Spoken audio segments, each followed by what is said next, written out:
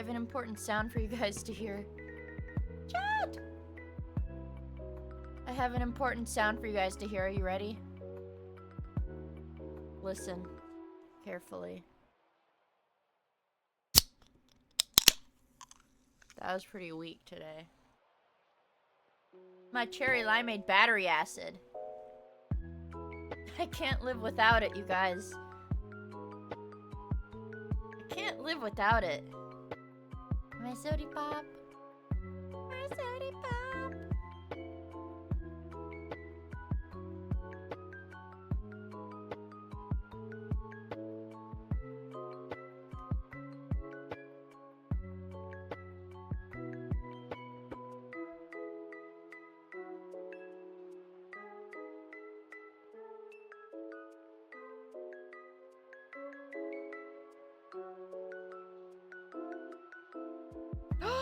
Oh my god. This is like 9/11. Guys, that unlisted 2-hour long Kirby soundtrack playlist got taken down. That unlisted 2-hour long video that was probably unlisted due to copyright claims that I used for my BGM just got taken down.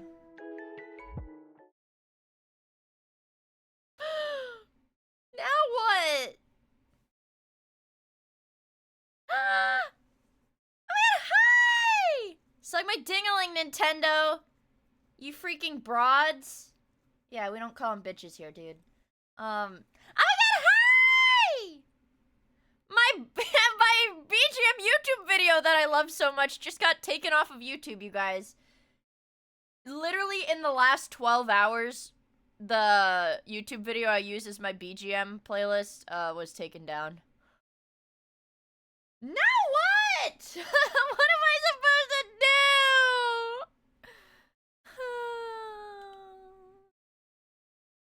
Can't have shit. It's time for my DJ arc. I'm ready. You know, I've been watching some really weird DJ videos. And speaking of which, as I find some more Kirby background music to play. I've noticed this like really odd phenomena with my TikTok feed. I, coincidentally, I got recommended a video of this man with Down syndrome, doing one of those, it's like the pipes or the tubes or whatever, where it like drops. How about that? How's that? Where it's like a reaction speed, kind of thing. Reaction speed game. And, anyways, he misses every single one of them. And I was like, haha, this is so funny. Let me like this. This is a silly one. This is a silly one. Let me like this. So I liked it. And then I proceeded to have no fewer than 10 back-to-back TikTok videos of people with Down syndrome. I'm not even exaggerating because this has been an ongoing problem for some reason. Because one of my IRL friends from a few years ago was like the first person where I was like, hey, this is really weird. And that's like a whole nother rabbit hole as to why we would have. I'd scream, but thinks long capital laser spam / slurs for some odd reason. I scream for you. Anyways, happy Miia Monday. How are you? Apart from the slight hiccup, of course. I'm doing good. Thank you for the super chat, Jonathan. I really appreciate it. But what was I gonna say? But that's like a whole nother. The Down syndrome TikTok algorithm discussion with my friend is a whole nother rabbit hole that started because my friend can do like a really suspiciously good, probably some kind of Down syndrome impression. And it was like to the point that I would like get really mad if we were like in the car with people, and they started doing the voice. I'd be like, fucking cut it out! I'd get like really mad. Can I imitate it? I'd like, honestly, no. Honestly, no, I couldn't. And if I did attempt to imitate it in any capacity, I would probably get canceled. Mad because of stolen valor? I guess. But anyways, I was just trying to watch like my Code Blue clips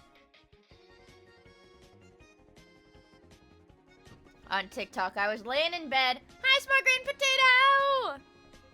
I was laying in bed. I was trying to watch my clips. Hold on.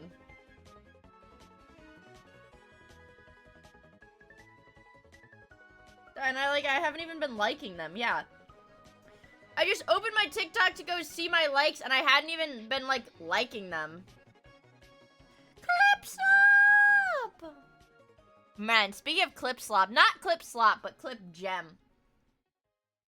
Yesterday we had, it's algo slop.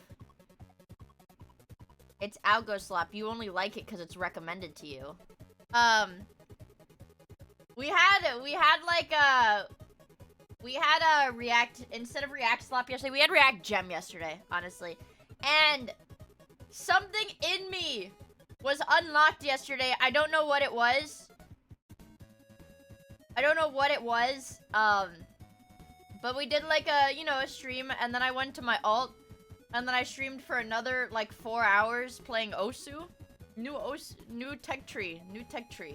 Autism tech tree. Well, I felt rejuvenated because I played Osu. And then I slept for 6 hours. I woke up at noon, and I was like, I have to get on the computer and play Osu. So, whatever. No, guys, I'm trying to explain that this is like a very odd thing, because if you've been in Miia land for a while, you know I have a lot of trouble getting out of bed. I take like a bunch of pills so that I can get out of bed. But today, I was like literally never heard of before. Today, it was noon when I woke up after 6 hours. 10 hours of stream, 6 hours of sleep. Get up. I'm like, I gotta play Osu. Gotta play this game. So, I grinded that all day.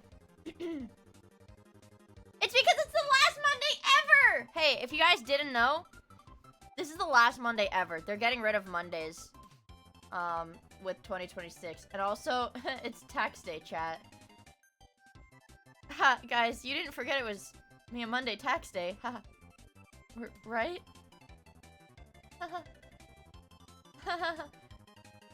Yeah. Guys, you didn't forget that. Also, I forgot to say earlier, Nexer! Thank you so much for the 11 months. I really appreciate it. Tax stream! The tax is being nice, right? Ask next week. But there's not gonna be any Mondays! But there's not any Mondays! PFFT, I don't pay taxes. I'm not a loser. Whoa. Holy beast. Consumer confidence is down yet again.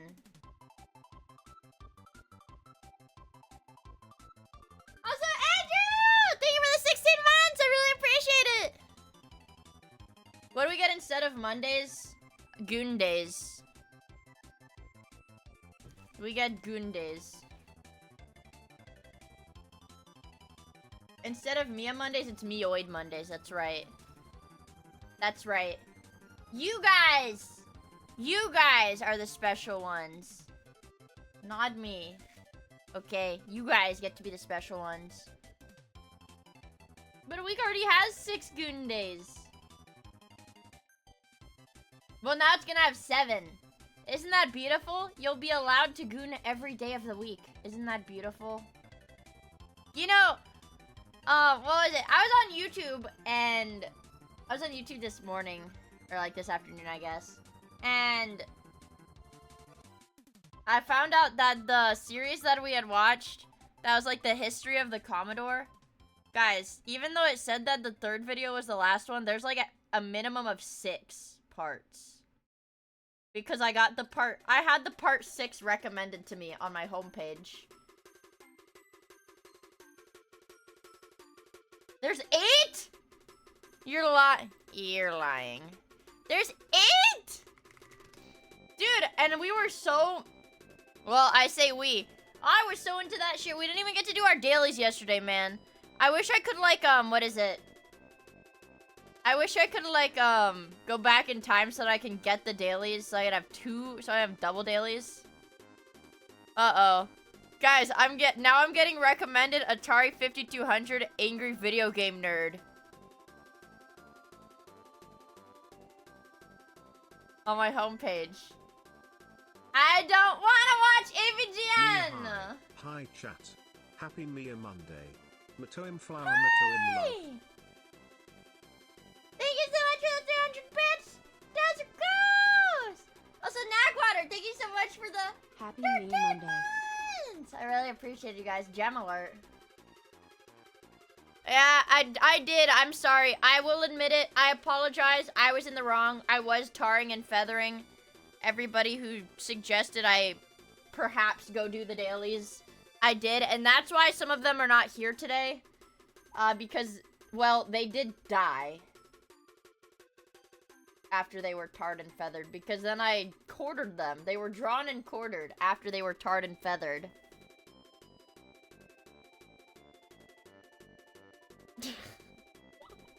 So that's what happens.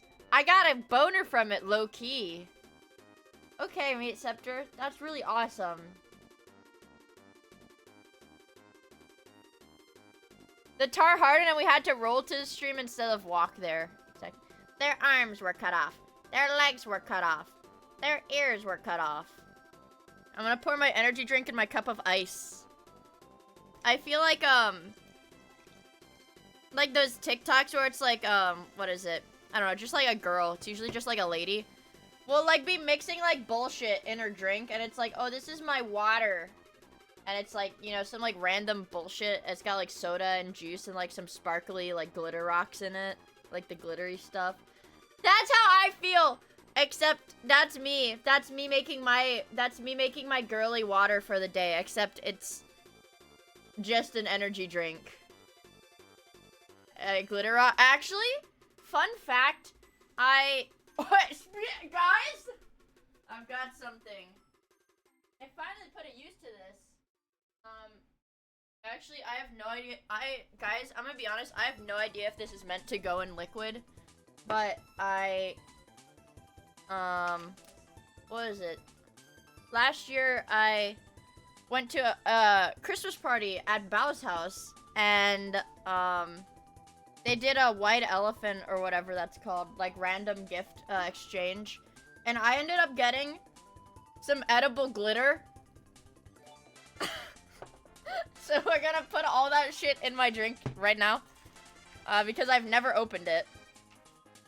It's gonna be super awesome, you guys.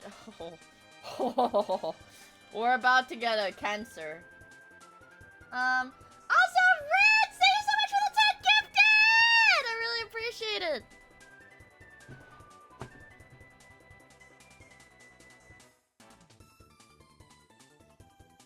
There's my drink. Okay, let's make our girly pop waters. That's my drink.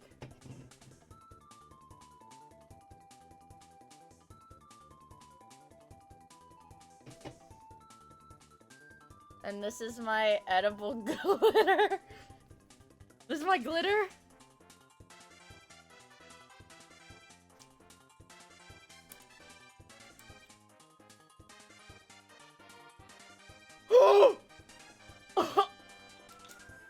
It poured out.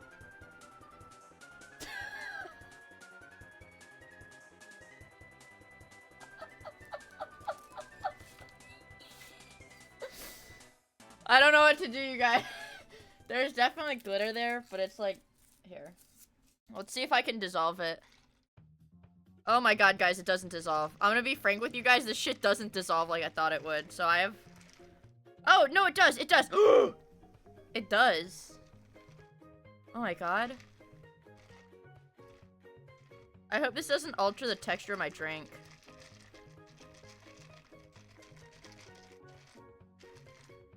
Honestly, it looks like I have ripped up plastic wrap in my drink now.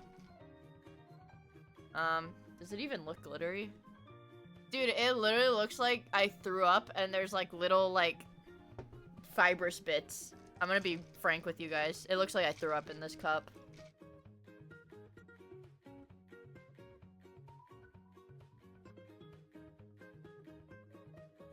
It looks really nasty, but it doesn't alter the texture of the drink.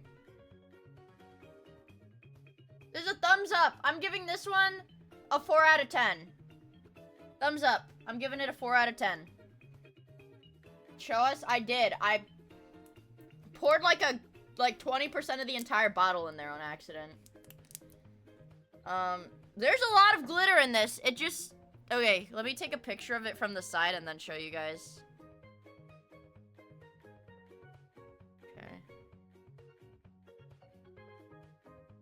It looks like this. Can you guys see that?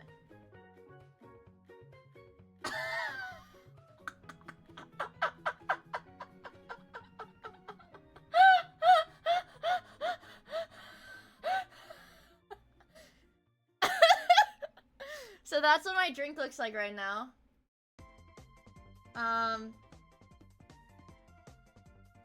And I want to make it very clear, this is not like condensation on the outside of the cup.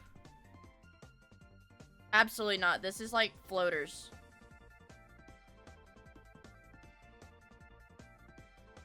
Here, let me take a video of me mixing it.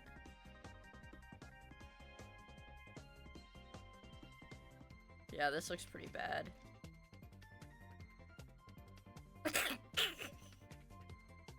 Okay, chat. Here, I'll show you from, It doesn't look great. I'm gonna be honest with you guys.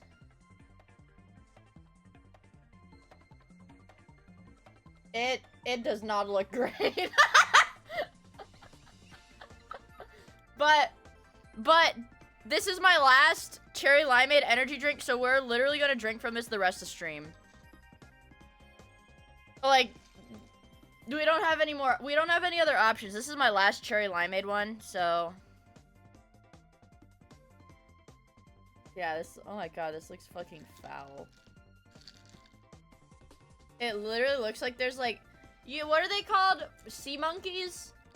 You know the little shrimp that they would have like the dried out like eggs or whatever, and they'd like sell them at the toy store. It literally looks like my drink is full of sea monkeys.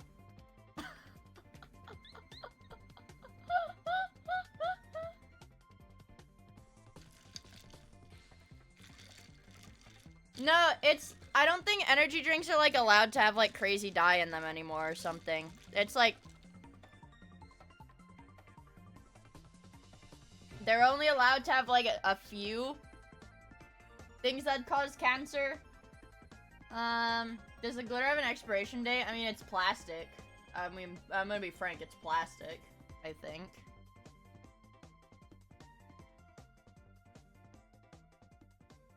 It has calories. This shit has 3 calories per serving. It's made of starch and HPMC. What is HPMC?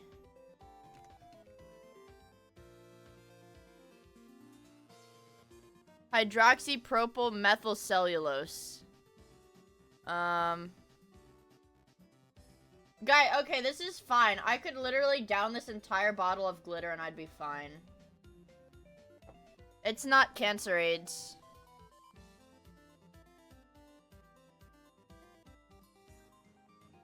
Yeah. Nope, this is fine. It just... Yeah, no, it's fine. It just makes my, my drink look a little weird. Right, I'm just not gonna look at my drink, but I am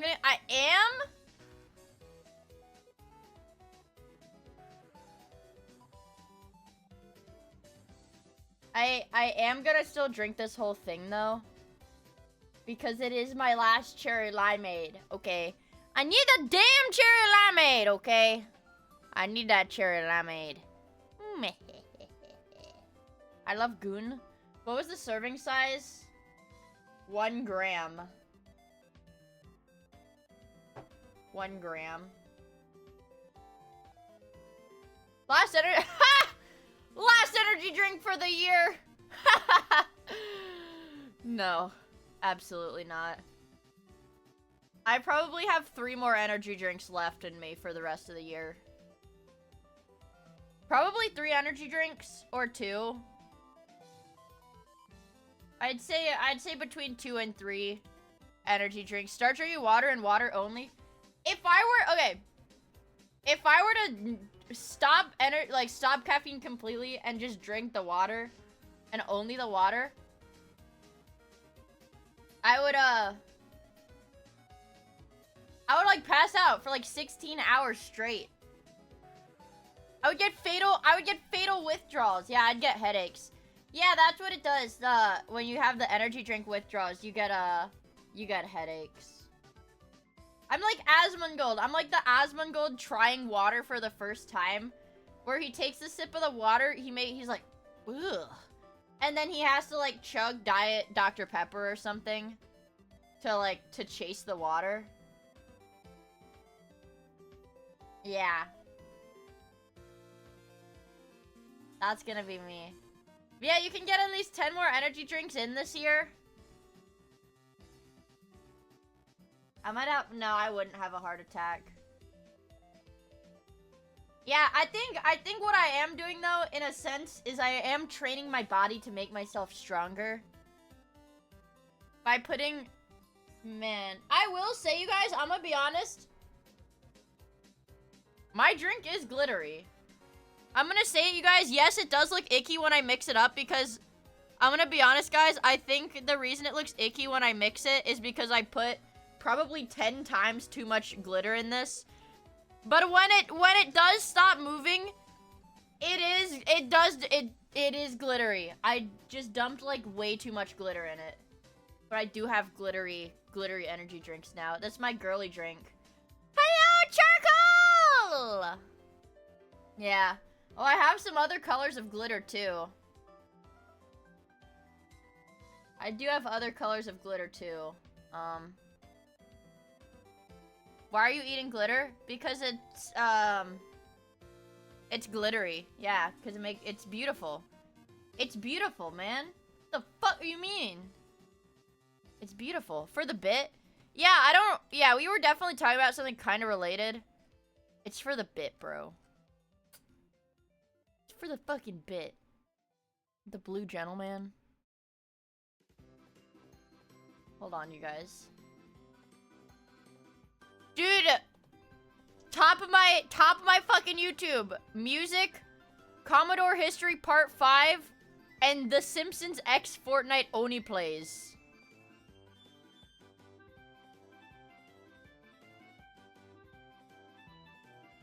And man, I cannot wait to watch that. I can't wait to watch that. It's all a man needs. Exactly. I'm gonna be honest, you guys, though. I'm a little worried. Hypergriff or whatever, Yostar or whatever, I don't know who does it. They did not send me my Enfield access. And I was, like, kind of mad because I wanted to play Enfield today. Your YouTube recommended is cursed as frick. It's normal now. Also, thank you for the 100 bits tonight. I feel like it's pretty normal now. But we'll have to, if I don't do it today, I'll have to do it at the very beginning of stream, like tomorrow or, I don't even know what day of the week it is. Monday. Monday! It's Monday! I knew that! I knew it's Monday. I knew that already. It's Monday today, guys.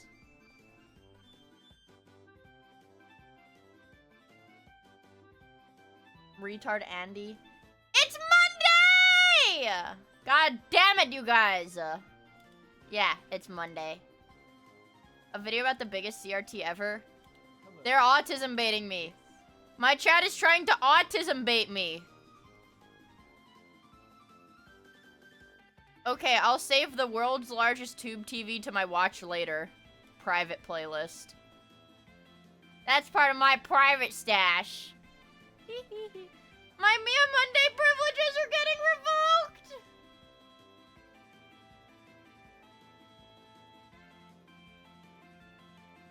Nah, I'm not getting autism baited. Hey, you can't get me.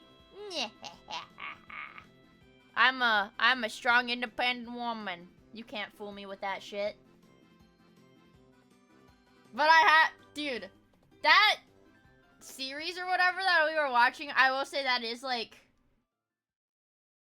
that is one of the most engaged, or like the most engaged I've been with YouTube.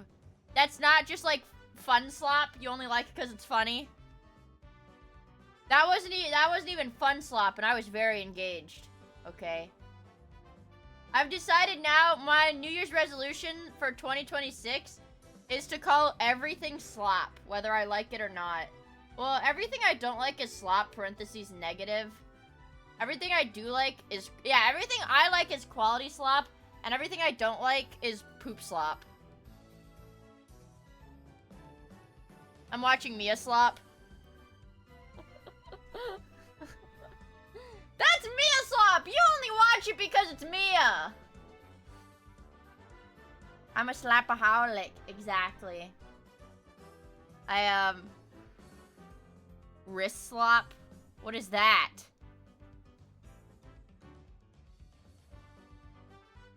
Miia slop negative? 1 in chat if my streams are Miia slop parentheses negative. 2 in chat if, hey, I didn't finish. I didn't finish. I didn't finish what I was saying. You didn't let me finish!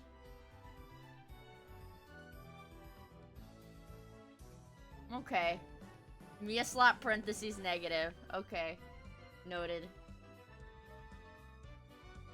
Why would you lead with 1 being negative? Because it's funny! Hey! You never heard of a little fun? A little bit of joy? A little bit of silliness? Oh, I gotta put my chat back. Chat, where are you? Chat, I can't see you. Where are you? What's going on? I don't know where my chat is. Where are you guys? I'm scared. Nah, I'm just kidding. You're right here. Shut up. Shut up. I know where you guys are.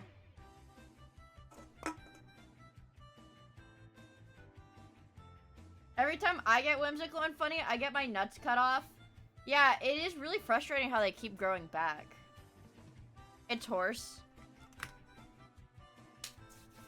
Fuck!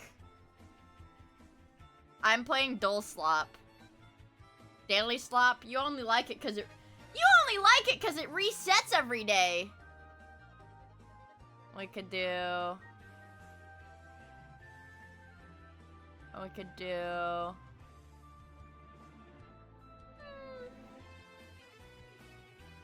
Let's do...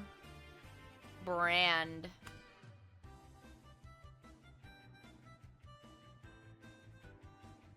Hello, Baba! Shit. Anyways, this isn't helping me. Prick. Thank you for the follow, Baba! I really appreciate it! This is really incredibly difficult.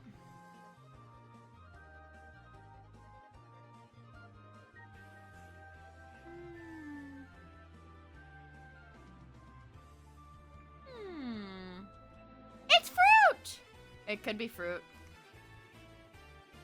Yeah! It's cherry. It's yummy. Okay, wait, not the mini yet. No, no, no, no, no! I'm not paying to play the mini. Lock in. My 30 minutes of Kirby music playlist already fucking ended. God damn it. This sucks. I want my copyrighted Japanese 2-hour playlist. Damn it. God damn it. Let's do...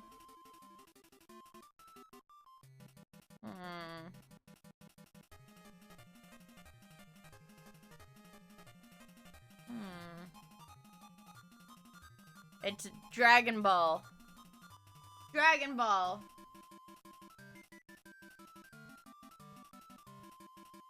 Yeah, swimming, pool.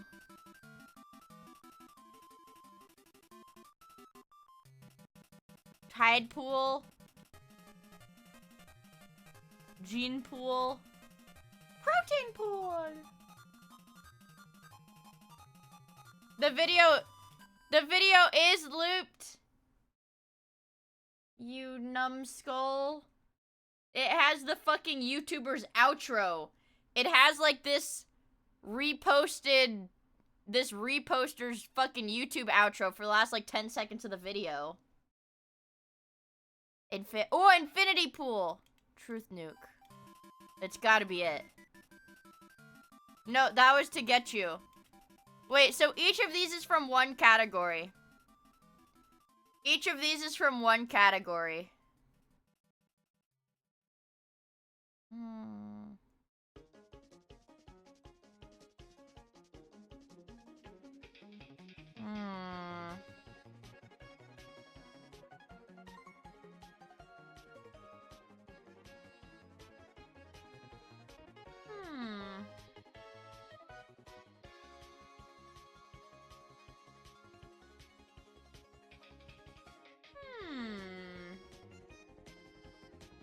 I figure it'd probably be like, I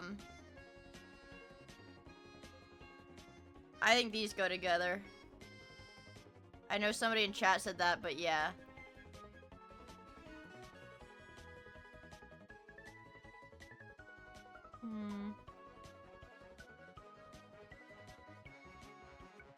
I want to say these go together, but I'm not entirely sure. Okay, yeah. And then...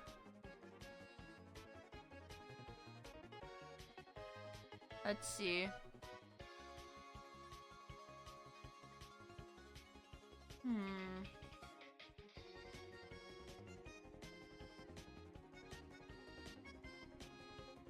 What the fuck would mini be? Olympic slap.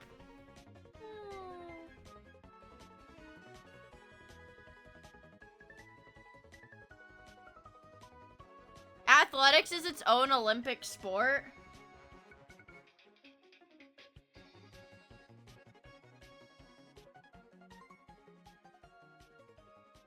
What is athletics as a... Oh, car brand homophones. And whoever said it was an unnecessary assumption that the fake out group is one from each category, it always is. That's just how they do it. When they have one that's like like a group that's very obviously designed to get you, that one is always one from each group. I don't know why they do that. They just do that sometimes.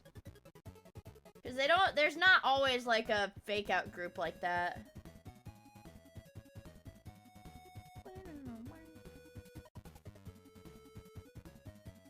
Let's see. Let's do the strands! Are you putting me on? Let's see. Let's see!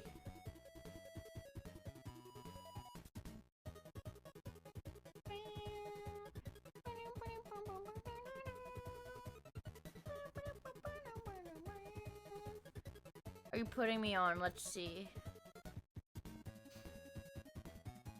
I see jacket. Vest, maybe. Okay. Maybe it's like outerwear. I'm looking for the spanogram. Sued yourself. Sued yourself! It's gotta be sued yourself. Yay!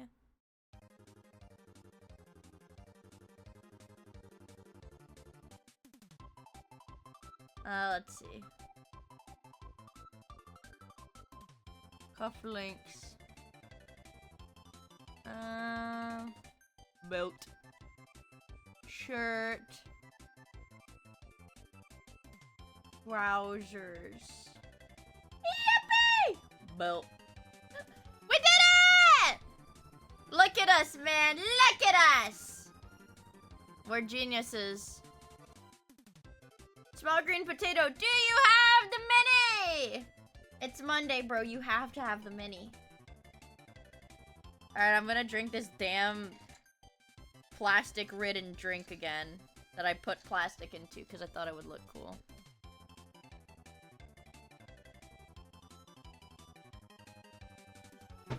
Ooh, delicious. Tummy ache Andy? Well, this time I did it to myself, I'm gonna be honest. Bunny? I don't know. Capital Norway? Don't know. Complaining? Don't know. Precipice? Don't know. Part of R&R Rest. Not for the present? I don't know. I don't know. I don't know. Spotify rap listings? I don't know. Songs? You ain't seen nothing yet. Let's see. Whiny, maybe? I don't know. Oh, not for a present. Yeah, a bow. This is Bugs Bunny. Don't know the capital Norway.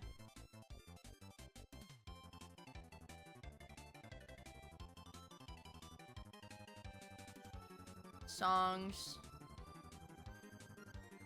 Ohio. Ohio Respect.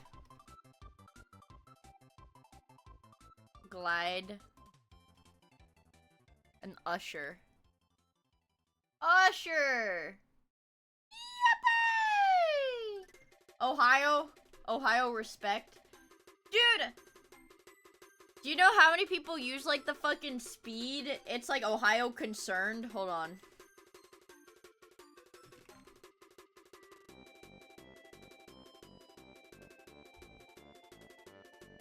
Ohio Shock. Ohio Bewilderment. Ohio Understandtion. Dude, there are so many of these on TikTok in the comments. Like, they just use this in the comments. But there's like Ohio Understand. Ohio Turned On. Yeah, Ohio Confusion. Ohio Disabled.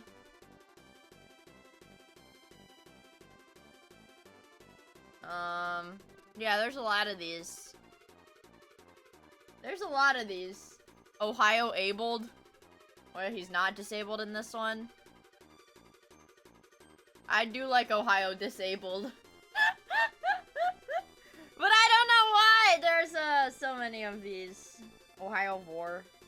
W Speed. Yeah, W Speed. Alright, let's get to the bandle. Babdle. The Babdle! The bandle. It's gotta be Weezer this time, or Elvis. So it's probably the Beatles if it's 1982.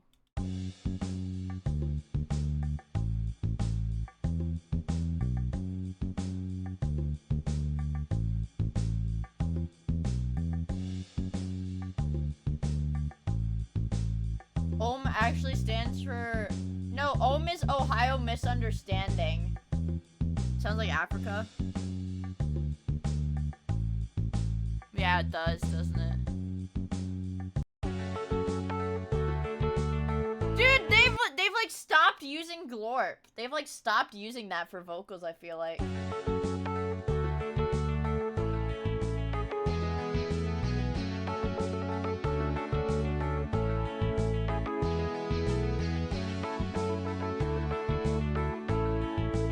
He's on Christmas break.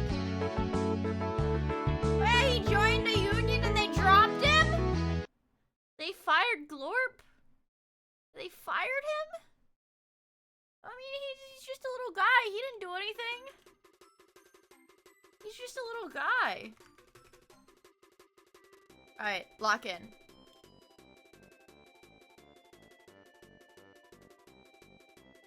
We're gonna do the gassed harness gambit.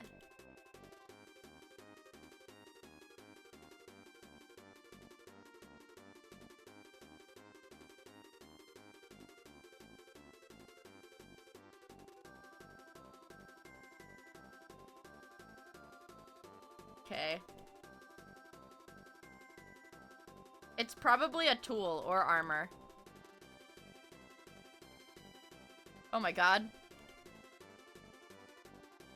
It's a torch!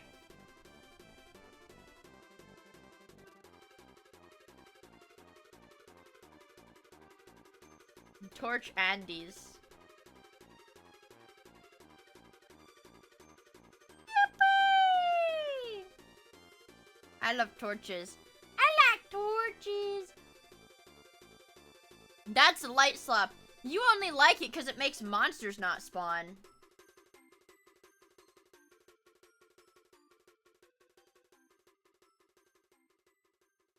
Mia, when a fan approaches, it's probably a tool. That's not very nice. I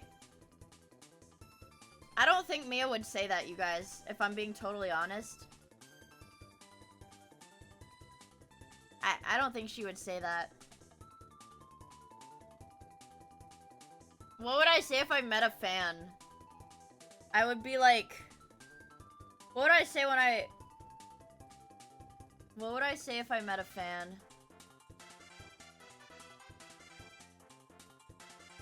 I'd be like, oh my gosh, that's so awesome. Hello, 911? I actually ran into Mato and Mia the other day in the grocery store. I wasn't sure if it was her at first, but she passed by a sample lady with a cheese platter and she flipped it out of their hands onto the ground screaming, "Look at what you made me do!" She then proceeded to pull out a clown horn and honk it in their face as they picked up the cheese from the floor. I asked, why was no one doing anything? And the staff told me that that girl pays real well once a month to come in and do this. I want to say it, guys. It'd probably be cathartic to do that. I mean, come on. Just, like, once. Like, once in a while to just, like, fling shit around, you know? Like that. I think it would be good stress relief.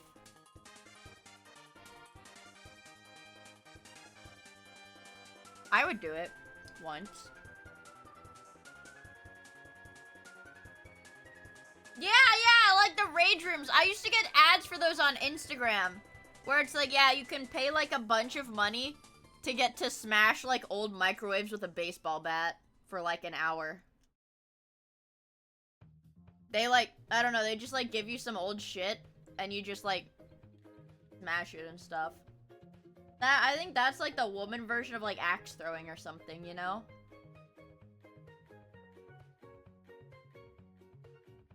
That's just what it feels like to me.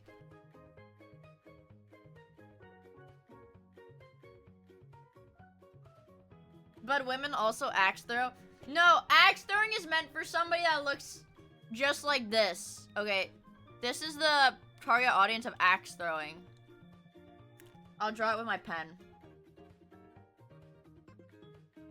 It's a guy that has glasses that look like this.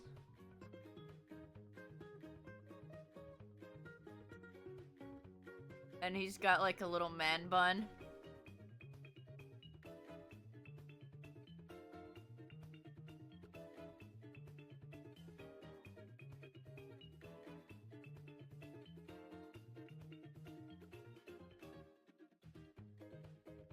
And like maybe a couple hairs on his chin.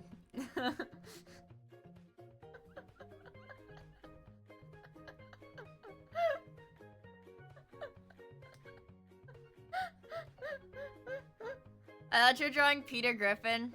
Or like, and he's got like a little beanie on.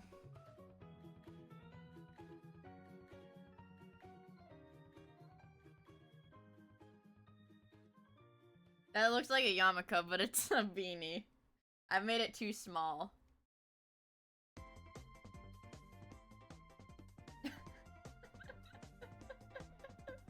Yeah, the stomp, clap, hey music. Exactly. It's, yeah, it's Portal encoded, basically. An epic Reddit beard. No, that, the Redditor that, like, waxes his mustache to make it look like this. To like the steampunk Redditor is a whole different breed of Redditor, okay? Steampunk, okay, yeah, I need to have like the...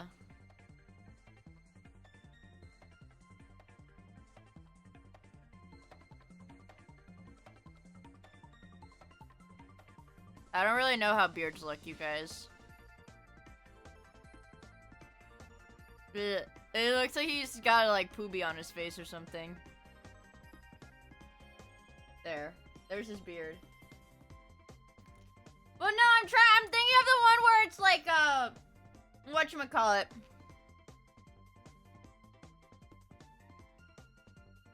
Cause they do the beard, cause like, so here's the chin, okay.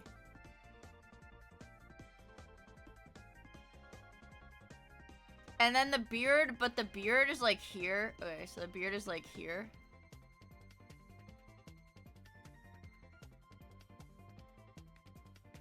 And it makes it look like the chin is a lot more pronounced, right? That's what I was going for with this.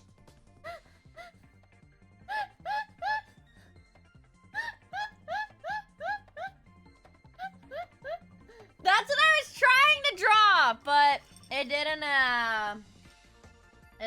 come out exactly how I had envisioned.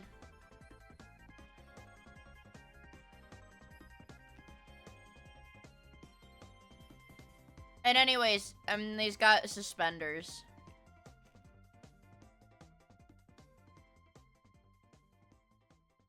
He's got suspenders and flannel on.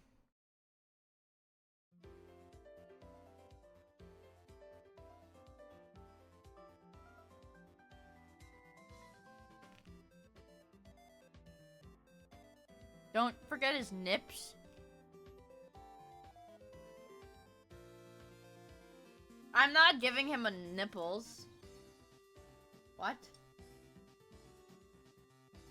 And he's in a barrel like a hobo? Okay.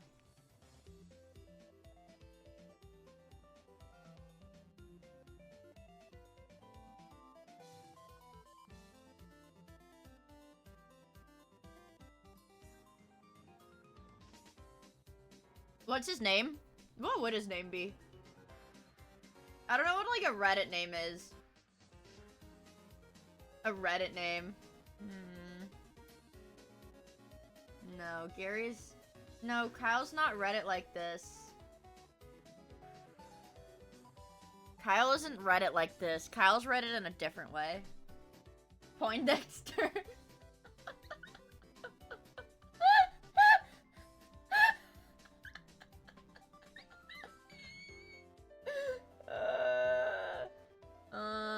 We'll name him Thor. Yeah.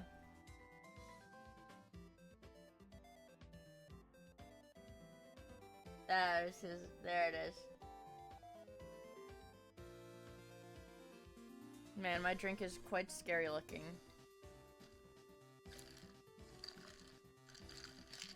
God, there's like a film at the bottom.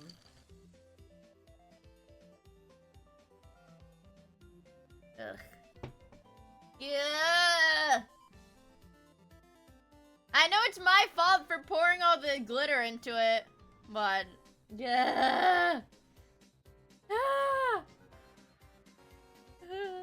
Well, yeah, I'm drinking it because it's my last energy drink of this flavor. I have to savor it, you know, man. I have to savor it. Come on. Let's get the Mictol. I haven't done the Mictol in a while. Wow, this looks so genuinely epic. Why does the TTS pronounce Lokerkenuanly so well? How does it do that? Thank you for the 3 months, Just King! She said Lokerkenuanly. How did she do that?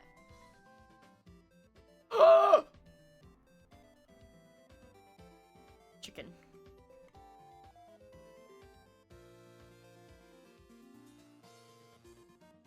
This could be like literally any passive animal.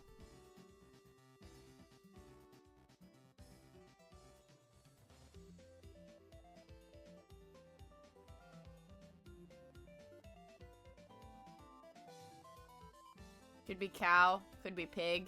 We just don't know yet.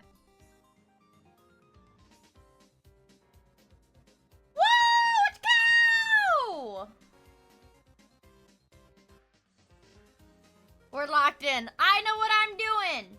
I know what I'm doing. Okay, and then... Ticking. Gotta be the spawner block. Okay, it's not the spawner block. It's the horse block! It's not. Damn. La la la lava. It's the cum block? I don't think they have that in Minecraft. You might be thinking of a mod. It's from the Jenny mod, actually. High blast resistance, high hardness, but not a pickaxe block. Maybe it's like a no block. What if it's barrier? Nope.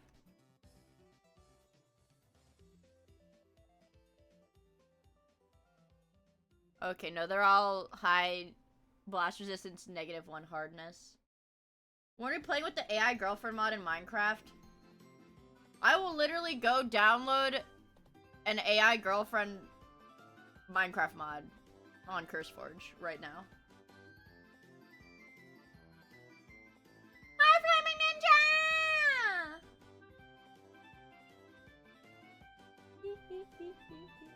Also, hi, Antimatter Prism! The Jenny mod. It can't be Soul Sand.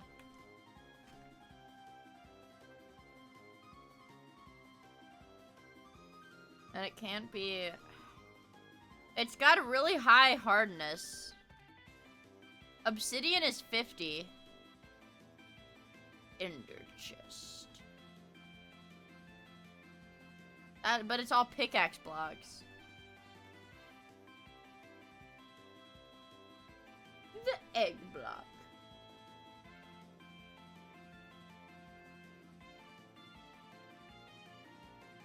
See, the hardness is above 5, but it's not a pickaxe block. What the frick is that supposed to be? I feel like it's a bullshit block.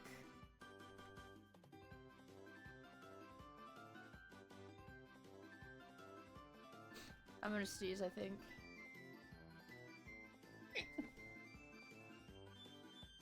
The DEI blocks? No, bro. I don't even know what that is. It's gotta be the coral. No.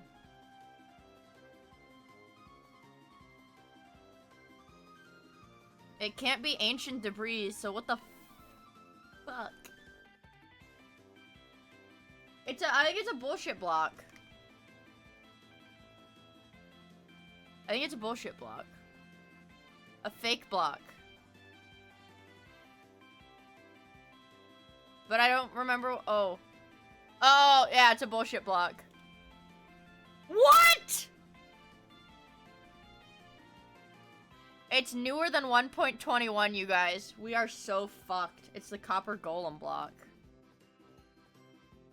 Okay, it's not the copper golem block. It's not possible. No, it can't be the structure block. It's newer than 1.21. I don't even know what is newer than 1.21. They've got a couple flowers, but that's it. My understanding. Bug. Yeah, they just have a couple of flowers. 1.21, yeah, flowers. What about a dried out baby ghast? That's 0.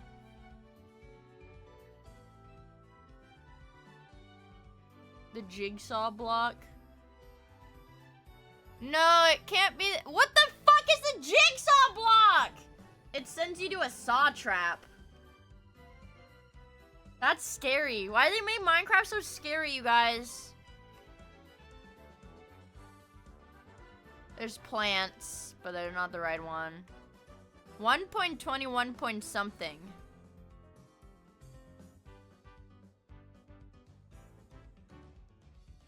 Is it a bullshit block? No, it can't be. It can't be any of those bullshit blocks. And these are all 0.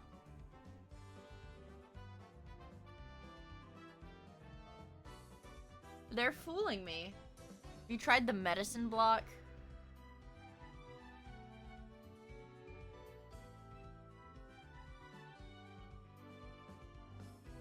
Have you tried the pants shitting block? 1210? No, but this is in, like, idiots. Have you tried the blotto block? Oh, the blotto block! Yeah, I wasn't thinking about... What about the honey block? That's 1.15. Never mind. Never mind! 1.21.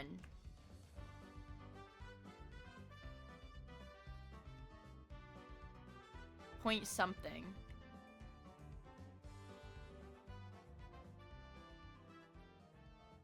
The nether. The nether. 1.21?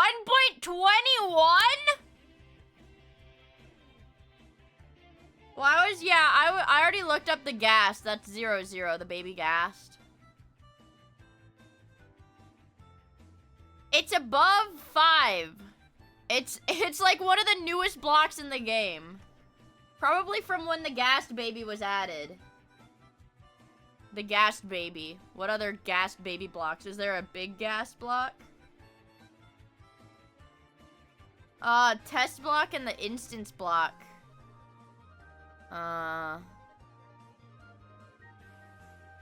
They're getting my ass at this one, I'm gonna be honest.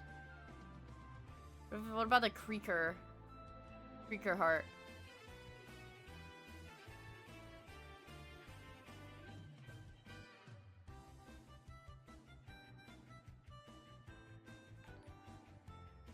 Woo! We did it! Also, Supreme Steamed Shrimp. Thank you for the follow, I really appreciate it. It's the creeker heart, baby. And this is the pumpkin pie.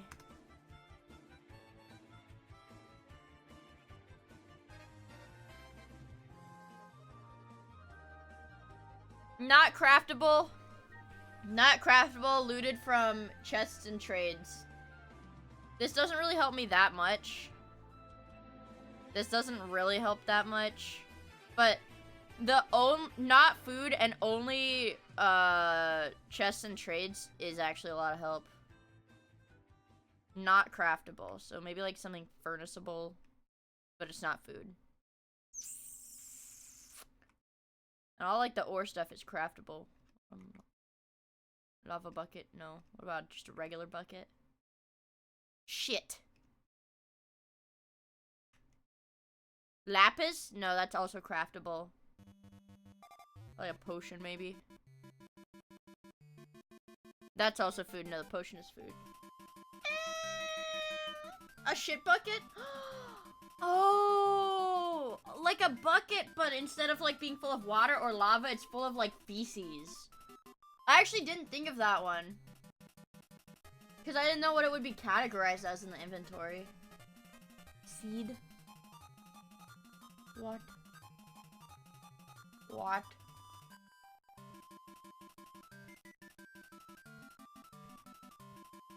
It could be seeds. It could be any of the 3 seeds. Oh wait, I'm so chudded out, it's fucking craftable. It could only have been these seeds, because they're not craftable. But anyways, it's not from that category. It's my seed. What? I think it's a ingredient thing. But it's older than beta. And it's not craftable. What about flint? It's furnace. It's a furnace thing. And it's not pre-alpha, so it's like, it's alpha something, I assume. Or maybe it's beta, but... It's something that is furnace. And it's not quartz. It's only furnace. A brick? It's a brick! It's Herobrine! Only furnaces. Eek, where? Was Herobrine really not, like, actually in the game? Were, like, all of the I found Herobrine in my world videos actually made either with multiplayer or with somebody using a skin or, like, mods? I thought my Minecraft Pocket Edition world had Herobrine. I was really scared. I did. Me on my iPod Touch, or like on my mom's BlackBerry with the Minecraft Pocket Edition Lite Alpha version. My mom's, like, BlackBerry.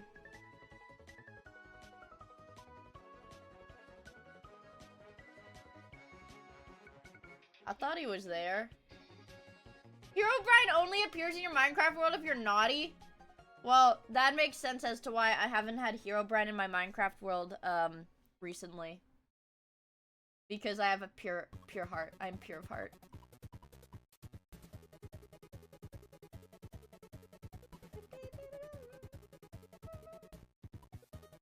Somebody came in my YouTube chat, had like a minor crash out, and then left because I didn't read YouTube chat.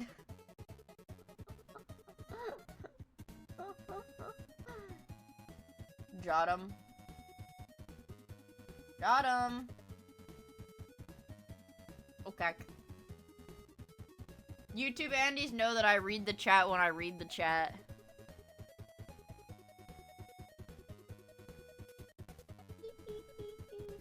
Rest in peace, Tyler and the happy tree friend, the YouTube chatter. Rest in peace. Also, Pete, thank you for the member on YouTube! I really appreciate it! To be fair, YouTube does get sometimes YouTube exclusive streams, and I don't think I've done like a Twitch exclusive stream on the main channel in like... Or when we super chat, like Or when you super chat! Thank you, Jonathan, for the super chat! I don't think I've done a Twitch exclusive stream on the main YouTube account chat gets relegated since to I the started shadow streaming zone. since I started streaming on YouTube. Awesome Lamson! Thank you for the super chat! Shut up, you're a Shadow Zone now. And we're gonna do the Scrandle! I think I did really good at the Scrandle last time I did it. Lock in.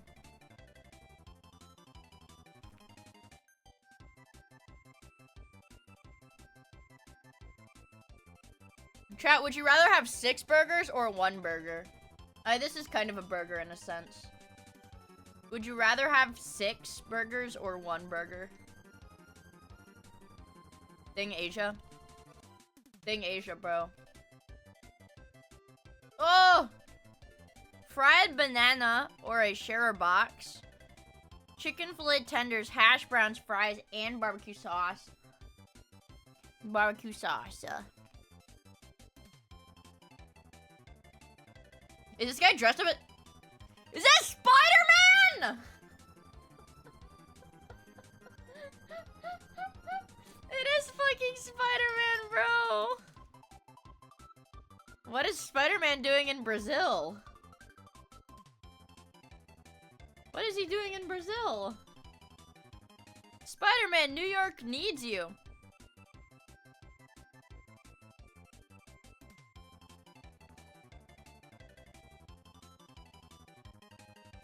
Lamb, thank you so much for the Prime sub! I really appreciate it, dude. Pulled pork. Hot dog.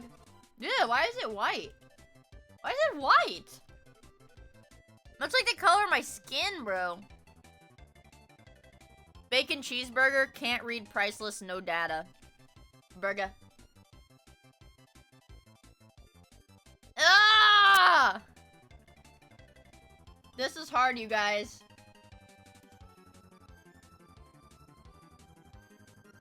This is really hard. Honestly, I'd probably go for the chips.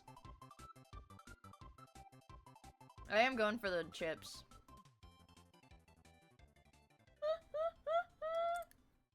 Oh! Oh, fuck. Forgot I had a Prime on Twitch, teehee. Well, thank you, Lamson. I really appreciate it. This is really hard. Jerk chicken with rice, plantain, gravy, and coleslaw, or a double chicken and bacon smash burger.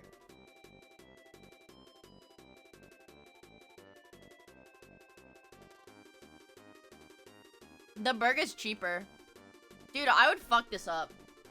I love plantain. Ugh. $15?! This is hard. On the one hand, this is disgusting British food. On the other hand, this is insanely expensive. Also, good night from the depths! Thank you for hanging out with us. You know, speaking of Lamson having a prime on Twitch, despite being a YouTube chatter, you guys need to... Do you guys know how fucking difficult it is for me when I don't realize that sometimes a YouTube chatter or a Twitch chatter is like a double agent? I need to know everybody's account name on every platform so I can properly identify and categorize you. XD. XD. XD. He'll never guess. She's never gonna find me. Oh, spreadsheet Andy. We're going for the vomit, by the way. Notorious M said, guess who I am?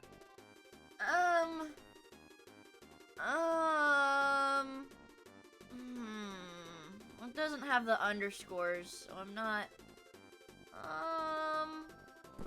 Good luck with that, underscore me a sludge. Yes! Also, thank you for the... Yeah, Can! That's my final guess. I think YouTube user at the Notorious M is Can on Twitch. Hey, this looks poopy. Oh, fuck, these both look bad. They both come with beer, though.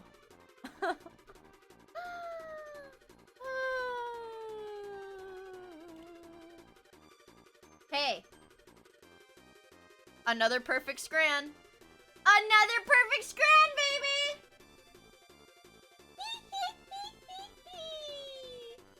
Another perfect scran. Or you need to have the same profile picture. That I don't do Twitch, it's garbage. Or, okay. Or you could be like Link. Link has the same profile picture, so my skirt is putrid.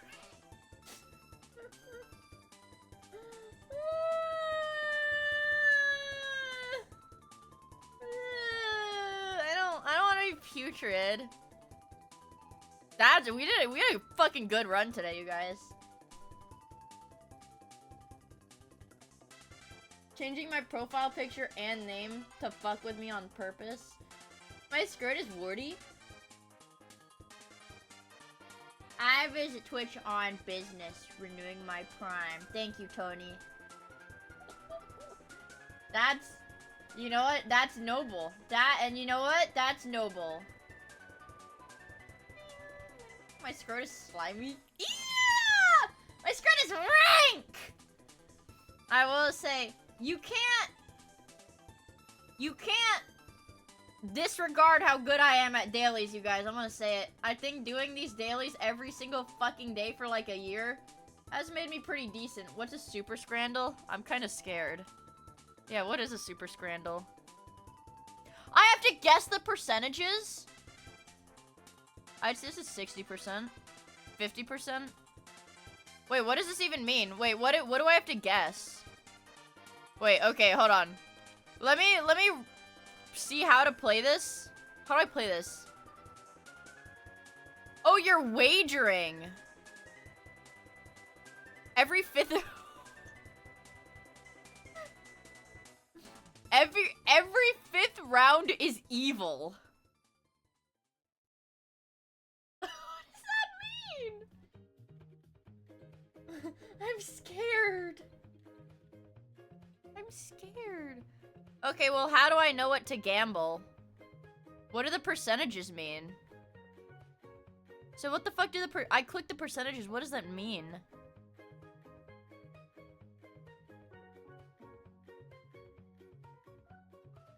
Okay.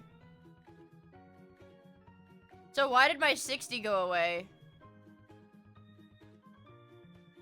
I'm just clicking 40 now.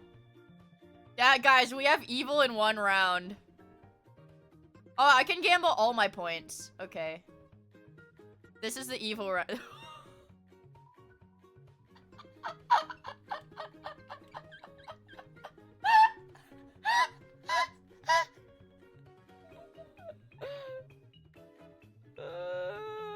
We're gonna go all in on the bullshit.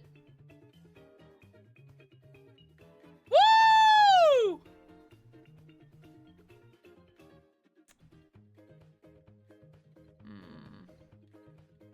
20% on this. I should have gone all in. Okay, now we're gambling. She's in the ham panini. 22 bucks. What? I wouldn't pay 22 bucks for that. All in on the Pitmaster box. All fucking in on the Pitmaster box, baby.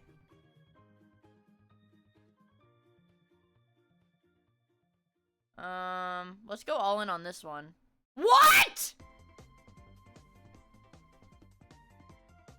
I was deceived by the pie. I was deceived. Wait, look at this.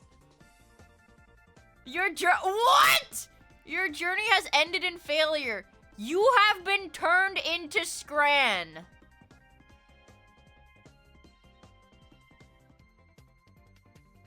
They killed me to turn me into Scran. I was deletized. Get Scranned, idiot. Why they turn me into Scran? I'm scared. I accept the consequences. Oh, fuck, it's a daily! I'm Scran! I'm Scran forever now. Meetus Scran. I'm Meetus! They put me in the pie? Son of a bitch. We have a new daily, guys. The high stakes Scrandal where they turn you into Scran when you lose. Thank you for the super chat! Thank you! Hello, Ian!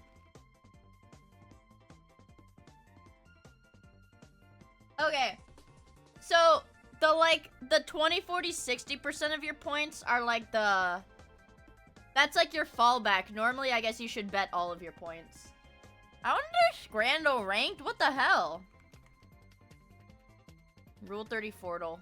Focus. Guys, this is hard. Do you think it's the woman with large breasts and thick thighs or the small creature from Sonic?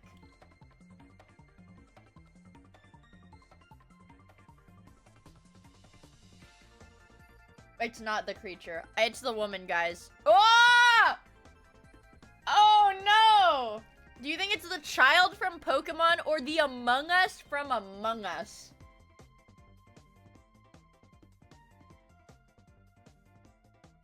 It's not the Among Us. Oh, it's gotta be the sexy girl, right?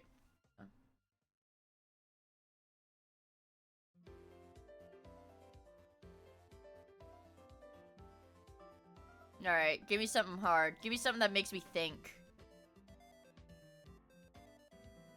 Does he looks like really short in this picture. Oh, fuck, it's obviously the chick from Bleach. I thought it was a dude for once. Okay, dragon. What?!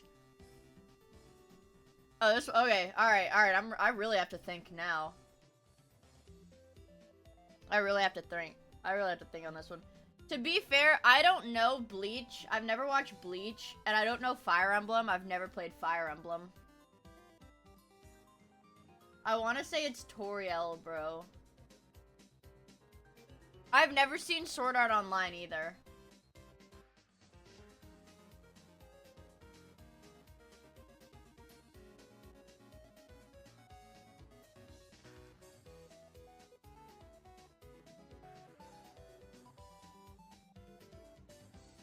They've fucked me up on the Pokemon. These are like the only Pokemon that don't have more pornography than humans.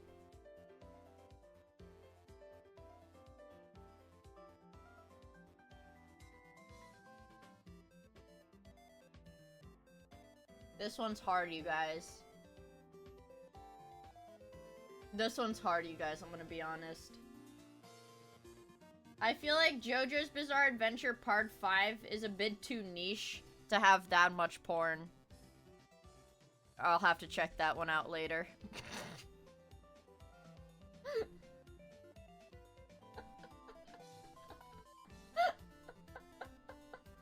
Guys, come on! Don't earn me!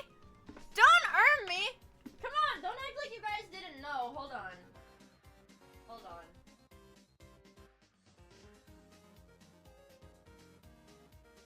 Guys, you're acting like I'm crazy for saying something like that. I don't know where all of my, I used to have all my JoJo stuff together. I don't know where my my son! But I've shown him on stream before.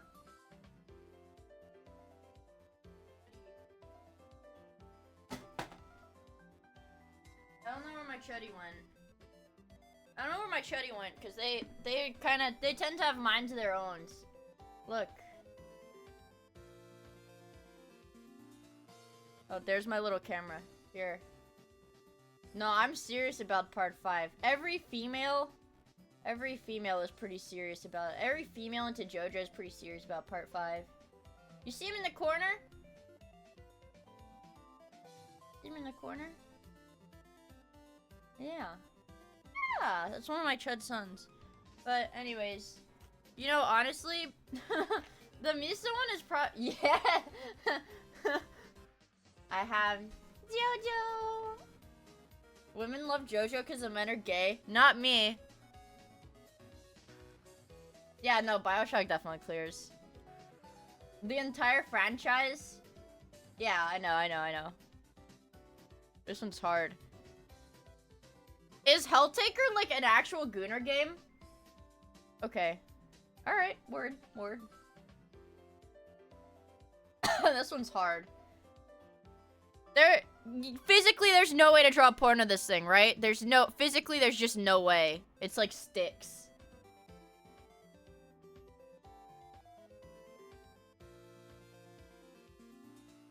Toy Freddy.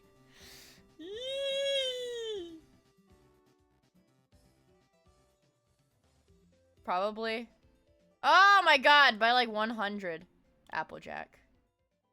No female woman stands a fucking chance against animals. Freddy Fazbear. Ooh, Nikkei. What? Come on! I don't know. Now I'm sad. I wish I knew where my Mista plushie was. He's probably low-key on my desk somewhere, because I do have a stack of plushies. Well, I have like all my Hosho Marine stuff like in packaging. You guys hear that? My perfectly preserved Hosho Marines. I don't take my Marines out of the packaging. Well, that's a lie. I get 2 copies of her so that I can take one of them out of the packaging and the other gets to stay in the packaging. Yeah, no. I have like a lot of my Marine stuff. Since the shipping became so expensive, I haven't done it, but a lot of the little stuff I have 2 copies of. Where's my Mista, bro? Do I have the giant one? The one that would have been like fucking $2,000 to ship to America? No, bro. Actually, one of my friends that likes Marine was messaging me about it. Like, dude, what the fuck was I doing? You know, when that came out, because the order period for that was a while ago.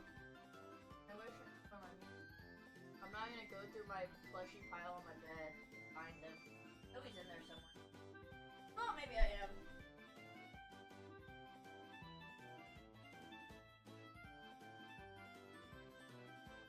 Yeah.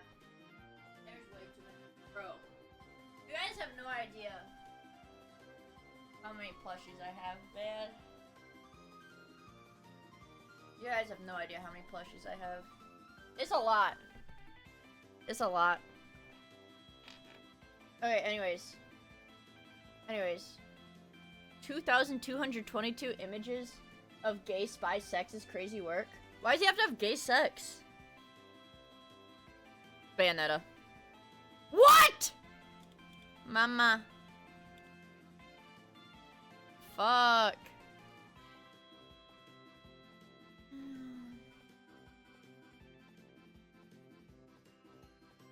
Oh no! You lost your old account! God damn. Dude, freaking Australia, bro. I can't believe the stuff that they've been doing with probably Wolverine. I can't believe the stuff they've been doing with Twitch and like other, like, I don't know, just like media platforms. I don't want it to be Donkey Kong. Twitch's 2FA should one release my number. Damn. Well, I'm glad that you could at least get on another account. Oh, and you're back in America! Hell yeah. Come on. How is there porn of this? Oh yeah, there's... What?! Man.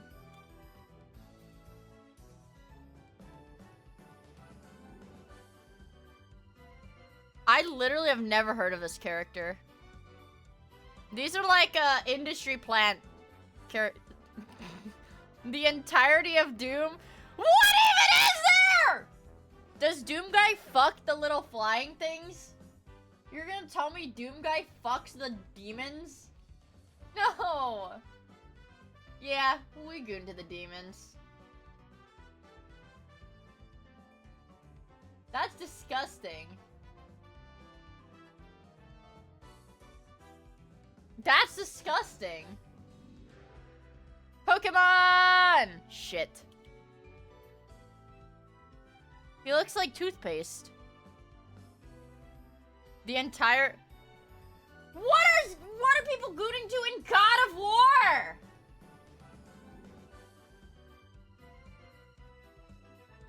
What is there to goon to in God of War? Be honest.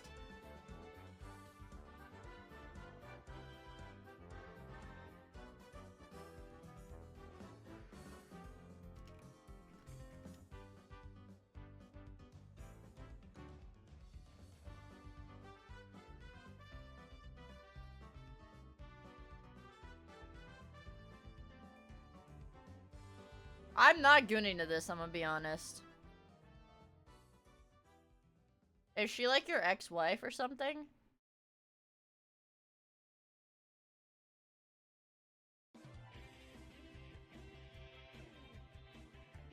Old God of War.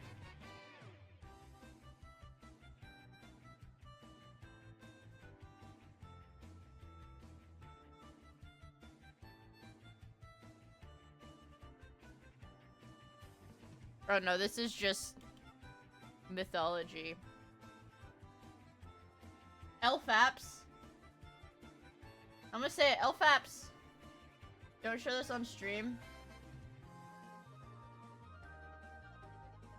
You can't bait me like that. Snap benefit goons.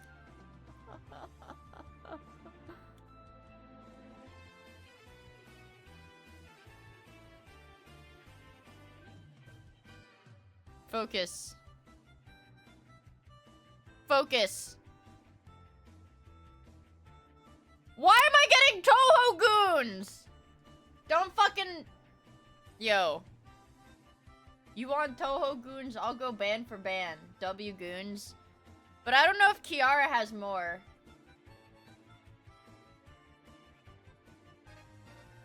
I feel like...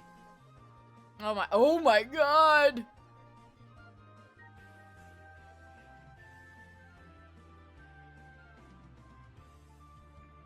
Damn it. Definitely the Pokemon. This one's hard. Ew! You're telling me there's more K-Rool gooners than...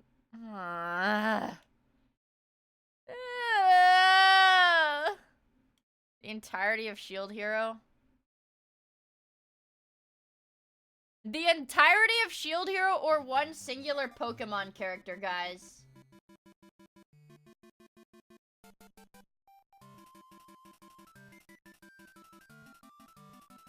one Pokemon character. Or the entirety of Shielded. One Pokemon character. Fuck!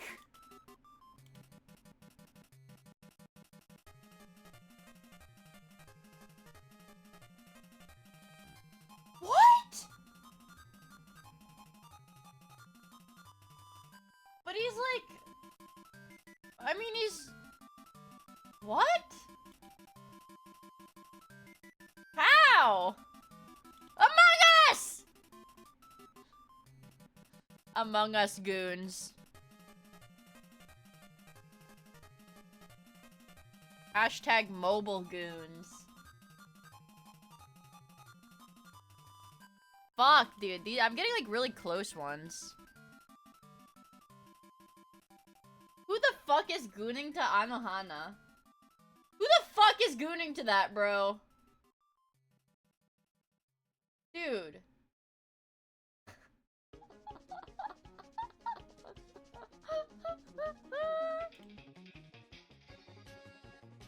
Huh.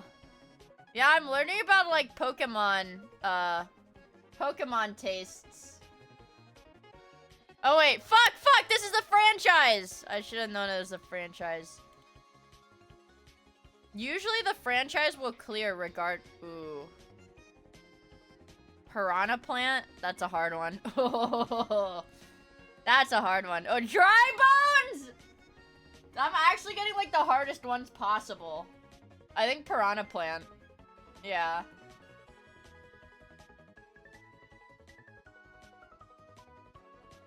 Oh my god. Aboba! Is this a boy or a girl?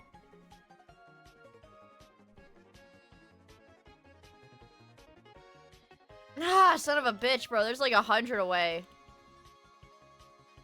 Damn, dispatch gooners work hard, bro. Who is this lady? Is this a main character or a side character? Main character. I wish I did not pour all that glitter. Wait. This is only her summer skin, though. Yeah, only her summer skin. Muna. What?! I've definitely seen more than 700 images of Muna porn. I'm gonna be honest. Dude, I don't know who, like, half of these characters are. My little cousin plays this. I've, like, never touched this game. It just looks like a Genshin clone, but my little cousin plays it. Dude! Like, when did Rule 30 Portal start, like, upping their fucking game? Like, dude, so many of the ones that I've gotten are, like, less than 1,000 posts apart. We're talking, this is like a single-digit % difference. And, I don't know. Is this popular? Is this mainstream? Mama. Is this mainstream? Fucking liar. Toad. I know there's hella Toad porn. What the fuck is the Venture Brothers? Certainly there's not copious amounts of pornography of this, right? Kind of a lot. Stardew Valley? Hashtag questionable goons.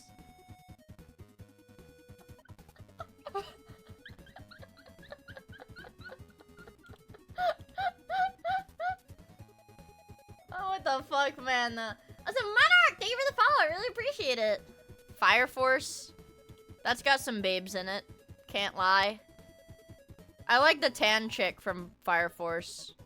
She's got, like, white hair, and she's, like, mommy dommy. Who is this? Oh my god! I will have to acquaint myself with her.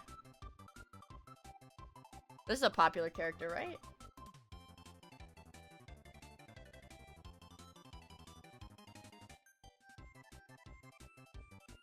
Spider-Man.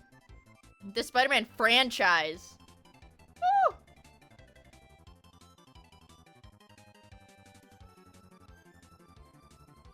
Spider-Man. My wife, by the way. Oh, that's a hard one, actually. No, it's not. Whoa, that's the entirety of Final Fantasy! I forgot, the entirety of Final Fantasy. I thought that was just Final Fantasy 1, the video game.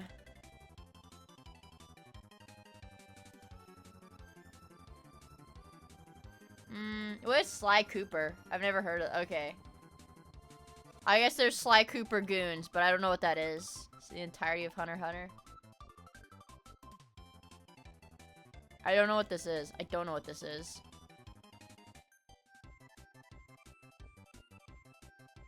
Hashtag mainstream goons. Is this is a cookie? Did I choose that one? I didn't.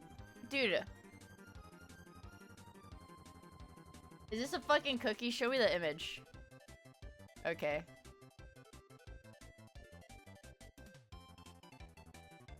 The entire series. Niche goons. Female from JJK or the Joker?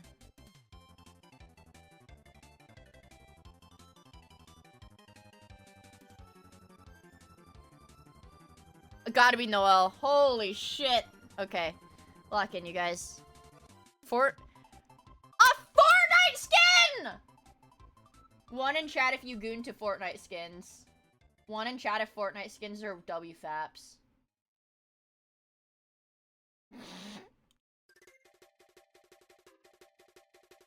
People are gooning to this shit, you guys. People are gooning to this shit. Broly? There can't be 12,000 Broly posts. Okay. Broly or Cell? You had to take dick from one of these, you guys. Broly or Cell? Cell 100%. Both. You guys are sick fucks.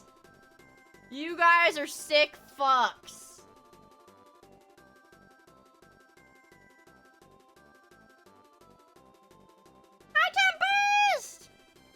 I'm gonna drink my disgusting suspended glitter polymer drink. Yeah, this is icky.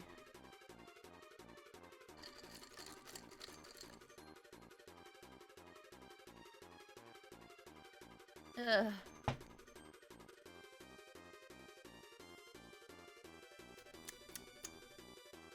I put glitter in it. I put like 10 times too much glitter in it. The entirety of Skyrim? Hell yeah, brother. Oh!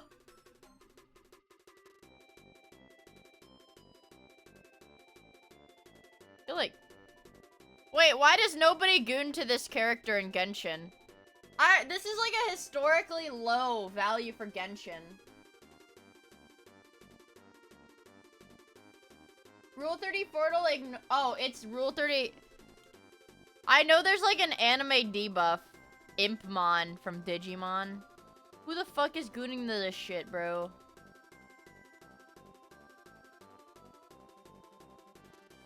I don't even want to do this one. I don't even want to do this one, bro. This just... Ah! That's disgusting. Seriously? Seriously?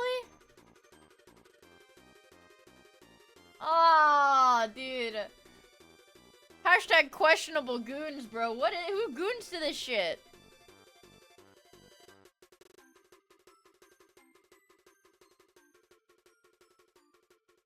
Me? Spicy noodle. You know, honestly, if I had to goon to a Pokemon, though, this would, I mean, like, okay, never mind. GG's. This jit cracks bugs.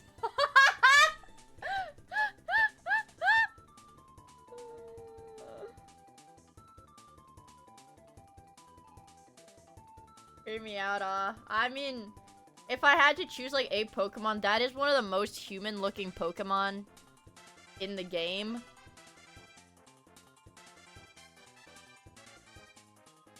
This is like hashtag niche goons. Well, it's Pokemon though. But it's the professor. It's the professor and she looks older, so I don't know how crazy. Too recent. And it doesn't have the child buff. I'd goon to this. Doki Doki Literature Club? Sure. Doki Doki Literature Club or Luigi? I think.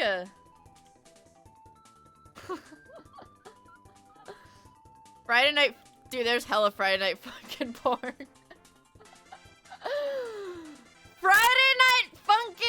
Friday night funkin' or Black History Month? Why are you asking me that? Just answer the question. I am not answering that.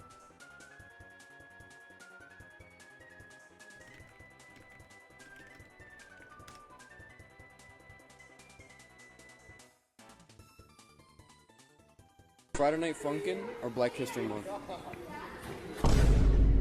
Why are you asking me that? Just answer the question. I refuse to answer the question. Is Friday Night Funkin' WFAPS? It must be, bro. This looks W, I'm gonna be honest.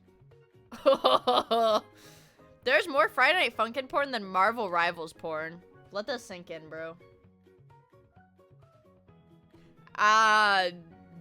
Ashley Graham from Resident Evil 4. I would definitely much rather goon to her than Marge Simpson. But I feel like there's more Marge. Okay, I've been proven wrong. We're at a 17 streak, bro. We had a 17 streak, dude. Among Us or Splatoon? Wait. So out of the... Wait! So out of the 900 some Among Us crewmate pornography posts, 600 of those are the red crewmate?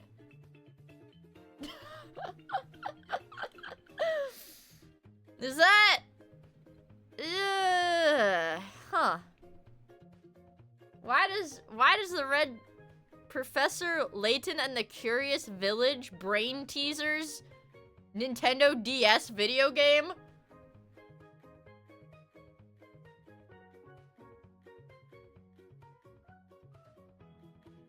Dude? Who's gooning to the... Yo. I know what I'm gooning to. Easy. Easy. Give me something harder.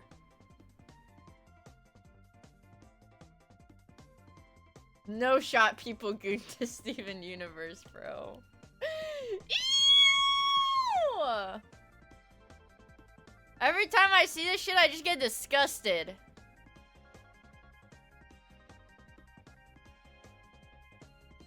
Absolutely disgusted, bro. You said Dead or Alive is goon slop, so I'll go with it.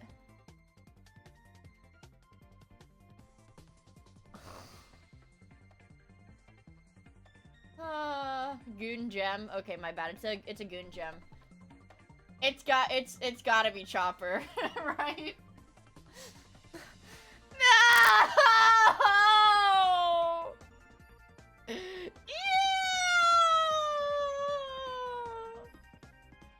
Oh my god, bro!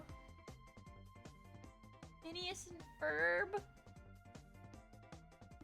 No. Okay.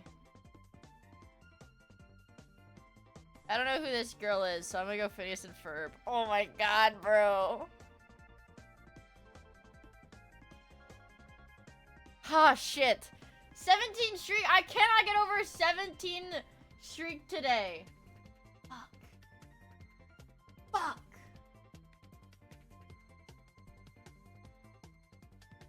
Pokemon. Pokemon! Call it! Still Pokemon.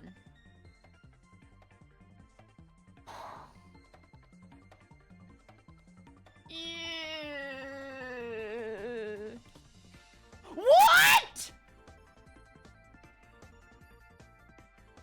cracked bugs.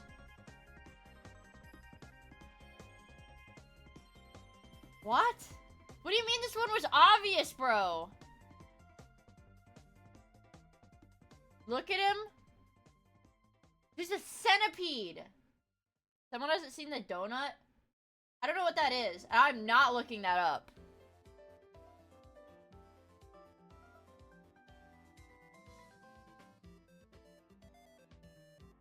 The ladies. I just didn't expect there to be so much. The scented job. There's so much.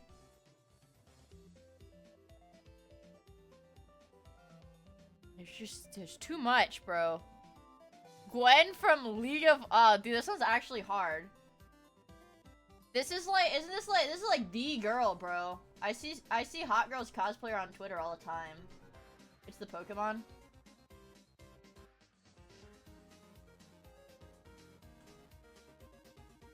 I guess people have more respect for her than, Pokemon. Gwen is W Faps? No, I agree. I agree.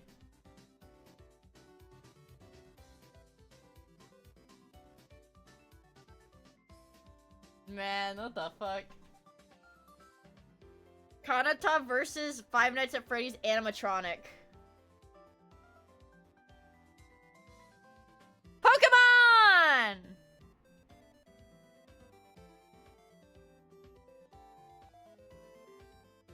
Eek. This is a Fortnite skin. Fortnite skin faps, bro. This is a cookie. Alright, guys. Which would you rather goon to? A Fortnite skin or a cookie?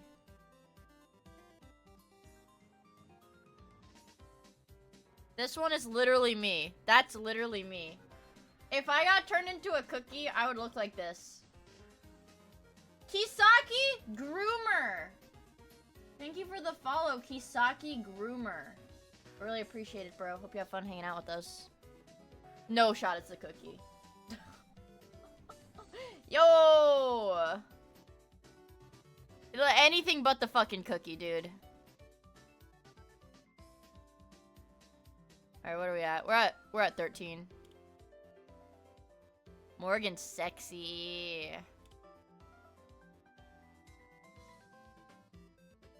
Would you get straight teeth from the Electros, chat? One in chat if you get straight teeth from the Electros. I think it's the girl from Danganronpa. Kaede? It's gotta be. It's an anime girl with fat tits. Low Bunny!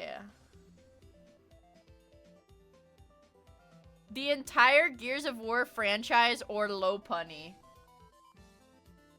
Acting like she wouldn't give you straight teeth too. I think it might still be Low Punny.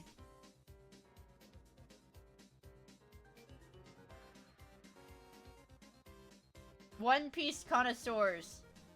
One Piece connoisseurs. Oh, it is One Piece. You fucking liar. By 30 posts. By 30 posts. By 30! Fuck, it's not an animal this time. Demon Slayer or... What?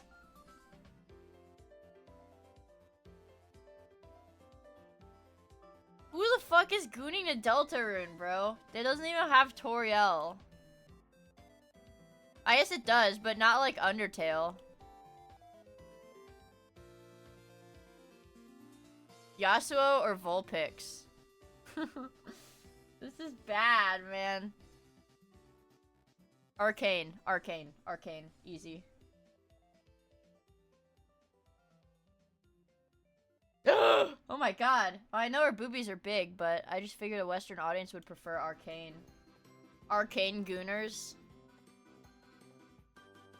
Look at my YouTube feed, you guys. CPU that changed the world. Simpsons X Fortnite. Hot New Year's Eve drink.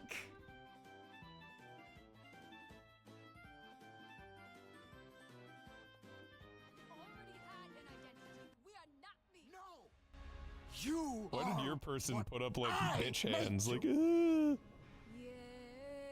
Okay. Alright. This is feeling a lot like Avengers suddenly. Oh my god. Stop singing.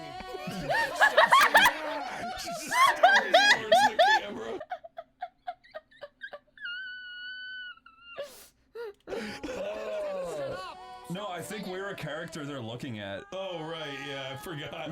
I forgot my sense of personhood because I was swept away by the beauty of this song. This is so fucking stupid. Oh, they shot you? Reaction. Oh, wait, was the technical foul? Was the AI clip? Oh, there it is. There it is. Yeah. Why do you get offended easily at stuff? Like if we said some pretty dodgy, kind of weird stuff to you, would you be offended? Yeah, Dave is so funny. Hey, now I ain't easily offended. People gotta be real jerks to work me up. Really? Chuckles. You just have to know what to say, what not to say, and be a generally good-tempered fella. All right, so I guess you'll find it pretty cool when I say that you're ugly. You're and if I shoved you down the stairs and killed you right now, I'd feel no remorse.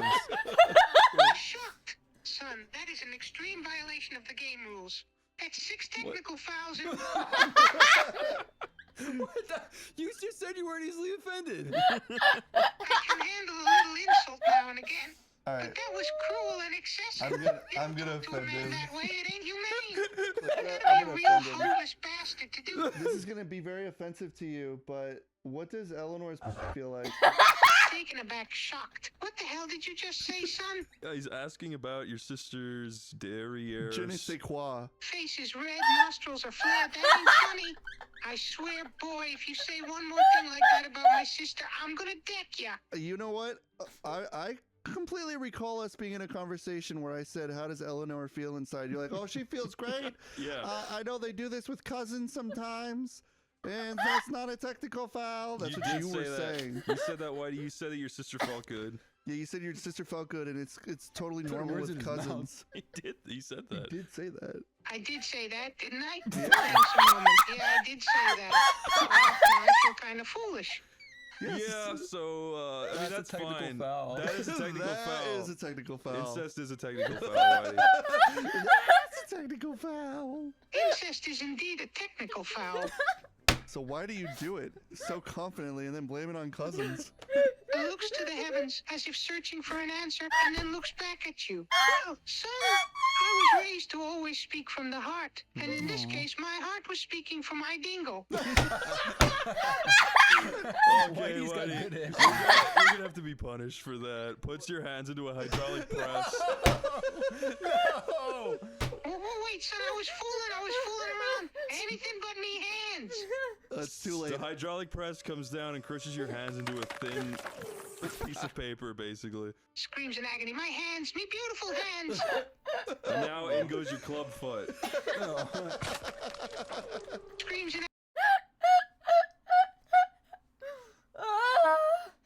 This is the oh my god, dude, my face fucking hurts. Literally my face hurts from laughing at this.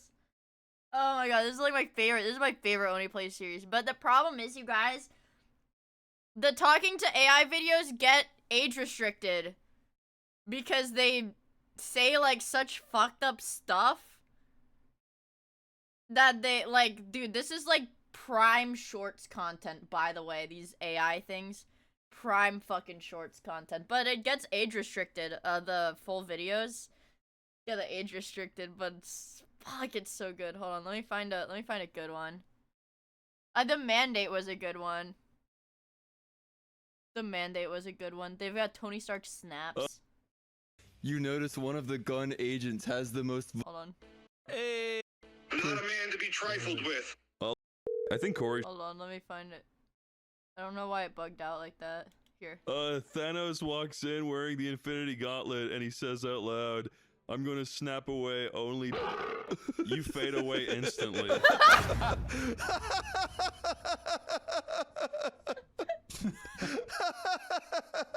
They're so mean. You worst day of anyone's life. Tony's face goes through a series of expressions: shock, disbelief, horror, and then finally, a twisted sense of satisfaction as he watches Thanos fade away, leaving him with a small modicum of the victory. Thanos snapped himself out of Okay, Tony. existence. Well, I guess you're both gone, so see you later. That was good. I wish they had like uncensored, like I know, like obviously it wouldn't fly on YouTube, but like fuck, dude. With the AI ones, some of the AI things, like literally half of the shit they say is censored. It fucking sucks. Wait, let's find the classic. Where's the? I know there's the shoots off. Oh wait, yeah. I just found a red 9 handgun. This is the classic talking I've to actually AI used clip. one of those before. It's a great handgun to use. Where did you find it? Aims it at your penis, blows it clean off.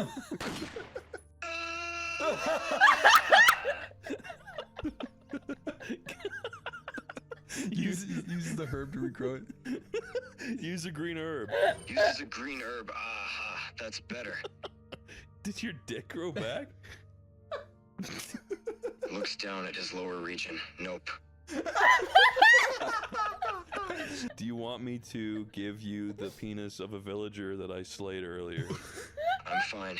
He stands up, wincing from the pain. He eyes you with disgust and anger. Okay. Let me heal, okay? I don't need any village dicks. Okay. It's crazy though.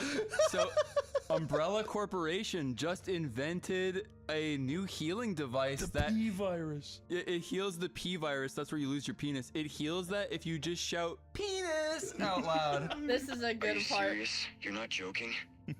Nope. I'm not even joking. Seriously? This isn't some kind of big joke to humiliate me? Well, I mean, look down at your lower region and you tell me. Looks down, looks back up. Seriously? Yeah, just say it. Dude, I'm gonna need you to shout penis out loud now, Leon Kennedy. Sighs and blushes. You better not have any hidden cameras around. I'd never live this down. He looks up into the sky and says it, softly at first, then loud enough for you to hear. Penis. Penis. That was so cute, but I'm gonna need you to say it a bit louder than that, bro. Grumbles. Why me? He takes a deep breath and shouts at the top of his lungs for you to hear. Piss! I just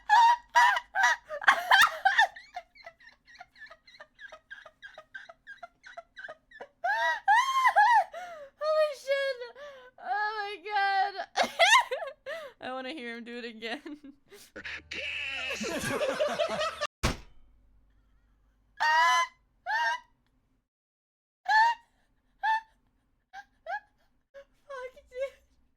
That's so good, bro. Dude, like, my face literally hurts so bad. Oh my god. Oh, dude, it's fucking cinema. Talking to AI, I want it to continue forever. I want talking to AI. Oh, wait, don't look at that thumbnail above my head. What the fuck? Man. I've got a pretty cool,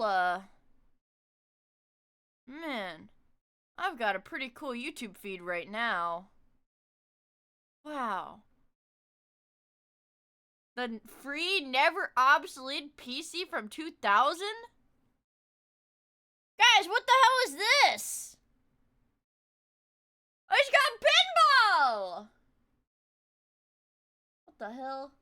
What is this stuff? I replaced my oil with eggnog?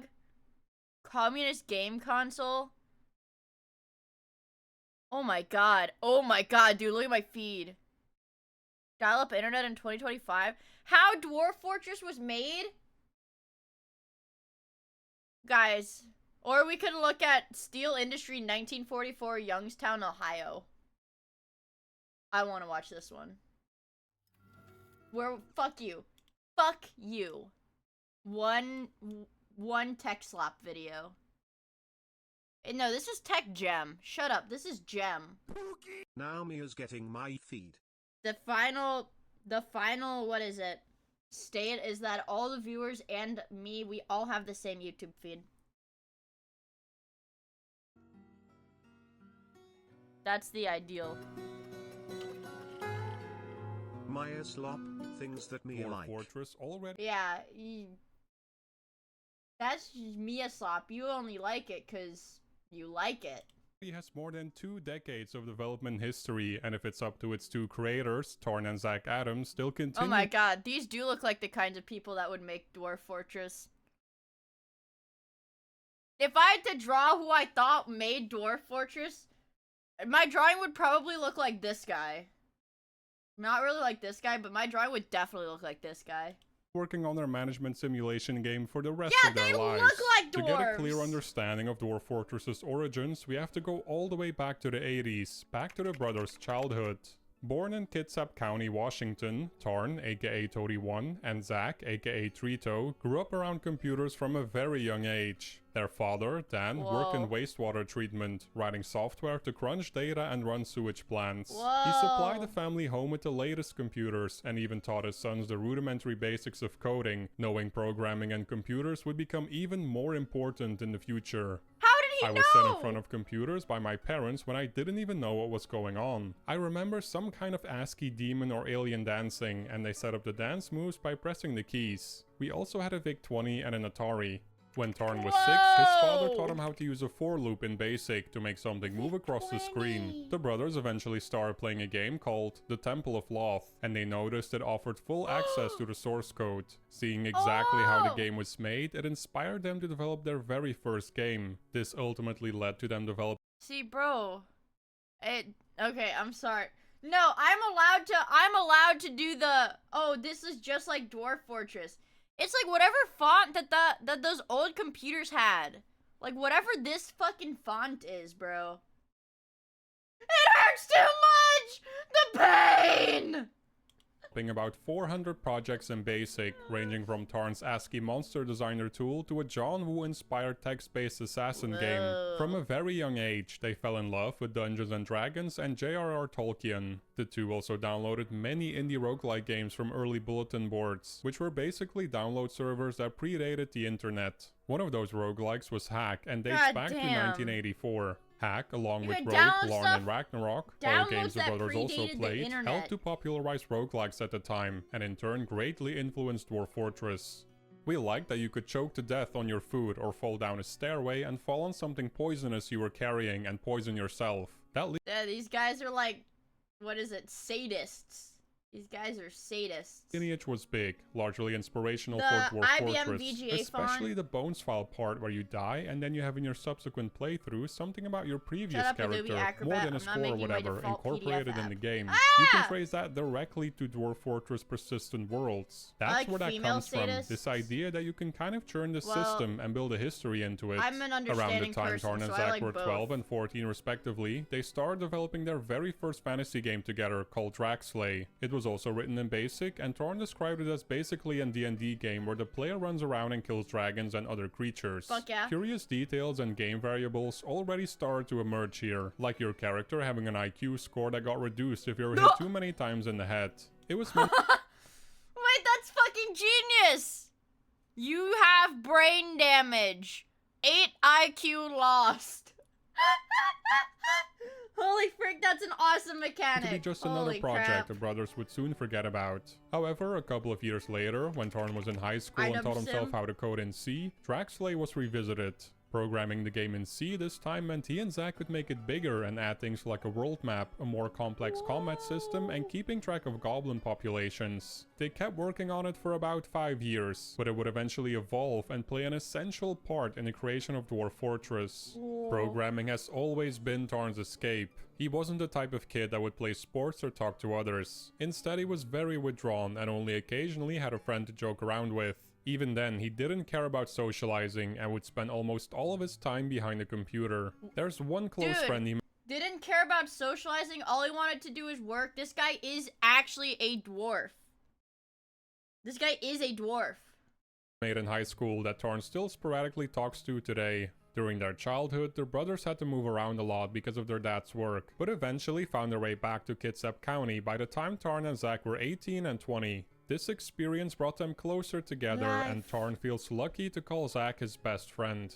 At this point in his life, Tarn didn't see a monetary future in his and Zach's video game projects. Not being interested in computer science as an academic pursuit, he picked math instead and went to the University of Washington. Since Zach was already studying ancient history in the same university, they decided to share a small apartment in Seattle. This summer, before Tarn went to grad school, he and his brother rebooted Draxley. They changed the title to Slaves to Armok, God of Blood, named after the god from Draxley, who was originally named after a variable called ARMOK that counts the number of arms you have left. For now, it remained a 2D project in a somewhat isometric view, and featured roughly the same combat system as the first public alpha version of Dwarf Fortress, as well as persistent enemy groups, meaning they could show up in your next playthrough. This version of the fantasy game was very short-lived, however, as Tarn and Zach started having more ambitious ideas. They kept the title, but made the switch to 3D graphics. Over the course of development, the brothers added many specific details and options to the 3D character models, like the possibility to remove the enemy's skin with certain spells. They even went as far as to develop an option where the player could zoom in and inspect how curly the character's leg hairs were, or discover the melting point of various materials. This version of Armok is the first piece of the Dwarf Fortress puzzle. In December 2000, the brothers created a website for their indie studio Bay 12 games and used it to distribute Armok as freeware. Additionally,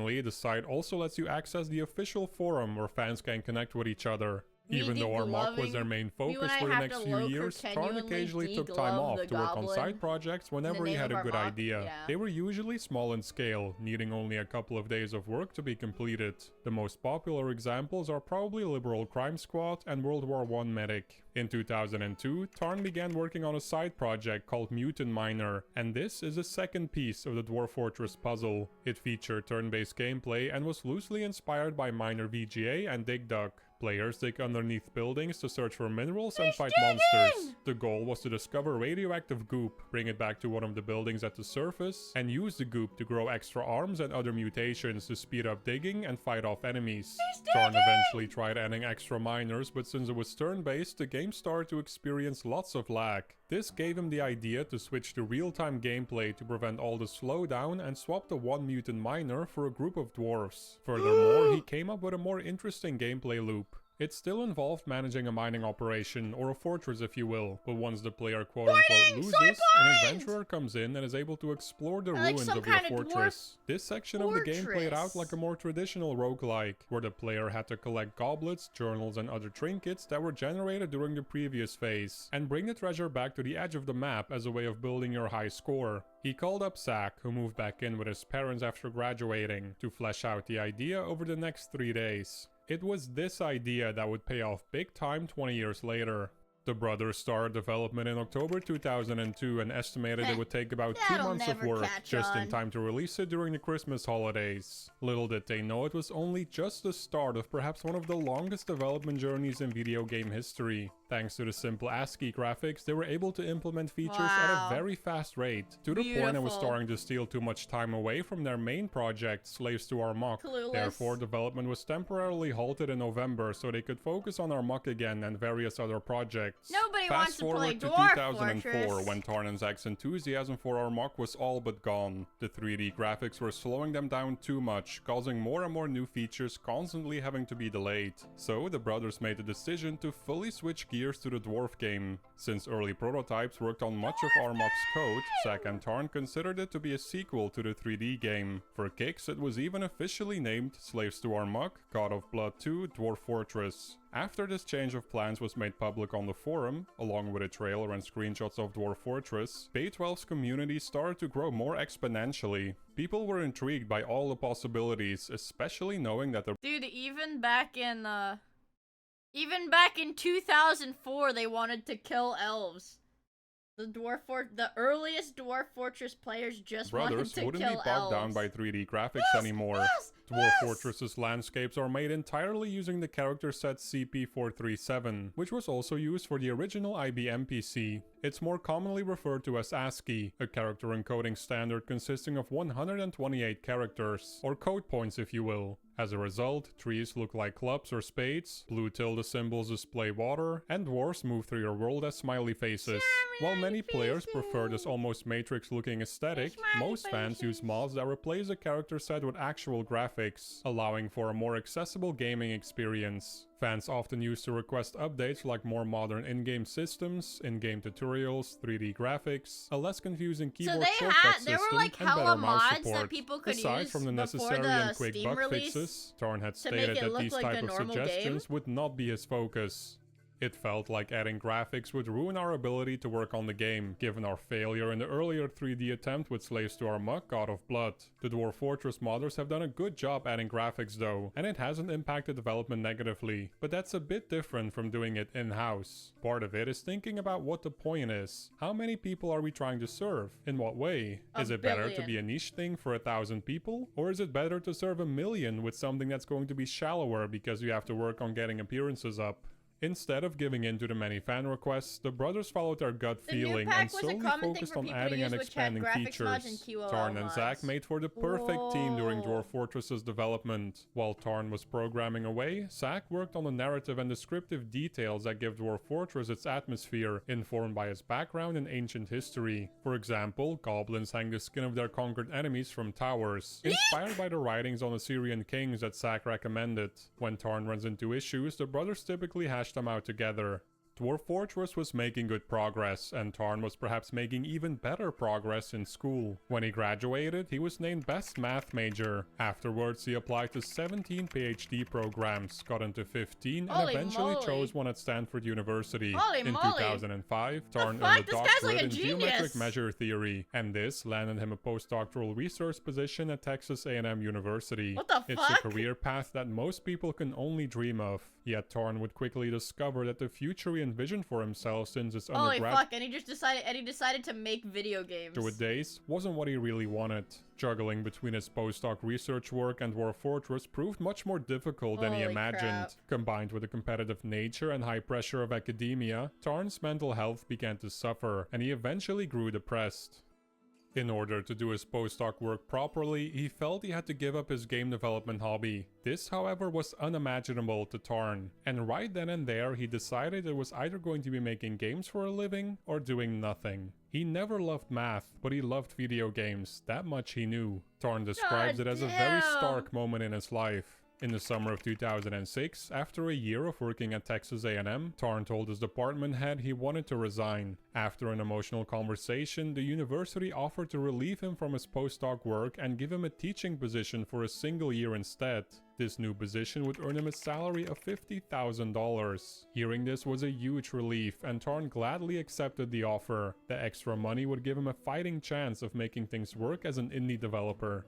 In the meantime, the brothers continued working on their passion project as often as possible. At this point, Dwarf Fortress had evolved far beyond its initial concept, and was starting to resemble how people know and play it today, with a few key differences. The entire map was still randomly generated, but it was fully 2D, meaning there was no way to dig underground or climb walls or buildings. Instead, at the start of each new game, players were given a wagon with 7 dwarfs, and had to explore from the left to the right of the screen. You would always encounter a river, then a chasm, followed by magma. Along the way, players were still able to build and craft items while dealing with certain dangerous encounters. There was even a sort of endgame present in the form of discovering and mining adamantine ore at the far right. Holy shit. Also, Game Killer! Thank you for the 36 months! Of the map.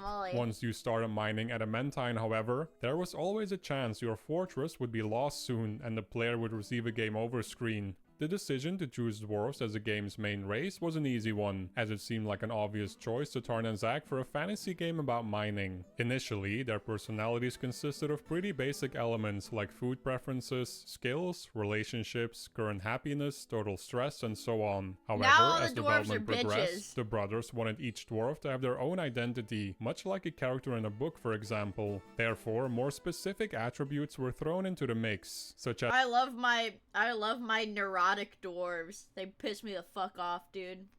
My crazy, what is it? My crazy necromancer that had like a religious psychotic break that won't leave the church. Awesome. Awesome. It's awesome.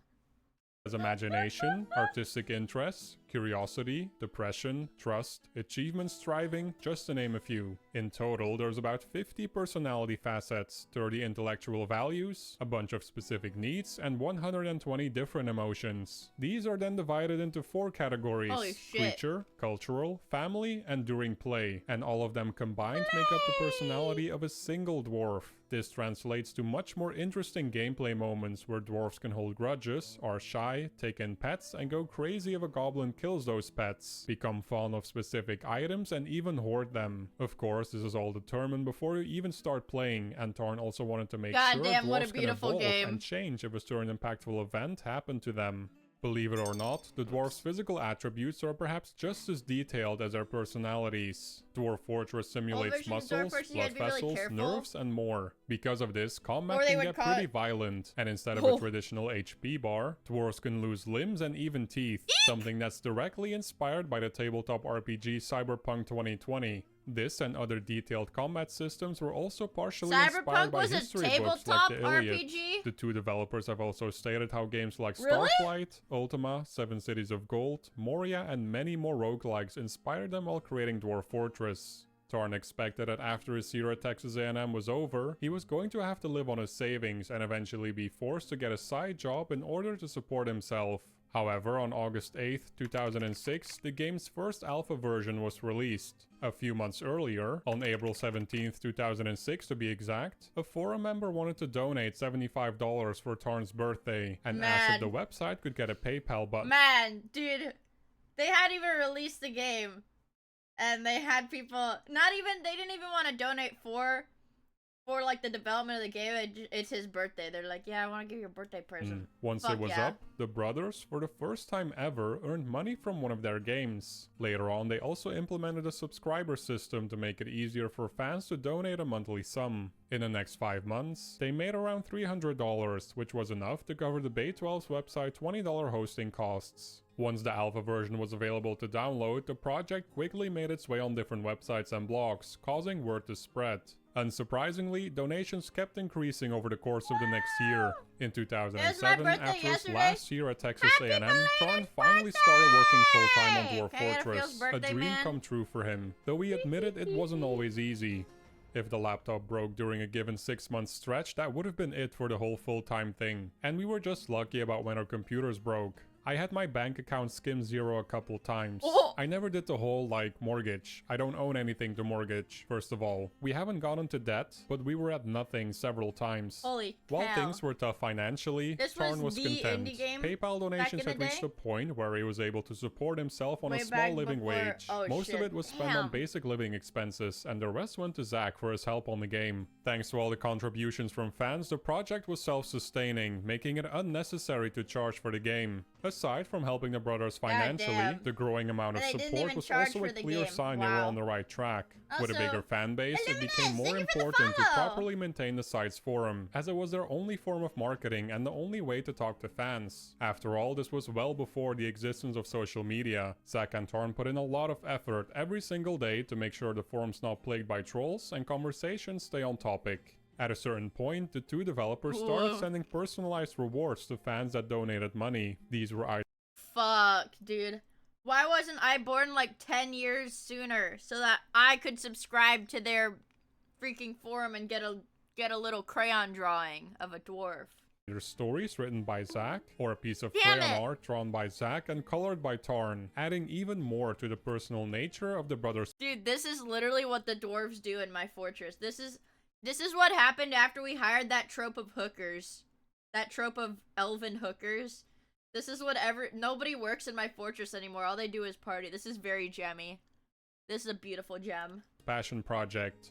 With his new job as full-time indie developer, Tarn left Texas and moved back into his parents' house before finding his own place close by in Silverdale. While he was living his dream, his older brother Zach couldn't say the same. After graduating, Zach got a job at an Amazon warehouse and later at a naval shipyard. He was dealing with some personal problems, so Tarn wanted to be there for him. It was also a good opportunity to collaborate more easily on Dwarf Fortress again. Zach has said that once Dwarf Fortress started to take off, it saved his life. The brothers maintain a list of about 2,600 ambitious features they plan to implement for version 1.0. Tarn admitted, however, that not all of these features might make the cut, since that would probably mean he won't be able to finish a quote-unquote completed version of Dwarf Fortress in his lifetime. Zach and Tarn always have 5 to 10 new features on the horizon to implement next, choosing the ones that make the most sense to add after the previous one, with interconnecting themes and logic helping their decision making. If you want to just say, I'm doing Dwarf Fortress political intrigue now, but we don't have notions of law, property, customs, status, economics of any kind, and don't really understand personal interrelationships and territories and things well enough to do that any justice, so it gets kicked down the road. Tarn draws bubble graphs, Venn diagrams, and other ways to think of all the features and their connections, leading to stacks of pages, post-its, and text files filled with ideas. He likes the notion of being able to hold the game in his hands. Working on multiple varied features helps Tarn to maintain focus and stay motivated. In contrast to more regular game development where coders have to perfect their work before release, Tarn and Zach have the freedom to experiment and completely shift focus when necessary. Since they're always working on multiple features at once, the brothers simply rotate into the next topic whenever they feel like they're hitting a wall. This gives them time to come up with fresh ideas for the previous topic. Most of the time, Dwarf Fortress is all Tarn can think about, and a normal day in his life goes as follows. He wakes up around 3 PM and proceeds to work on Dwarf Fortress until he goes back to bed around 6 AM. 100-hour work weeks are common for Tarn, though it doesn't necessarily feels like work to him. I don't have like a life or whatever. Why would you take time off when you can write Dwarf Fortress? That's not bad. Holy the shit. 100-hour weeks are not all necessarily on Dwarf Fortress. It's like 80-20 or something, and the 20 is side projects and stuff. Oftentimes the side projects that I spend time on, 3-4 hours in the evening. You sit in front of the TV and not watch it, with a laptop on your lap, writing a myth generator or something, right? That's kind of how it goes. That's awesome. During an interview with New York Times Magazine, Tarn heck? admitted he's also not that interested in having kids. He wants to stay focused on his passion project, and he feels kids might be too much of a distraction. Furthermore, as Tarn got older, his interest in finding a romantic partner dwindled to the point he's just not anticipating it anymore. For many years, his cat Scams did provide plenty of companionship, but he sad Like it's so little. it anymore. For many years, his cat Scams puppy. It's so cute. did provide plenty of companionship, but he sadly passed away in June 2022. Tarn immortalized his beloved pet in the game. As mentioned before, Dwarf Fortress used to be a fully 2D game, only utilizing an X and Y axis. After a while, Tarn and Zach felt this was too limiting, and wanted to add 3D architecture and 3D fluid simulations. Unfortunately, they had no idea how to implement something like that within a world of text graphics, and weren't willing to dive into such a big challenge. At least until they encountered a certain design problem. In short, players are able Oh my god, I might have. I only skinned like 7 cats in the last run. I think I've only skinned like 7 cats so far.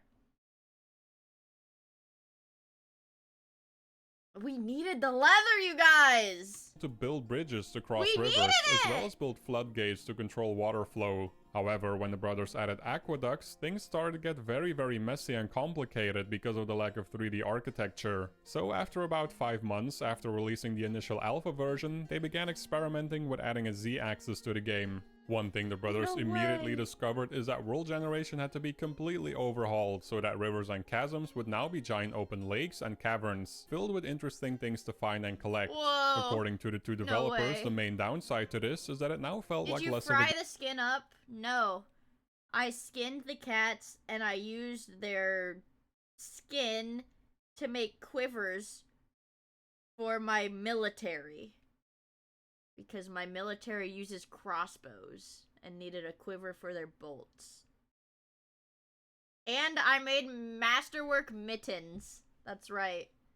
And we made some very beautiful mittens. Mods, she skinned the cats, cut off her Miia hair feather things. Not my Miia hair feather things. That's part of my body. My Miia hair... No!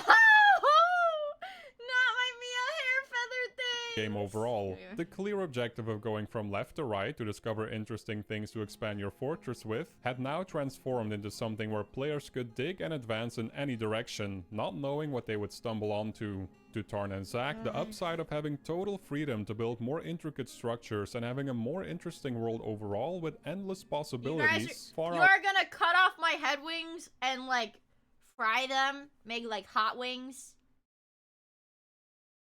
They'd be what is it? They'd be flats. These would be like the good kind of chicken wings too. The wings on my head, these are flats.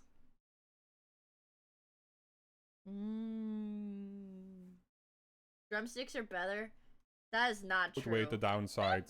Needless to say, this major update proved challenging to program for Tarn, who called it one of the most mind-numbing things he has ever done. Not only did he now have to take details such as fluid mechanics and cave-ins into account, but he had to go back to all the function calls that relied on the X and Y axis and see how a Z axis could fit in. This new and improved 3D version of Dwarf Fortress, even though on the surface it visually still looks the same, was publicly released in 2008. By now, the gameplay loop looked more like this. You generate a world, build a fort, you eventually lose, the fort gets added to the world, you start a new fort or play adventure mode, lose, it gets added to the world again, and so on. Losing is very much part of the experience, and Tarn even describes it as the entire engine that runs the game. It's why Dwarf Fortress' motto is, losing is fun. The important thing to the brothers was that when a player loses, their impact on the world would persist and be visible in the next playthrough. An example would be encountering the ruins of a previous fort or bumping into an old friend or enemy you made during your— That means the multi-dwarf takedown of the Sinister Minotaur. The Sinister Minotaur is immortalized in the lore. I guess when the next caravan comes, we'll like spread the lore of the Minotaur that terrorized the humans and the dwarves. And then like, you know, like 6 dwarves like clung to the Minotaur while the human like the human stabbed through his brain. First time playing adventure mode. Although the art style is simply made up of numbers, letters and symbols, generating a world requires quite a lot of CPU power. Even modern computers struggle a bit during the process, thanks to Tarn's extensive programming that results in highly detailed landscapes. He and Zack specified everything to the extreme, from geologically accurate ore deposits to river erosion capacities, climate and economic— Dude, true autism game. Geologically accurate ore deposits in the fucking dwarf simulator. Patterns, narrative and historical text constructed in real time, systems that model animal migration, the list goes on. These elements also change and evolve as the game progresses, and the player's fortress and the surrounding world builds up its own history, potentially spanning over hundreds of years. The story of a fortress's rise and fall isn't scripted beforehand, but generated in the moment by all the dizzying amount of variables. Sometimes this can make for funny situations and accidents that even startle Zack and Tarn themselves.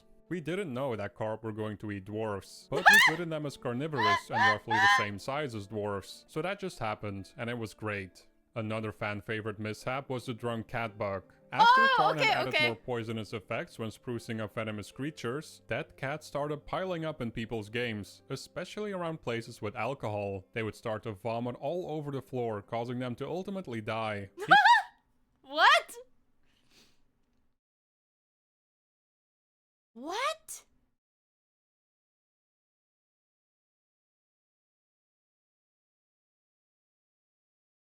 What? I'm thirsty. Where's the nearest tavern? A mug is retrieved and filled with alcohol. Uh-oh. I have important work to do. I need to free my hands. Mug is dropped. Contents spill on the floor, leaving a ground contaminant. And then the cat wants to be near people it likes. Okay.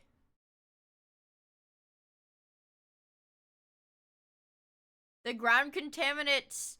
Oh, the ground contaminants get transferred to the cat's paws because it's standing in the...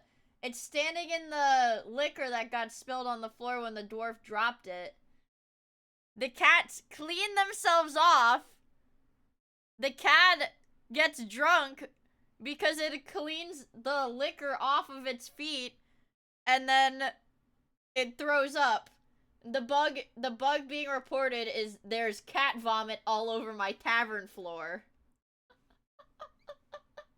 couldn't figure out what was causing this and even enlisted help to find out what was going wrong. As it turned out, an old footprint coat would cause alcohol to get on cats' paws from walking on spilled beer or wine. They had the ability to lick themselves clean, and after doing so, cause them to ingest the alcohol on their paws. Unfortunately for the cats, one number was off in the so-called ingest while cleaning code, meaning the small creatures would ingest large amounts of alcohol, sending them through all the symptoms of alcohol poisoning, which was added along with all the other new poisonous effects. In-game incidents like this provide insight into the inner workings of the brothers' captivating brains that fuel the mind-boggling amount of detail and variables in Dwarf Fortress. All these elements construct one of the most complex simulation systems in modern games, making it just as much a story generator as a fortress management game, just like Tarn and Zach envisioned it. Fun fact, while the brothers mostly use the internet to fact-check things like I know, and now beautiful creations like this are getting lost to AAA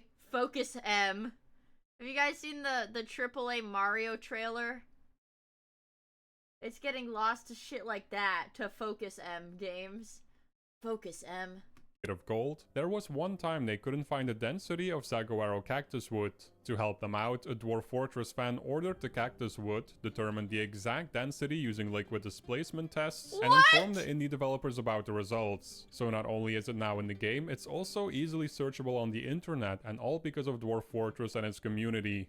The brothers grew up playing computer games with notebooks in hand and logging their journeys in detail, as well as competing with each other to get the highest score. Therefore, they aimed to create an experience that would log your adventure in captivating detail, while also providing a way to earn a high score. This desire was a spark for the game's Legends mode. It lets players explore the records of their world in the form of extensive production logs and diaries that the player can read through, ranging from retelling epic battles to a poem written by one of your dwarfs. All of these elements add to the player's I want to see what my dwarves wrote in their diaries after the mom and the kid got killed by the were iguana. I want to know how they felt about that. Because I did intentionally lock that mom and baby out of the fortress because we needed a bait for the were iguana. I wonder if the dwarves feel guilt. You're Satan? No, I'm Mia. 4. A direct major influence for this mode was a game over screen in the video game Hack. As you can see, it details how the player died and preserves that information for future playthroughs. Before working on Dwarf Fortress, the brothers had also experimented with something similar in an earlier side project called Fantasy Slaughter. This game featured cards with environments the player had to choose between, which eventually would lead to you facing an opponent. After the player died, they could consult a huge score list with statistics, like how many dragons you killed and how many items you collected. In Dwarf Fortress's Legends mode, they took it to a whole other level by allowing players to create grand narrative arcs in their own fantasy worlds. What the brothers had not anticipated was how fans started producing entire animated videos based on in-game stories. During the first year of the game's existence, something awful forum members passed around a single fortress, creating an infamous story called Boat Murdered. One player would play and save its game, then send the file to a next player and so on, meanwhile documenting the fortress's downfall. Boat Murdered was featured across— Dude, every time you guys bring up something with the Dwarf Fortress video, they immediately start talking about it, bro. Yes, the boat murdered. Several gaming sites and made the front page of Metafilter, a popular blog which alerted many people to the game's existence. It's no coincidence that stories like this happen all the time in Dwarf Fortress. A lot of the game's detailed variables are a result of Zach's creative mind. See, in order to come up with what elements go in the game, Zach writes a good amount of stories first. Then the brothers isolate all the elements that make the narrative interesting and even possible in the first place. These then get programmed into the game by Tarn, making it possible for Dwarf Fortress to generate similar narratives as the one Zach wrote. What's more, the brothers even share these breakdowns of Zach's stories on the Dwarf Fortress website. Dwarf Fortress was made with a combination of self-taught C and C++, using a free version of Microsoft Visual Studio as a development environment. Tarn basically cobbled together his own engine using OpenGL and SDL, which helped to port the game to macOS and Linux. Tarn prefers using his own engine over something that already exists, like Unity for instance. Though he does admit, it can be a real pain if he needs to accomplish anything other than text graphics. He uses the audio tool Fmod for sound design.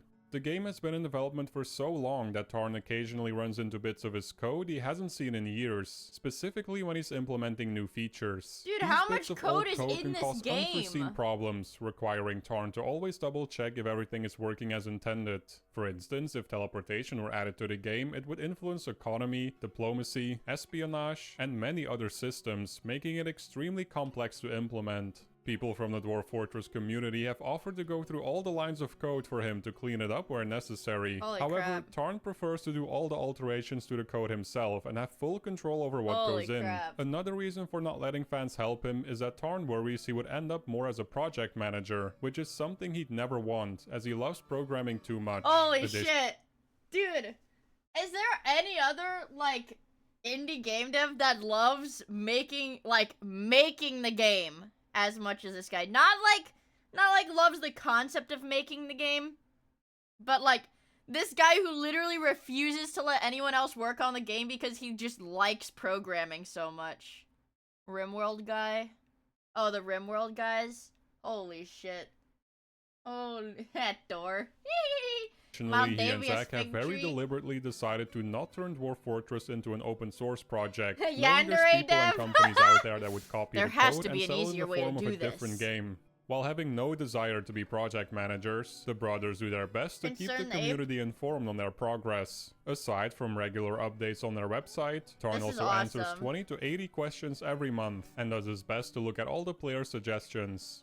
There's tens of thousands of threads on there now, and I make sure to read the opening post of every single one, Holy and crap. the discussion if it's something that needs a discussion. There's 13,000 topics, and I've read every one. Most suggestions can go in, obviously. They're good, but you know, we already have a plate that's full. There's only so much you The can worst do, thing but for it's a all cool, programmer is and they getting give us a promoted lot to a of management feedback. position. It's great having a group Oh. of people coming along for the ride.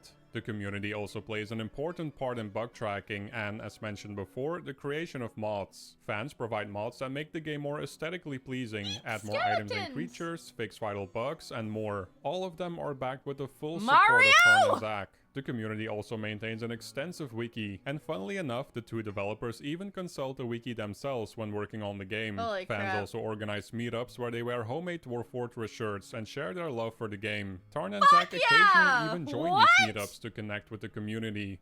Back in 2011, Man. Tarn, now 33 years I wish old, I was offered born a job 10 at a big years game sooner, studio, bro. though he never disclosed the name of the company. He rejected the offer, saying he prefers working with just his brother and not being part of the competitive Holy gaming shit. industry. Another company offered Tarn and Zach a $300,000 deal to license the name Dwarf Fortress, but they felt this amount would not compare to the long-term donations they would receive over time. Fuck yeah, dude. The following year, important features like abilities, syndromes, detailed cities, tombs, and more traps were added to the game, as were vampires, werewolves, necromancers, and undead. As with every new version update, donations increased and eventually stabilized again, making it viable for Bay 12 to keep relying on fans' donations. Every year around Christmas, donations would also momentarily Aw. increase. In 2013, Christmas donations presents! averaged about $4,000 a month. That amount is of course before taxes and is split between the two developers. Naturally, the game's active player base kept growing as well, and Dwarf Fortress was now being downloaded about 100,000 times a month.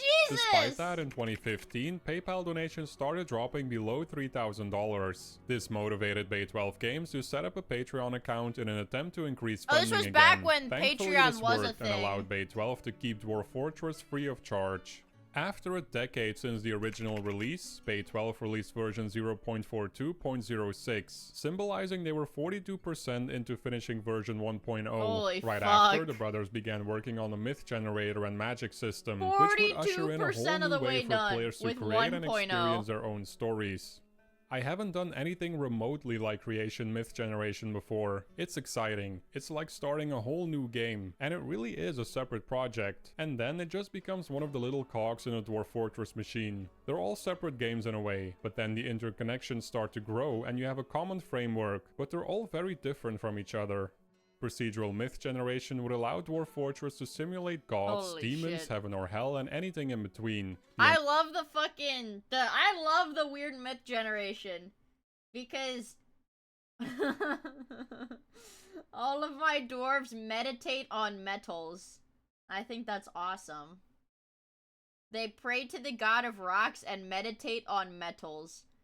And then, I mean, last time I played, like, some of the dwarves got mad that all of the dwarves were meditating on metals. And they said, give me another church. I don't care about metal. Ambitious magic system, on the other hand, will be one of the most difficult and impactful changes to the game, something that's going to take a long time to implement. Tarn and Zach have gone on record saying they aren't afraid to just take the game, pitch it on the ground, and put it back together if necessary to achieve their vision.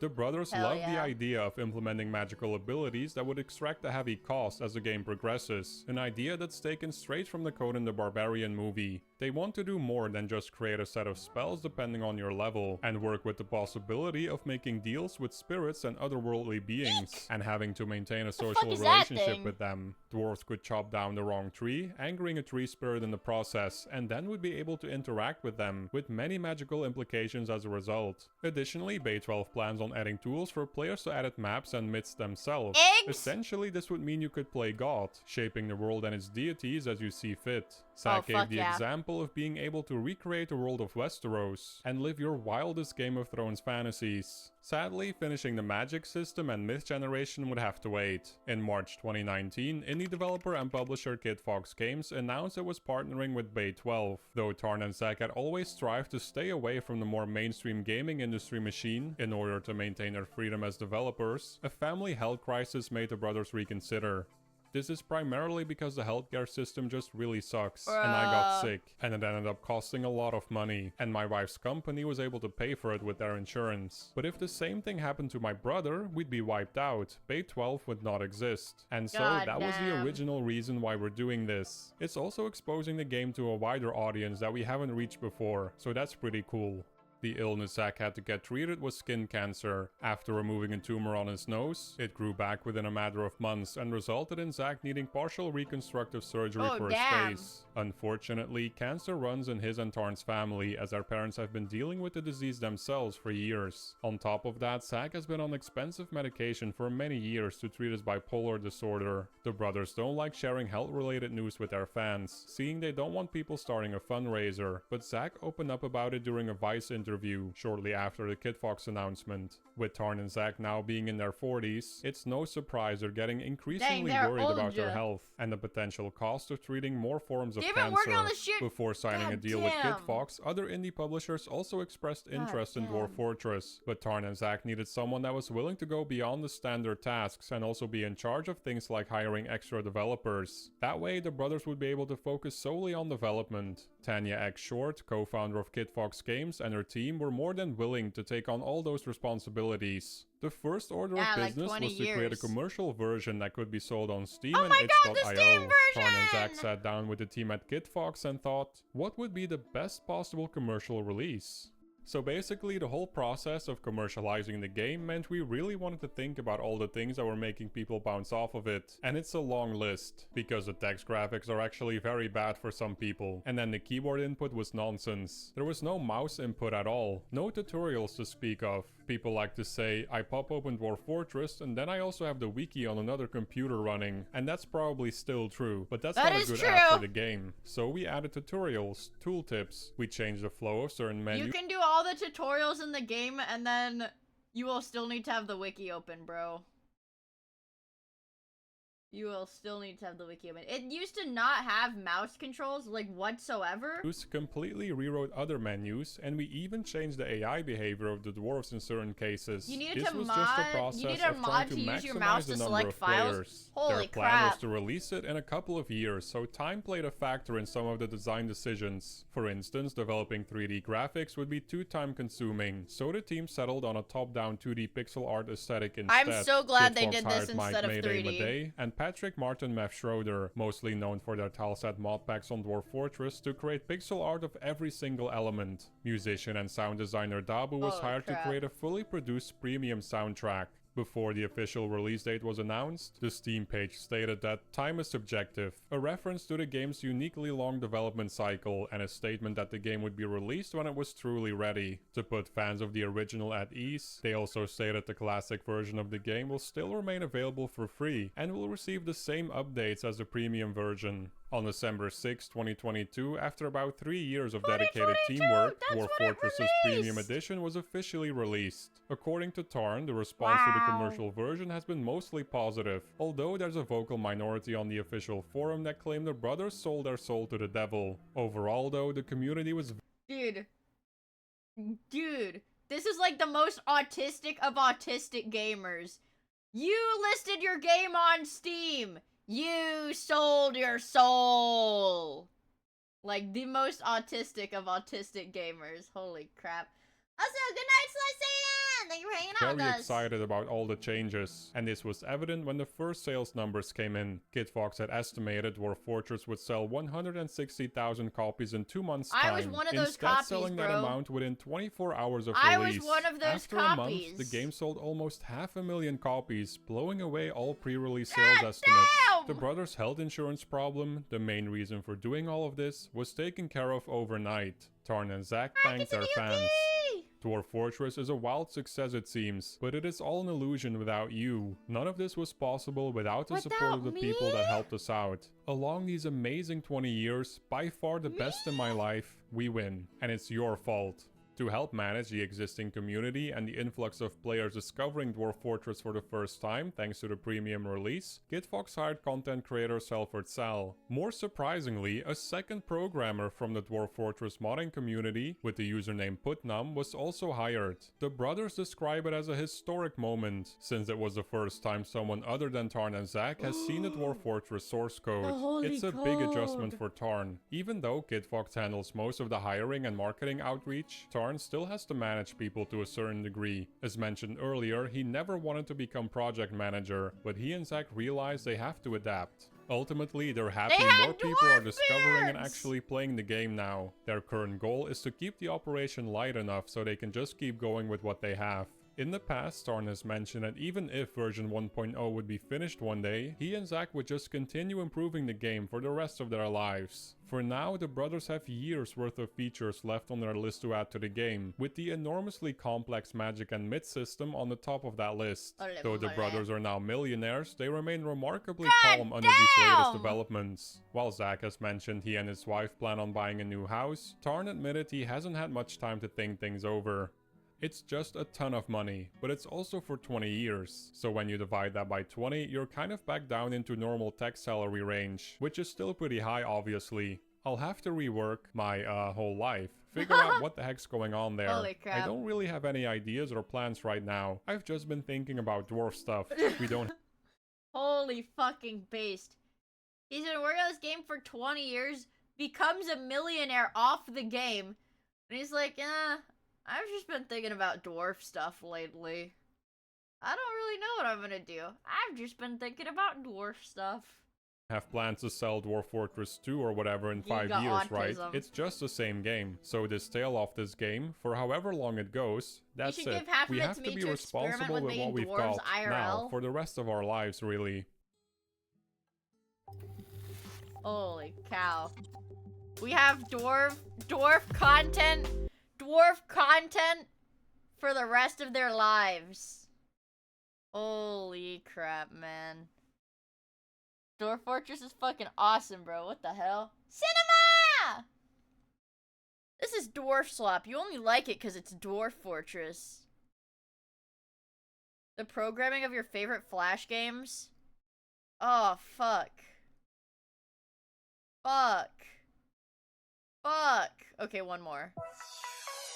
Sorry, guys. One more 8-bit guy. I'm sorry. One more. One more. His virginity solidified into a diamond, the true dwarf wizard. Hell yeah. We have to watch the Flash game video to find out how Meat and Fuck Kingdom was made. I feel like as far as Flash games, Meat and Fuck Kingdom is probably like about as simple as it gets. Right? Because it's a visual novel. Right? One might think that, but actually... in the thumbnail, I don't even think you guys could see the thumbnail of video. The thumbnail video of the video is about Run, you know? Like Run 3. Where it like, tell me if this lags the fuck out of my stream. Okay, this is not promising. But it's like, what is it? Once it loads. Once it loads. Once it loads!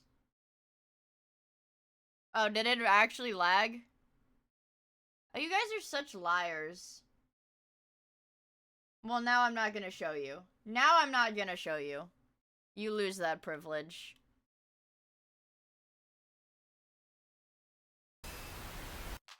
In a previous episode, I covered the Apple I, Steve Wozniak's home-built computer that saw some early commercial success in 1976.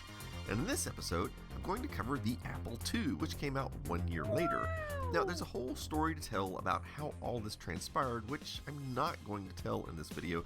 It's been covered ad nauseum in other documentaries, movies, and even YouTube videos.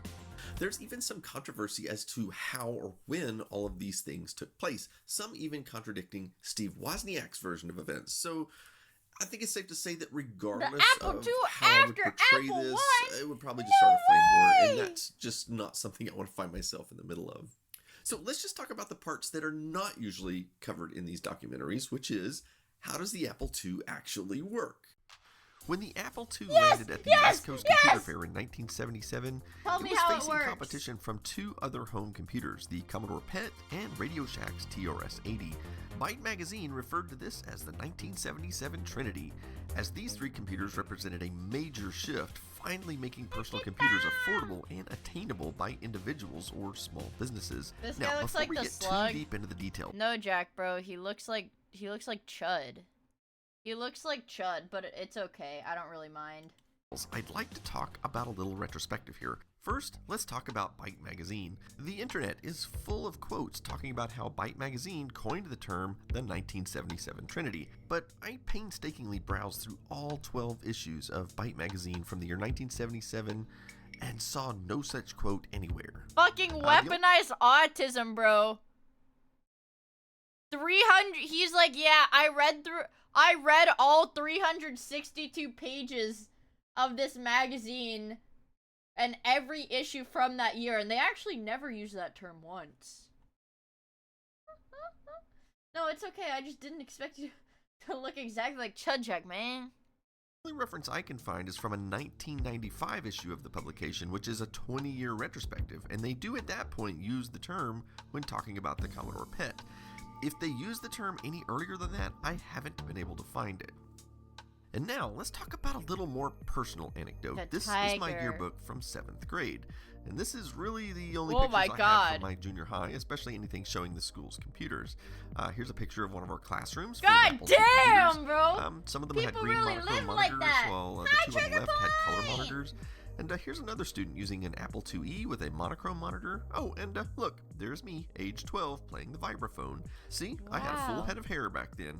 And here's another picture of some Apple IIs in a classroom, and here's even some of the office staff using one for actual official school functions. Wow. Okay, now the thing is, this was 1988. I had been using Commodore computers for about 7 years, and at this point I had a Commodore 128 at home. Whoa. And had even seen Amiga computers being demonstrated in electronics stores.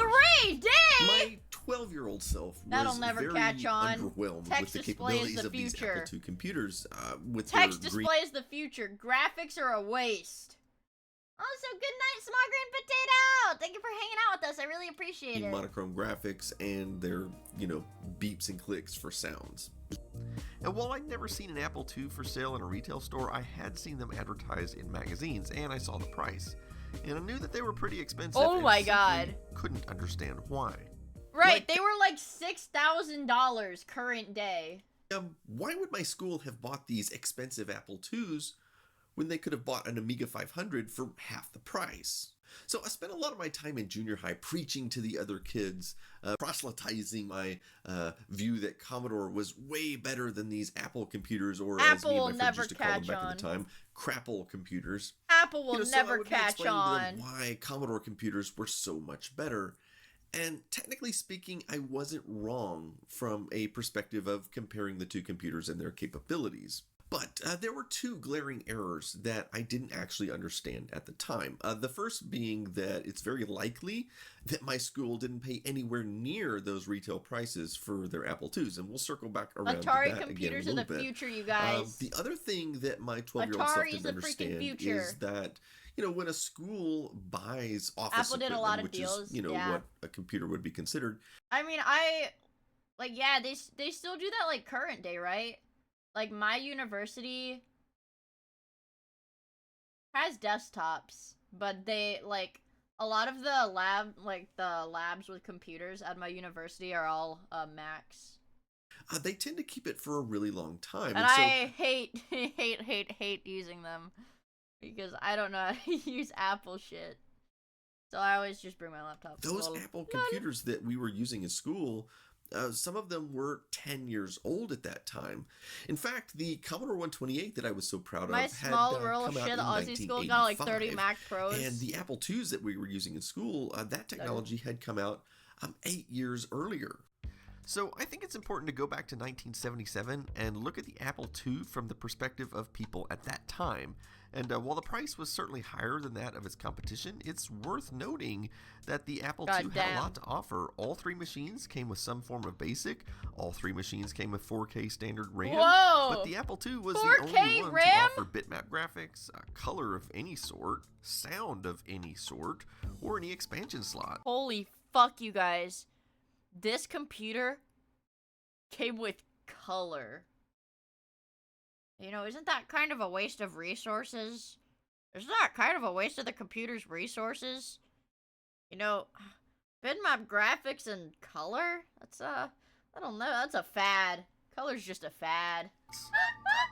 Taking a look at this ad from 1977, one thing that might surprise you is that the Apple II was also available in board-only form for the do-it-yourself hobbyist. I'm not quite sure how long this offer was available. Holy fuck. Okay, so I don't actually have You can just get the board and nothing else for the hobbyist. Original Apple II to show you, as they're really hard to find. And even after VCF, I was invited to the secret warehouse where there were an untold number of Apple II systems on the shelf. The secret Apple II warehouse? Original Apple II.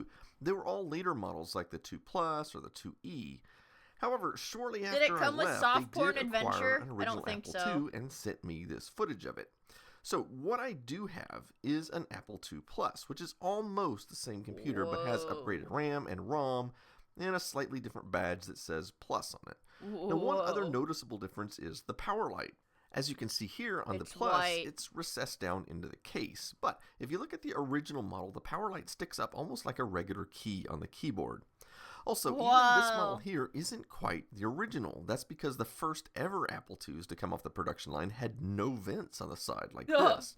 These are nearly impossible to find because Apple realized quickly that the computers were overheating. It had no so the vents had to be vents? added, and I believe they even offered to swap out cases for existing users. Holy now, crap. one possible reason Genius. why the original models are so hard to product find is that design. Apple also sold upgrade kits to convert your Apple II into a II Plus. So it's possible that Mia, I need you to end stream right now. Dinah will impregnate all of us if you do.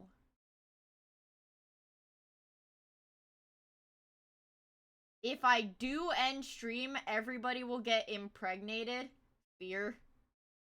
What did he mean? Yeah, what did he mean by this? I'm not gonna end stream right now. I'm sorry. Of the II Plus systems that you I'm find not ready! may have originally been No, wait. There were a few other minor differences between I'm the not- original and the yeah, II I'm Plus, not ready to such end. as the original board only Sorry, supported 4 Queebus. colors in high-res mode, where later boards Sorry. supported 6. Also, the original boards did not have a color killer for text mode. I'll explain more about both of these later. Sorry, dude. The last two upgrades weren't necessarily exclusive to the Plus, of the but children. rather by the time the II Plus YouTube came chat out, these features will were also already get standard. pregnant. I'm sorry. So, taking a look at the Apple II, other than power, the only actual ports you get on the back by default is the in and out for the cassette recorder and a composite video output.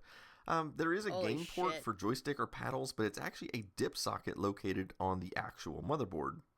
The keyboard layout is somewhat irritating for modern people to use because the return key is in a weird place. Oh, the backspace is the plus symbol low. is where you'd expect the colon to be, And there are Where only is left the and right colon? cursor keys, no up and down. And worst of all, there's no backspace. Actually, what fucks with me is the parentheses on 8 and 9 and the asterisk over here. So there's just nothing on the 0. Why did they do that? That's Delete interesting. key. Instead, the reset key is where you'd expect that to be.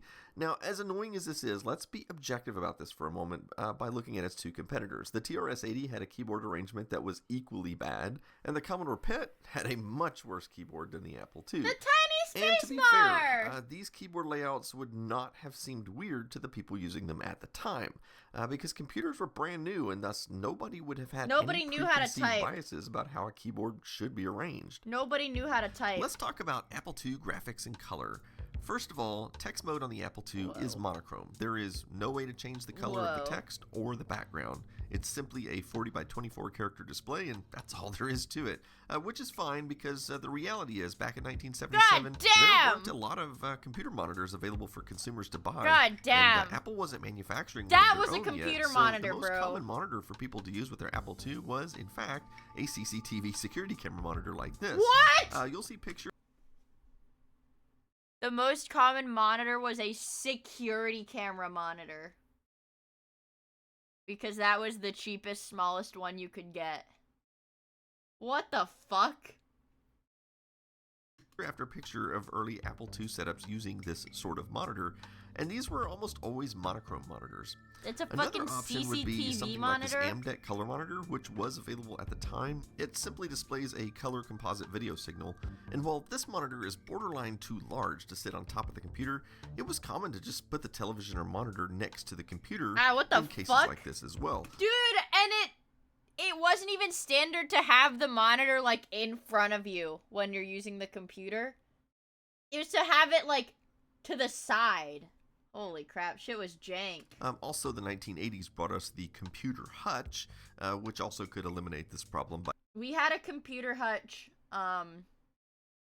literally until... I guess until I built my own computer. Actually, no, we had a computer hutch probably until, like, 2022. We had a computer hutch until I gave my dad my hand-me-down PC parts to build his own computer, and then he got a desk. having a special shelf just for the monitor. Of course, in text mode, it's still going to be monochrome text. So, if you had your original Apple II used to have with shrines 4K for RAM, computers. what sort of graphics would you be able to do? Well, let's start with the low-res graphics mode. And low-res is no exaggeration. You literally get 40 by 48 pixels. But you do get 16 colors. Something nearly unheard of at the time. Now, I say 16 Unheard colors. of It's colors. really more like 15 because there are two identical shades of gray. Steve Wozniak demonstrated the low-res graphics mode by writing a version of Breakout in BASIC, which you can see running here. Now, one big advantage of low-res mode, besides the nice color, is that it was really fast to manipulate, even in BASIC, so it was possible for home users to actually write little action or Pong-style games in BASIC, and they could actually run at a decent speed. You could initialize low-res mode simply by typing GR at the command line. In this mode, you'll only get 40 by 40 pixels and 4 lines of text at the bottom, sort of a split screen. Now, this mode was handy because otherwise it wouldn't be possible to display any text at the same time as your graphics due to the size of the pixels. There were some actual commercial games that made use of low-res mode, such as the 3 Mile Island, which was a nuclear reactor simulator. Whoa! They have that shit in Roblox! What the fuck is this? Oh, and here's another one called Firebug. What? Okay, so what about high-res graphics? Well, here's where we run into a problem. Technically speaking, the original Apple II has the needed hardware to display high-res graphics, but what it lacks is the needed RAM. Let's take a look at the memory layout. They only of have the 4K, Apple II. right? You'll find 12K of ROM at the top address space. Next to that is I/O space. Over here, you'll find the screen RAM area for high-res graphics. But if you only have 4K of RAM, then you can see the problem. There's no RAM available for high-res graphics. In fact, even doubling it to 8K isn't enough. You'll have to expand the RAM all the way up to 16K in order to be able to use Remastered. it. That extra 12K of RAM would set you back around $400 in 1977. And if you want... The more things change, chat, the more they stay the same. You get 8K of RAM or whatever for $400. Holy. To be able to make use of the second page of high-res for double buffering, then you'll need at least 20K of RAM. On the bright side, Apple II systems were I know designed it's not to be upgradable inflation by adjust. adding more RAM, all the way up It's to like 48K. They even it's like left empty sockets for $2,000 you of to do current this. money. This is in contrast to Commodore, who actually went out of their way to make it hard to upgrade the PET by drilling holes in the PCB where the extra RAM would go. Holy Okay, fuck. so let's say that you have enough RAM Holy cringe. for a high-res screen. Now I have to explain to you how Apple II graphics work, and that is a challenge. It's one of the most quirky systems I've ever seen. One issue is from a perspective of RAM, like the memory layout is bizarre. And so it requires a lot of extra complex math in order to figure out like where a specific pixel would lie in memory, which is more work for the coder, but is also more work for the computer when it comes to displaying graphics, meaning the graphics display is somewhat slower than other systems that came later. But the best way I can describe Apple II graphics is that the graphics behave completely different depending on whether you're connected to a monochrome or a color monitor. It's easiest to start with the monochrome monitor, as this is pretty easy to understand. In this mode, you get 280 by 192 monochrome bitmap, and there are no shades of gray. Pixels are either on or they're off. Okay. Unfortunately, in memory, each 8 bits only corresponds to 7 pixels on the screen. So you have to keep that in mind when programming, and there's literally an empty bit every byte of video RAM, but otherwise, the Apple's monochrome graphics were pretty easy to understand, and in 1977 was in and of itself pretty amazing. Now, I'm showing games here that obviously didn't appear until years later in the computer's life cycle, but the reality is when most people picked up their first Apple II computer in 1977, the only graphics they would see would be whatever they programmed themselves in BASIC, or typed in from a magazine, as there weren't really any graphical commercial games yet for any personal computer. Okay, so now it's time to talk about Apple II color graphics. Now, the first thing I have to mention is that the Apple II did not have a dedicated graphics chip like later computers would have. So when Steve Wozniak designed it, he had to use off-the-shelf parts to come up with some kind of graphics system. And what he came up with was actually fairly innovative. It's kind of complicated to explain how artifact colors work, and it's probably beyond the scope of this video. So instead, what I'm going to do is explain from a programmer or artist perspective how you would create color on an Apple II. Yes, I'm a color monitor. Guys, I'm ditching Psy. I'm ditching my art programs. All art from now on will be created on the Apple II bitmap editor. Attached to an Apple II, text mode stays monochrome. And we have to do it with like this fucking coding. There's something called the color. I'm gonna have to like code every pixel pixel on the screen manually. Text mode is active. Although this is one of those differences I talked about earlier with the original Apple II, it lacked the color killer circuit. As such, your text would always appear rainbow colored on a color monitor, even in text mode. But in graphics mode, color is generated by the placement of pixels. So where these single bits would simply generate single pixels on a monochrome monitor, instead actually light up the equivalent of 2 pixels on a color monitor. And you can change the color by moving the pixels. So you can see here alternating this pixel will shift between green and violet. And 2 pixels next to each other will produce white. And so using combinations of 2 pixels, you can create these 4 color combinations. Now this was the only 4 colors you could use in high-res mode on the original Apple II. However, an improvement was made on later revisions of the board that took advantage of this extra bit we talked about earlier. And now it can... So we only have black, white, pink, and green. A lot of limits, but I think we can work with this. Also, thank you for the super chat, Jonathan! Controls the palette. So if this palette bit is set, then you can now make orange and blue within this 7-bit section. Orange and blue? That gives us 2 additional colors. That's and a lot of colors. The Apple II can create 6 That's colors a rainbow. in high-res mode. That's a rainbow. However, one problem with this setup is that it's impossible to create certain colors next to each other. And if you attempt to display text in graphics mode, or using the lower 4 rows in a split screen mode, the text will appear rainbow color because now it will be forced to follow the same rules as the rest of the screen. Rainbow. And when graphics designed for color screens is displayed on monochrome screens, you wind up with these vertical line patterns instead of shades of gray. In fact, this is true even for the low-res graphics we talked about earlier, and you can clearly see each of the large pixels is made up of different vertical lines. One way to sort of sum up Apple II high-res graphics is to think of it like this. If you're connected to a monochrome monitor, then you'll get 280 by 192 pixels, and if you're connected to a color monitor, then you'll get 140 by 192 pixels with 6 colors. And this is all assuming that you lived in a country with NTSC video, because the color artifacting didn't work on PAL systems. So most Apple II users in PAL land simply got black and white only.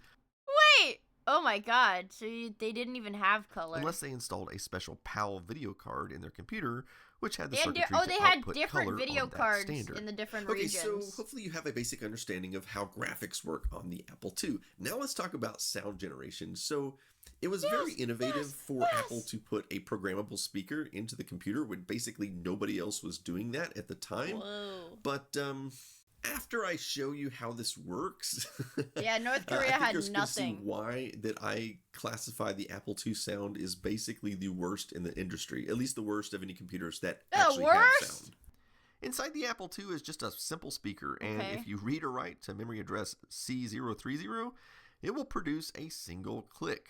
It really doesn't matter what you read or write to the memory address. What causes the click is the CPU doing any sort of access to that address.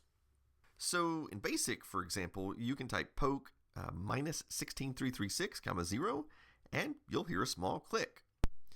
Now, you might be wondering why you would poke to a negative number. This is a quirk of the original integer BASIC that shipped with the original Apple II. And you had to access the memory range instead of 0 to 65535. It would be negative 32767 through positive 32767. On later Apple IIs with AppleSoft BASIC, you could do a more straightforward poke 49200, and it would work just as well. You could also peek the address, and as you'll see, you'll get the same result. Now, that's the only sound it could make. Actual tone. Yeah. Then you could make a loop like this. Of course, BASIC isn't very fast, so that's about the highest pitch tone you can make. There are some tricks, like maybe this, to speed it up a little bit. But ultimately, if you wanted to make higher pitch tones, you'd have to do it in assembly language. This setup, while primitive, does Wait. What? Like, the programming language was so slow that it could only make, like, that was the highest frequency it could do. So everything was low pitch, or whatever. Ole mole. While making some creative sounds, and it's even possible to produce digital samples like this. But there are two huge problems with creating sound on the Apple II. The first is that the CPU has to do all the work to click the speaker. I mean, you can't just tell it to make a specific tone BASIC and then have wasn't the CPU meant to go be off fast. and do something else while the speaker does its thing. Even on the IBM PC, a computer with relatively primitive sound, the CPU could at least tell the speaker to make a particular tone and then go do something else while the tone was playing. The second problem of making music on the Apple II is that the computer has no internal timers. Everything has to be done by counting CPU cycles, and this can be relatively difficult when you have multiple subroutines and you never know exactly how long it may take a particular subroutine to run. And so that makes it impossible to tell how much time has passed from one moment to the next, thus making a music with a steady tempo particularly difficult to do. And that's why the vast majority of Apple II games only play little sound effects here and there. And in most cases, the game actually stops during Yeah, right, because what was it? It was like back then making the sound in the game took up so much processing power from the CPU, it could either run the game or make the sound. So it's like they only did the sounds like when you died and the screen was frozen, like at the very end. Sound playback. As long as the sound clips are very short, then the player usually won't notice this. Some games had some impressive intro music, such as Windwalker. But since the CPU had to do all of the heavy lifting to play this music, this means not much can be happening on the screen during this time, and such music was pretty much confined to the intro or the ending of a game. Of course, there would be improvements in both graphics and sound on the Apple II, and we'll talk more about those later in the episode. But for the moment, Let's talk about expansion options. Okay. One of the great features of the Apple II was that it had 8 expansion slots. Now these could be used for, well, all sorts of things. And I'll start by showing one of the most important cards, the Disc 2 controller. So just so we're clear, this card didn't come out until 1978, a year after the Apple II had been on the market. So up to that point, So people were like building their like custom computer, quote unquote custom, but you know what I mean. Like in the 70s, they still had to like build computers. default way to load and save programs on the Apple II was to use a cassette recorder like this. The slots on the Apple II are different from any other system of the time that I know of. The main thing that sets them apart is that each slot has a dedicated area in the memory map. Whoa. And a peripheral card like this Disc 2 controller actually has 2 ROM chips on board. Typical cards had 256 bytes of ROM, and if you move the card to a different slot, then that ROM will appear at different addresses in the memory map.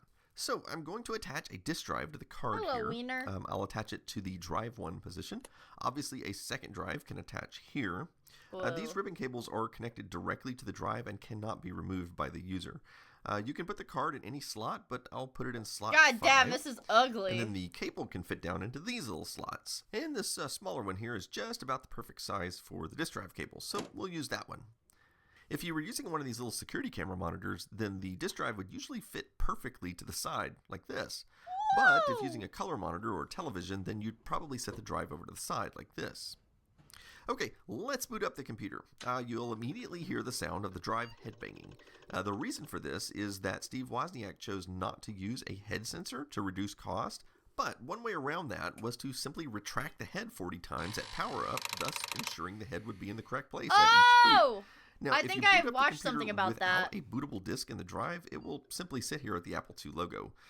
The code that is actually running at this point in time is the code stored on those proms on the disk controller. Its only real purpose is to find and run whatever code might be on the boot sector of a disk. The computer still has no DOS in the normal sense. So at this point you have 2 options. One option is to press Control Reset, which will abort the boot process and you can return to basic. The trouble is, since you didn't load any sort of DOS, you can't actually use any disk commands. As you can see, they just return a syntax error. So what you need is a bootable disk. Now, most software packages or games would simply boot directly without needing to load any sort of DOS first. But if you boot to a DOS disk, then you'll get the typical basic prompt. But now you'll be able to list the directory using the catalog command or use commands like load and save. There were actually multiple types of DOS for Apple II computers, the 2 most common being Apple DOS and ProDOS. The disk drive. But I'm not really going to get into the differences here. Another thing I wanted to show you real quick, if you do abort the boot process to basic, you can reinitialize the disk boot process by typing PR number 5 at the prompt. Now, I've seen some people claim that the PR stands for print output, where others say it stands for peripheral. Which the second one makes more sense because all it does is tell the computer to run whatever ROM is stored in a card in slot number 5. And as you can see, it starts the boot process. Interestingly enough, if I move the card to slot number 3, I can type PR number 3, and again, the that card makes will sense. boot. There were a number of cards designed over the years. This is a serial card. This is a printer card. Here's a Microsoft soft card, Eek. which has a Why is Z80 it processor yellow? on board so that you could run CPM software. This is a sound card, which we'll circle back to. And this is an 80-column card, which we'll also circle back to shortly. But this is the one I want to talk about next, which is called a language card. The name can be confusing, and thus I really need to explain what this does. You see, the ROM originally contained integer basic, but as mentioned earlier, a lot of people upgraded their ROM to contain AppleSoft Basic, a similar but different language. Soldered. So what if you had software that needed... You're telling me they didn't use whatever that metal is, they used piss as like the adherent or whatever? Older version of Basic to run. Yes. Well, you wouldn't want to swap the ROMs It's out all they the had time. at the So time. what the language card does is add another 12K of RAM here in this address area so They were that it can trying be to switched or pissnog. banked between the original ROM or RAM. In fact, it even adds another little 4K here that can also be banked, totaling 16K of RAM. So you could load in another language still such piss as an my older version of PCBs to Basic this or even day. something like Pascal or Fortran. And the RAM Well, can be write protected if you want, therefore making I it think behave I very think much preserving like ROM. history like And that is so awesome. that's what the language card was originally intended for, hence the name. However, as more time went by, it simply began to be used more and more as a way to just add more RAM to the computer to boost it up to 64K. So much so that a lot of games eventually started requiring 64K in order to work. In fact, even ProDOS requires 64K. And thus, by the year 1980, the Apple II quickly standardized on 64K and a floppy disk drive, with virtually all commercial software being sold on floppy disk instead of cassette tapes. As time marched on into the 1980s, the Apple II was becoming less and less competitive with other computers, especially in terms of graphics and sound. In 1981, Apple introduced the Apple III computer, which was supposed to replace the Apple II. It did have more advanced graphics, but this computer was a massive flop. Oh my fucking god, look at the arrow keys! This is how arrow keys used to be. Left, right, up, down. God damn. I am actually rage bait arrow keys. Place, and thus Apple refocused on the Apple II line instead. We'll revisit this computer in a later episode. As I it's can't too much imagine to cover trying here. to use that. So back to the Apple II. He has One a video issue about with arrow improving key the sound arrow key had to layouts? do with another company by the name of Apple Corps, which was a music company owned by the Beatles at the time. What? And the problem is, Apple Computer had already experienced some legal trouble from Apple Corps, There's which two resulted apples? in a settlement where Apple agreed never to enter the music business. And so, as you might imagine, Apple was hesitant to improve the sound system of the Apple II. Now, you might think that adding better sound capabilities to a computer could hardly be considered entering the music business. But they did indeed get sued again in 1987 for adding a music synthesizer chip to the Apple IIgs, which is a topic for another They had like a fucking sound chip and they got day, sued? but nevertheless, it illustrates that the threat was real.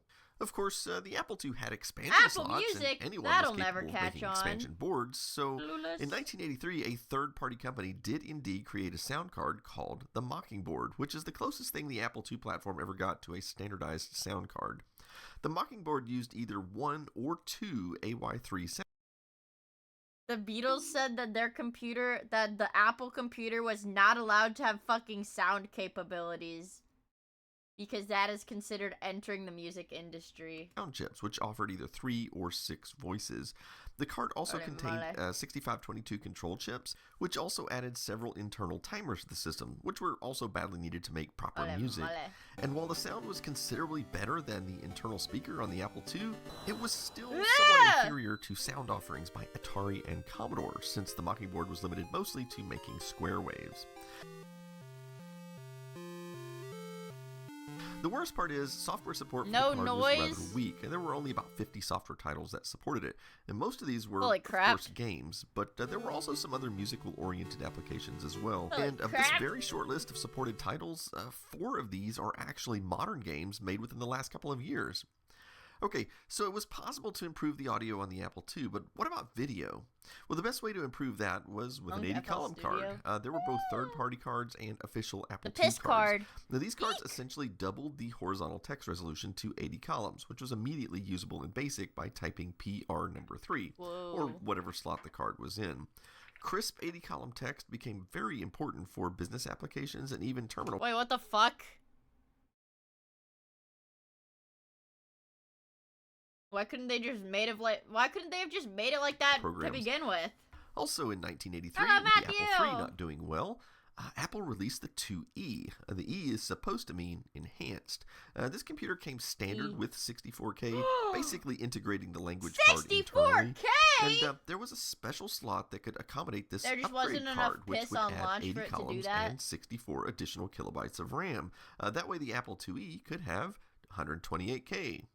Visually, it looks very similar to the 2 and the 2 Plus, but there are a few visual differences such as the power light and an overall much better keyboard. 2 modifier keys have been added, what we call the Open Apple and Closed Apple keys. Whoa. Interestingly enough, these keys are not one in chat for Open Apple, 2 in chat for Closed joystick Apple. Button 0 I think and I'm a 1. Closed You Apple also now kind have of guy. 4 cursor keys, although they are arranged in a way that nobody would guy. ever use them. You also get things like a caps lock key, a tab key, and a delete key. Although the delete key is somewhat infuriating as it doesn't work. At least not I'm in glad basic. you guys understand the I've never appeal really of a understood closed why it was apple. done this way, but you were still but they expected both to have a use the bite left on cursor 'em. What key the to fuck? correct mistakes. And if you instinctively tap the delete key after making a typo, Did it not delete the only whole will line? it not correct Oh. it, it actually makes it worse. Fortunately, the key does work correctly in some productivity software like AppleWorks. Huh. The rear of the Apple IIe is also quite a bit different from its predecessor. The Got vertical hella slots plugs. are gone, and now there are these various empty port slots with removable covers. So, for example, if you had a card that needed to have a port on the outside world, you could just simply remove one of these empty Genius. covers and then add your port. The Disk 2 Fucking controller also had the genius. option to mount in one of these holes as well. The new disk drive was far more elegant design and used a D-sub connector rather than the ribbon cable. God, that shit You also looks get a old. joystick port on the rear, which does require a different connector than the previous joystick. The 80-column card in the 2E didn't just double the text resolution, it also doubled the graphics resolution too. So now you can display 560 by 192 monochrome bitmap resolution. But Ooh. if using a color monitor, the resolution essentially stayed 140 by 192. However, because of the quirky way color is produced, you can now display 16 colors instead of 16 6. colors! The trouble is, the Apple II base graphics was still the standard. That's what the software companies wanted to support because that would give them the widest audience for their software. Mole. It's an all too common problem in the computer industry, and we kind of call it the chicken and the egg problem. Of course, there were a few programs that supported 80 columns, such as AppleWorks. And for graphics, DazzleDraw offered support for the improved graphics Whoa. modes. Prehistoric digital But I don't art. think it was until the 21st century that we were able to see the true capabilities of the new graphics modes, thanks to modern conversion algorithms that can automatically convert a photo to the double high-res graphics. These are actually quite impressive. Whoa. Oh, and it wasn't just the high-res graphics, but the low-res also got doubled Prehistoric to 80 goons. by 48. And here's a modern game, a version of Angry Birds, that actually runs in this mode. Holy fuck. Oh, he's bad at Angry Birds. Alright, he's Another okay game that at uses it. it is Petsky Robots. The regular game screen runs in the standard 6-color graphics mode, but when you press tab to get the map, it uses double low-res graphics for that, which means you do have Whoa. to have an 80-column card to use the map. Around this time, Apple started producing its own line of monitors, such as the I'm good Monochrome at Angry Monitor 2. Birds. This was meant to be both the affordable option as well as the sharper monitor for displaying I'm good as text. fuck at so if you're a Angry business Birds. and you only cared about text applications, this would be the Yeah, I played Angry Birds on my mom's BlackBerry. Yup, my mom had Angry Birds on her phone. Yup. That was like the only phone game. Like if we went out to like a restaurant, I'd be like, Mom, can I play Angry Birds? That was it, bro. perfect monitor since the Apple II couldn't display color in text mode anyway. Now, one neat feature of this monitor is that the CRT can pivot inside the case for different viewing angles. The other monitor Why would the be fuck the was Apple that a Color feature? Monitor 2E, and this would be the high-end option, and obviously it displays color. However, due to the quirks of how Apple's video system worked, it also has a button to kill the color signal. That way, if you're trying to use a program that needs high-res graphics but is supposed to be monochrome, then you can switch to that mode for sharper monochrome graphics. Not long after the 2E came the 2C. The C stands for compact. And compact it was. Compare it to the Whoa. 2E and you'll see exactly what I mean. Holy crap, you This isn't guys, even a how fair did they comparison squish it because the 2E down? doesn't have a disk drive here and the 2C does. The 2C was a Maybe the very voice of the elegant red design Angry Bird with the disk drive on perfectly? the side. Fuck yeah. And the carry handle could double as a stand if you wanted a different typing angle. Whoa. Apple also offered a small Ergonomic matching Apple? monochrome What monitor the fuck? and even a flat panel display that could sit on top, What making the this a fuck? truly portable system. It wasn't necessarily cheap, starting at $1,290. However, it had quite a bit of hardware built in. Besides the This was the obvious disk GameCube of drive, it its also time. included 128K of RAM, serial ports, and 80 column That's capability. so much. Of course, there were no internal expansion slots. However, from a software perspective, everything had to be assigned to a port, and so this is how they ended up. In fact, by this point in history, this arrangement had become somewhat standardized on the entire Apple II line because certain software started to expect things to be in certain slots. The Apple IIc really deserves a video of its own, as there's a lot to cover on this little guy, and we'll get to that someday, but for the moment, let's move on. The next product in the Apple II line was the 2E Enhanced, which is sort of a strange name because the E in 2E was already supposed to be an enhanced. It's So double a 2E enhanced! Enhanced would be an enhanced? Anyway, what I have here is actually a later model called the Platinum, which has a slightly different color scheme and a number pad. These came standard arrow with keys are even more. 128K and The arrow keys are even more fucked up, dude. Look at this shit. They're all in a line. They're all in one horizontal line. And the tilde key is next to the spacebar where, like, the alt key should be. an 80 column Oh card. my god, Okay, what? So I want to compare the keyboards of these machines right quick. So first of all, I just want to let you listen to the different way that they sound. Oh, that one sounds better. Ooh, I like the middle one, I think. So the Apple II and II Plus keyboards are actually pretty terrible. Oh. I gotta be honest about that. Yeah, I mean... it sounded bad. Duh. I mean, I didn't like it. And I thought it was stupid. The keys they're very squishy, and they can even bind up if you don't push them like at exactly the right angle. And honestly, I can't get more than about 20, maybe 25 words a minute typing on a keyboard like this. Yeah. And I make a lot of mistakes too. Yeah, it's dumb. Now moving over to the Apple IIe, I'm not quite sure what they did, but the keys are significantly better. They're still a little squishy, but they have a nice hard stop to them, and they don't bind up. So I can do 40 words a minute or more on a keyboard like this. And then the 2E. 40 words a minute. 40 words a minute. That's our goal.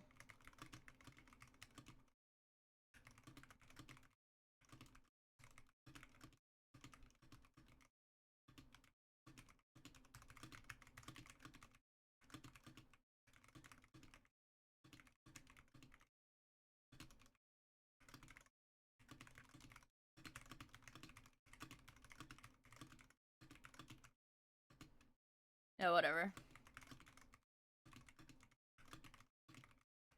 Yeah. Okay. Dude, we went down to 25 words per minute here. For the most part, it was like 105. 40 words per minute. That's what people were typing at. 40 words per minute. 40 words per minute. Enhanced, this one's the absolute best keyboard. I can type pretty fast, probably 50, 60 words a minute without making too many mistakes on a keyboard like this. 50. Yeah, it's just way better. It was around this time that Apple also introduced the 2GS, which is actually a 16-bit computer, and there's so much to talk about on this, I think it should also be its own video, so we'll come back to this later. What the fuck was that return key? The last computer I'm going to show you in this episode is the 2C Plus, which came out in 1988. It's an enhanced version of the 2C, and obviously the colors were updated to match the platinum look of the 2E. The 2C Plus has a much better keyboard, although it looks the same, the Plus feels much better to type on. Also, the disk drive was changed to a 3.5, which is sort of weird since very little software was produced for the Apple II on these disks. The computer could also run at 1 or 4 megahertz, making it the fastest of the 8-bit Apple II line. Okay, so now that I've shown you all the different Apple II... What is the average typing speed? Oh my god! 40 is the average? Dude, guys, remember when I would crash out when I did monkey type and I was like below 110? Holy shit. 40's average? Dude, you guys were telling me that like sub 110 was slow. What is it? Sub 5 trying to type max? I have a friend that types with 2 fingers that can get 100 words per minute. That is a programmer or whatever. Software engineer or whatever.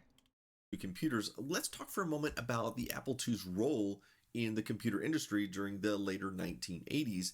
So as a computer for playing home video games, the Apple II had fallen quite a bit behind other computers like the Commodore or the Amiga or the Tandy or any of the IBM PC. Bro, you are a rhythm game player. Of course your word per minute is like freaking 200. Retailers. The only person that I knew that had a words per minute near 200 was like the college student that owned the Minecraft server that I played on in like elementary school and middle school.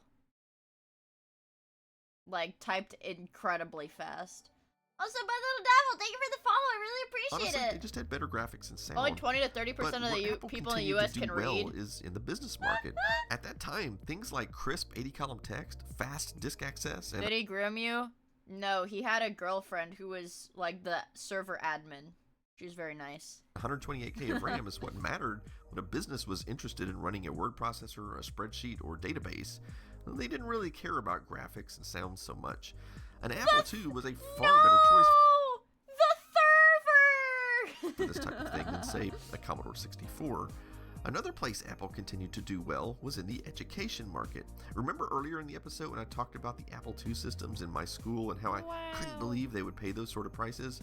Well, it turns out that Apple actually gave away a lot of free computers to school systems in order to entice them into buying more later. Yeah, my This middle was school had a accomplished through their keyboarding Kids class Can't too, Wait but I didn't program. take There were it. also attempts to pass government legislation like HR 5573. Because the keyboarding class in my middle school was like to learn how to type, you know, like, oh, type the right way.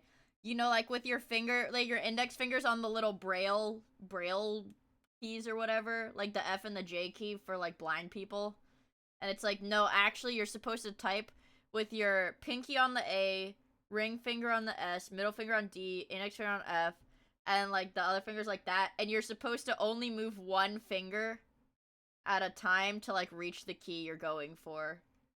And I was like, oh hell no, I'm never doing that. So I just said I'm not gonna take that class. Or the Computer Equipment Contribution Act, otherwise known as the Apple Bill. Now, while this bill passed the House, it never passed the Senate. Yeah, bro. And it's like back then, you would get in trouble if you looked at the keyboard while you were typing. They'd be like, "Nuh-uh, you're supposed to type like this so that you can always get it right by memory." Yeah, dude, I freaking remember in like elementary school.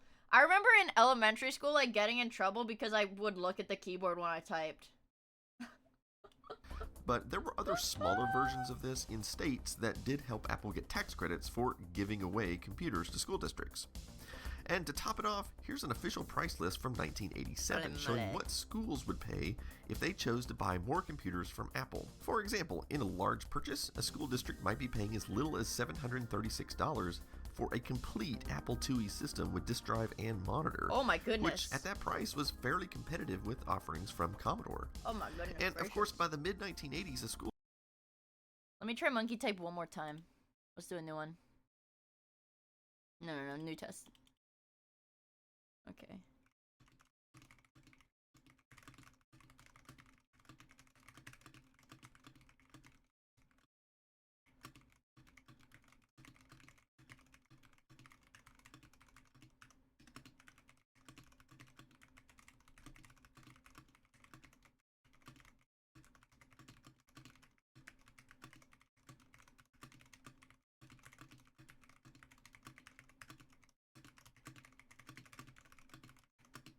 $110! $110! Sub 5 trying to type max. Thanks, Can. Sub 5 trying to type max. Yep, that's right. God damn, man, really? 40 words per minute? School system would probably also have invested heavily into Apple II compatible educational software, so changing platforms wouldn't be a wise move either. In fact, these Apple II systems continue to be used well into the late 1990s. I don't know how I think the way I type is total muscle memory. I do also naturally I just put my hand on the keyboard. Usually my pinky will like lock in a weird bend. You guys have seen it. My pinky will like lock in the air when I'm typing fast.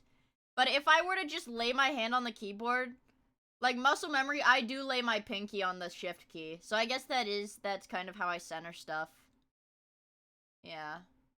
But when I'm actually typing, it's just pure muscle memory. Like if I get off by one key, I'll just move both of my hands over to recenter it. Essentially.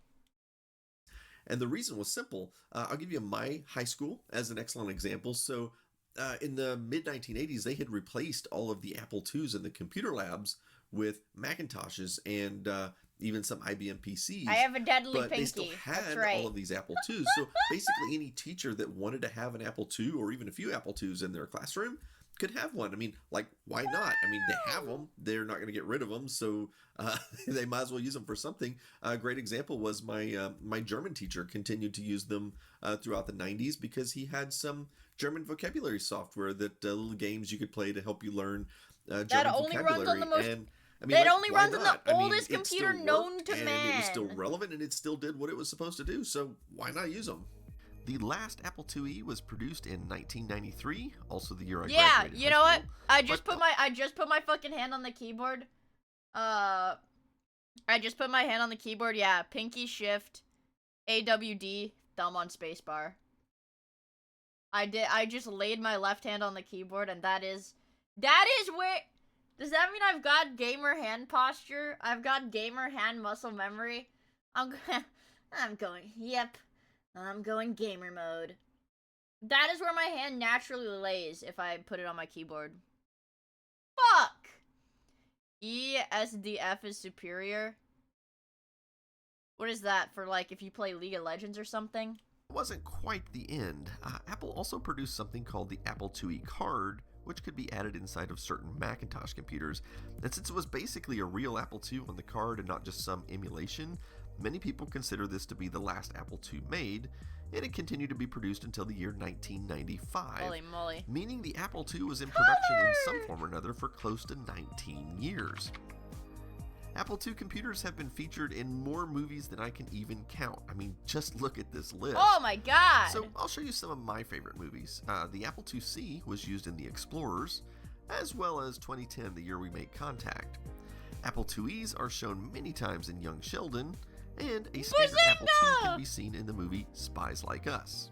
And that about wraps it up for this very long history episode. So I do plan to come back in the future and cover in more detail the Apple IIc, the Apple III, and of course the Apple IIgs. But that's all for now, so as always, thanks for watching. Guys, big news. He's got how Apple One works.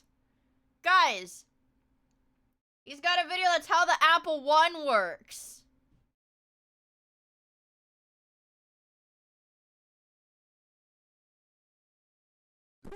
To summarize on the Apple III failing, too many chips caused it to overheat. And Steve Jobs hated fans. He treated them like farts. Noisy and inelegant. The brony that caused the worst massacre in Indiana? Okay. Dude, look! The dichotomy of Miia recommended videos. It's all tech history and then one singular. This brony calls the worst massacre in Indiana history. The killer brony. Oh, he does have the history! The history of cursor keys. Okay, let's watch this instead.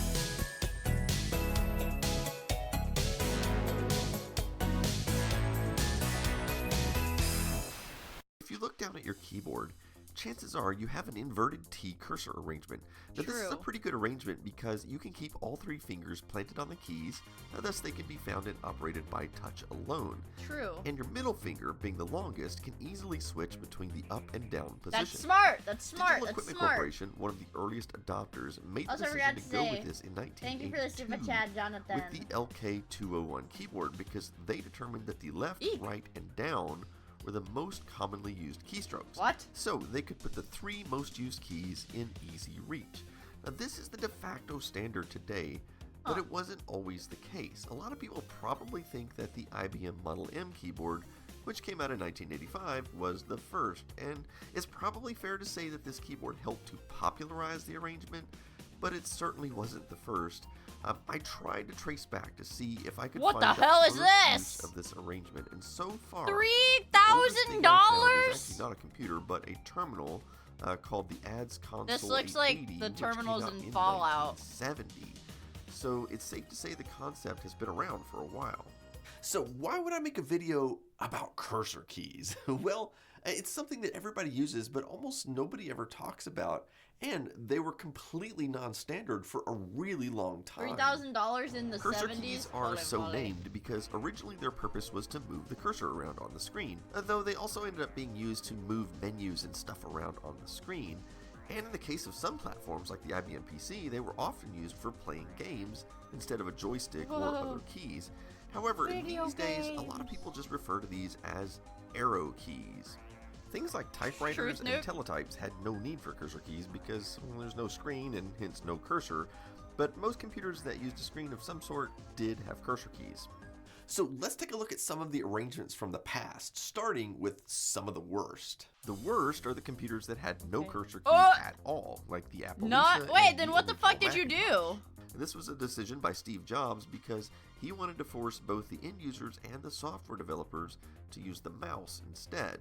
However, that didn't last long, and before you know it, Apple keyboards started to include cursor keys. Holy crap. We'll circle back to this. I will not include arrow keys on my computer because you have to buy the mouse. That's kind of like Evil Genius. The original Apple II from 1977 the mouse? only had That'll two never cursor catch keys on. for left and right. Also, the original Apple II keyboard had no backspace key, so if you wanted to back up, you did have to use the left cursor key for that. Later on, Apple did add all 4 cursor keys as well as a backspace key that doesn't actually work for some reason, at least not in BASIC. But the cursor keys were arranged in such a horrible manner that any game relying on keyboard controls wound up using other keys on the keyboard. And the problem with this is that nearly every game had their own key combinations, with no real standard on how to control movement in a game. For example, to Wait, is that why a lot of games like nowadays use WASD? Because that was the most like ergonomic key layout or something? God will punish us all in his final judgment chamber. Poland? Guys, don't go to Poland unless you want to get punished really hard. Eek! Miss Pac-Man, you use the left and right cursor keys, and then A and Z for up and down. On the other hand, Lode Runner used IJKL and didn't use the cursor keys at all. Interestingly enough, IJKL does mimic an inverted T arrangement, just on different keys. Assuming you had all 4 cursor keys, about the only thing that used them were productivity software like Apple Works. So moving on, let's talk about some computers that actually had all 4 cursor keys, was because of but a were Quake really player. hard to use. Oh. Atari had one of the worst cursor key arrangements, starting with the 400 and 800 in 1979. The satanic membrane keyboard. Say that the 400 is worse simply because it's a membrane keyboard, but even the 800 is difficult to use for 2 reasons. Not only is the square configuration a bit what the heck? intuitive, but you have to hold down the control key to use them at all, so you needed 2 hands to use the cursor keys. This concept was carried over to the 800 XL and all the way over to the XEGS. Guys, why are the Mondays BBC being Micro removed? had a similar arrangement, but I decided, at least you didn't need a modifier I decided to that use there were them. no more Mondays. However, the Sorry. arrangement is slightly different because it's essentially upside down from the Atari design. So, had That's you like trained even your brain on worse. the Atari, good luck operating the ones on the BBC. Devs hate There's me. at least They're one other nerfing computer me. with this sort of square arrangement, which is the HP 9835, and they're at the top of the keyboard, which is a bad place as there's nowhere to rest your hand. And Monday's like the other ruined. 2, this is a finger twister of an arrangement. And top it off, it's also different from either of the other 2 computers using this sort of arrangement. The Sinclair machines are equally bad because they lack dedicated keys requiring you to use a modifier key, and the earlier ones with the membrane keyboard means you definitely can't use them by touch. The TI 994 series of computers is only slightly better because it also lacks dedicated keys and the arrangement is still hard to use. The original TRS-80 from 1977 did in fact have all 4 cursor keys, but they're on opposite sides of the keyboard like this. And here you can see this was continued in the Model 4. And yeah, you really need 2 hands to operate cursor keys like this. But at least you won't get your fingers tangled up trying to use them.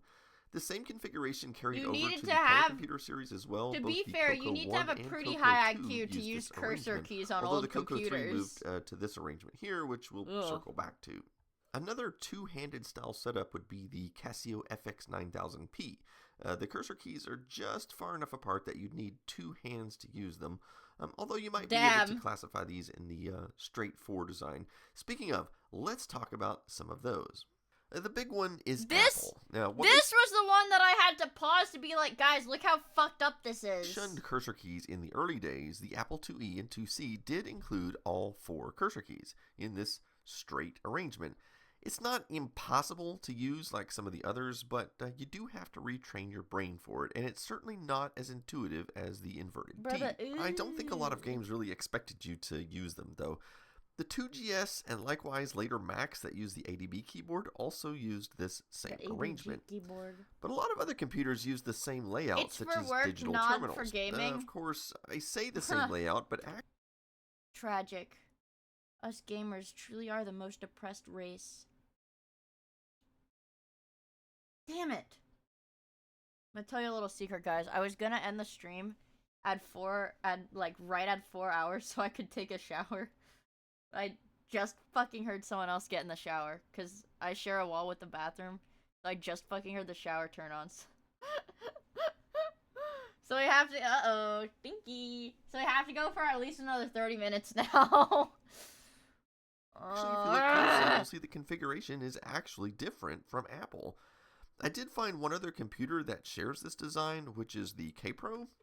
But here's another one. The Centurion, and the question is, which configuration does it match? Oh, actually, the average Commodore enjoyer it also smells has bad? its own proprietary configuration. But I mean, there's only so many ways you can do this, right? Well, what about the Hewlett-Packard? Well, darn it doesn't match either. And here's another one, the Televideo. Which setup does it match? If you guessed none, then you guessed correctly. And the last one we'll look at is the TRS-80 portable systems like the Model 100. And guess what? It doesn't match any of the other systems. And if you think that's bad, they revised the keyboard layout with the Model 102 and changed the cursor keys to this arrangement. And incredible. I have no idea why, because it still doesn't match any of the other arrangements. It's almost like they were trying to make sure that every system used a different arrangement. So there's no way you'd ever be able to move from one system to another without visually looking at the cursor keys rather than being able to use them by If you thought touch VTuber alone. cons or Yu-Gi-Oh tournaments smell bad, never step into a retro PC con. But slightly different, such as the ADM3 terminal, which places the home key in the center. Also, the IBM 5100 series did something similar, only it's the attention key. Commodore wasn't all that much better with their system, starting with the PET in 1977. This is satanic! They only gave you 2 cursor keys, which by default let you move down or right. If you want to go the other way, you have to use Shift to reverse actually satanic. This was also a very uncomfortable placement on the keyboard, but later computers like the VIC-20 and C64 kept this concept as well. But at least they were placed at the bottom right of the keyboard. Retro PC enjoyers haven't showered since their PC of choice left the market. You can plant 3 fingers on the keys and control the cursor in all 4 directions by tactile feel. It's not perfect, and it takes a little time to train your brain to use this setup, but it worked decently well for editing text, such as your basic listings. But these keys were virtually never used by games. Commodore games pretty much expected you to use the joystick. Then the C128 came out. The joystick is a metaphor for the penis. 8-bit guy? The stinks? Probably not, right?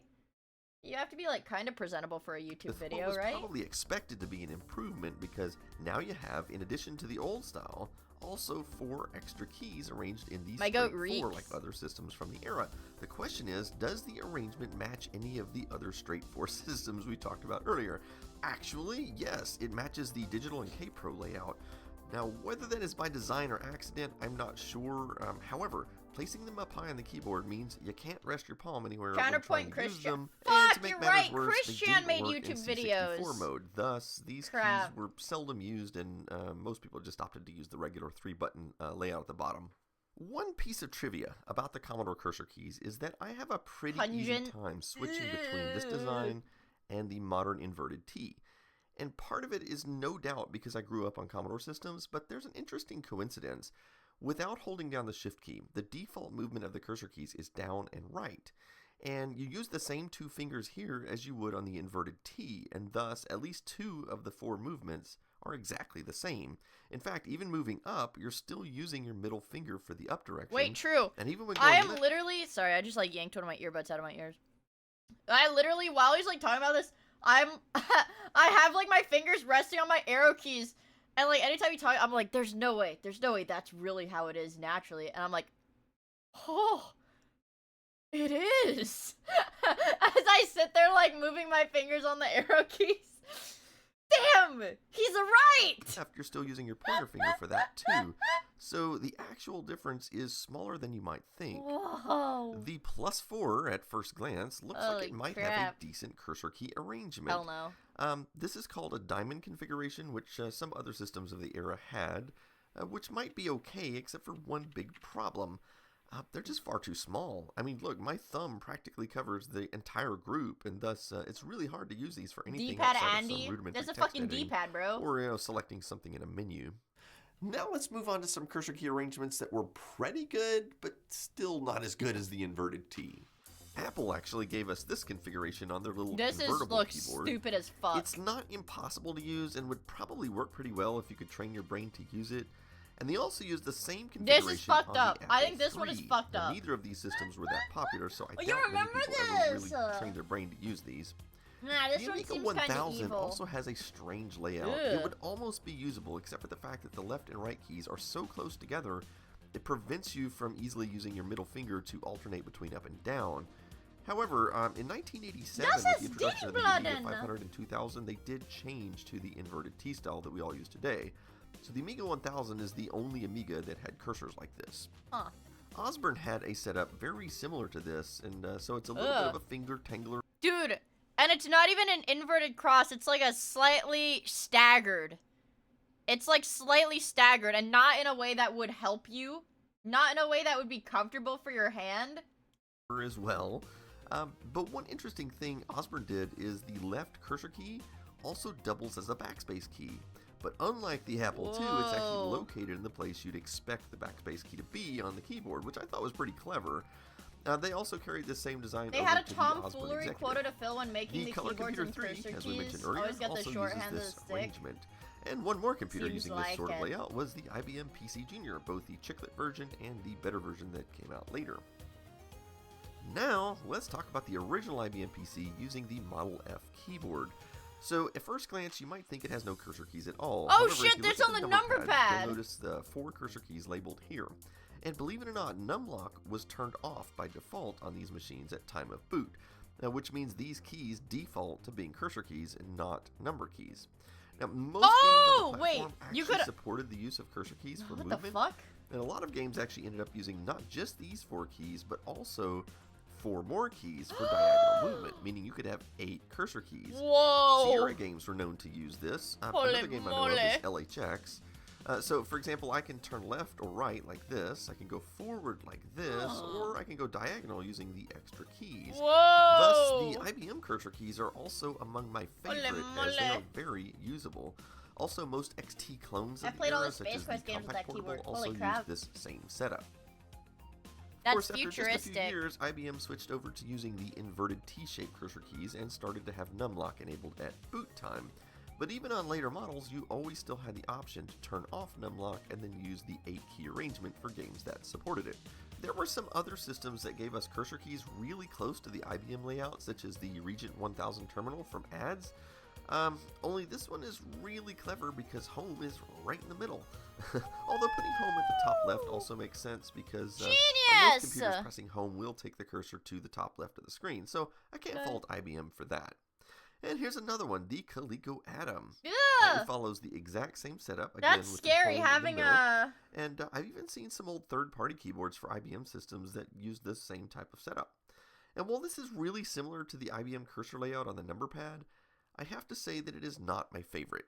You do have to move your middle finger further to go up or down, and I'm willing to make that sacrifice if it means getting 8 directions, but I think if you're only going to have 4 directions total, then the inverted T just makes so much more sense.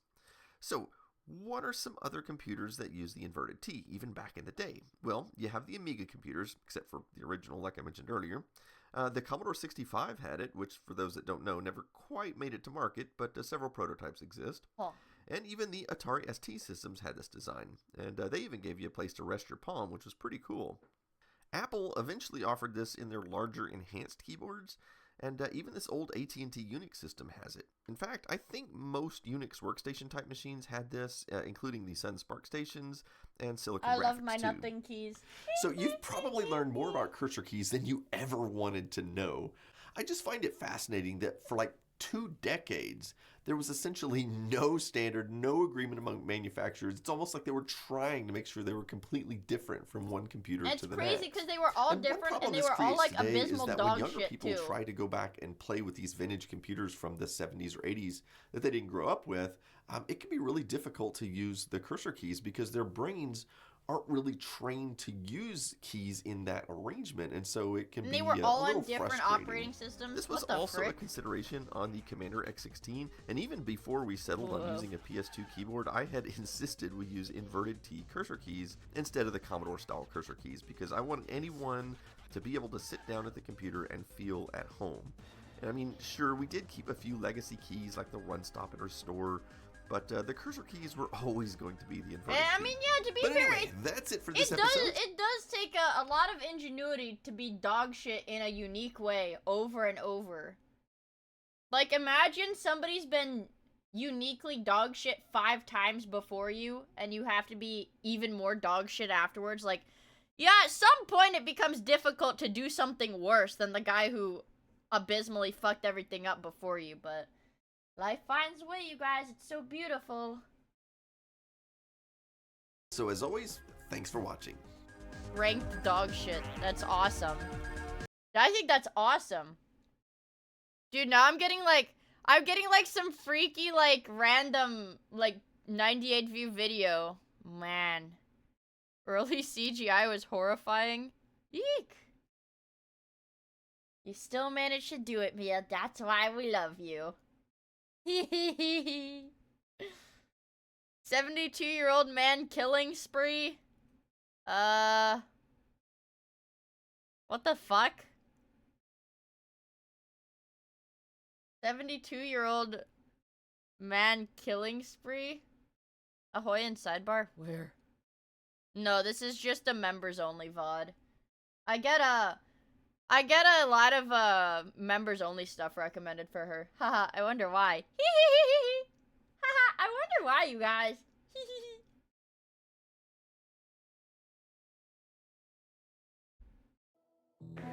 If in your office you This is the 1968 as an intellectual worker computer were supplied demo with a computer display backed up by a computer that was alive for you all day and was instantly responsive,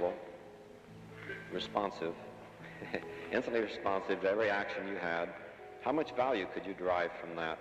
$1. Well, this basically characterizes what we've been pursuing for many years in what we call the Augmented Human Intellect Research Center at Stanford Research Institute. We're going to try our best to show you. Man. Dude, and it's like the 60s. Computers were like this futuristic thing. It's like a genius tool. You know, to further... Computers are like a futuristic genius tool. Alright? To further the intellect of humans as a species. Do you know what people do now? They play World of Warcraft and have porn pulled up on the second monitor so they can jerk off while they're playing. That's what this mother of all demos led to. Yeah.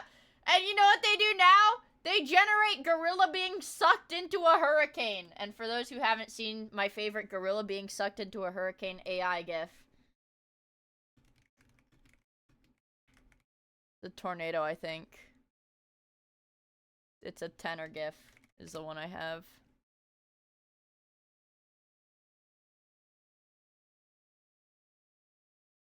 Let me search gorilla tornado. This one. My favorite AI. My favorite AI generated gif ever. And he gets sucked into the tornado. I think it's awesome. Anyways, that's what computers are used for nowadays. Tell you about this program. Let's see what this guy thought computers would be used for.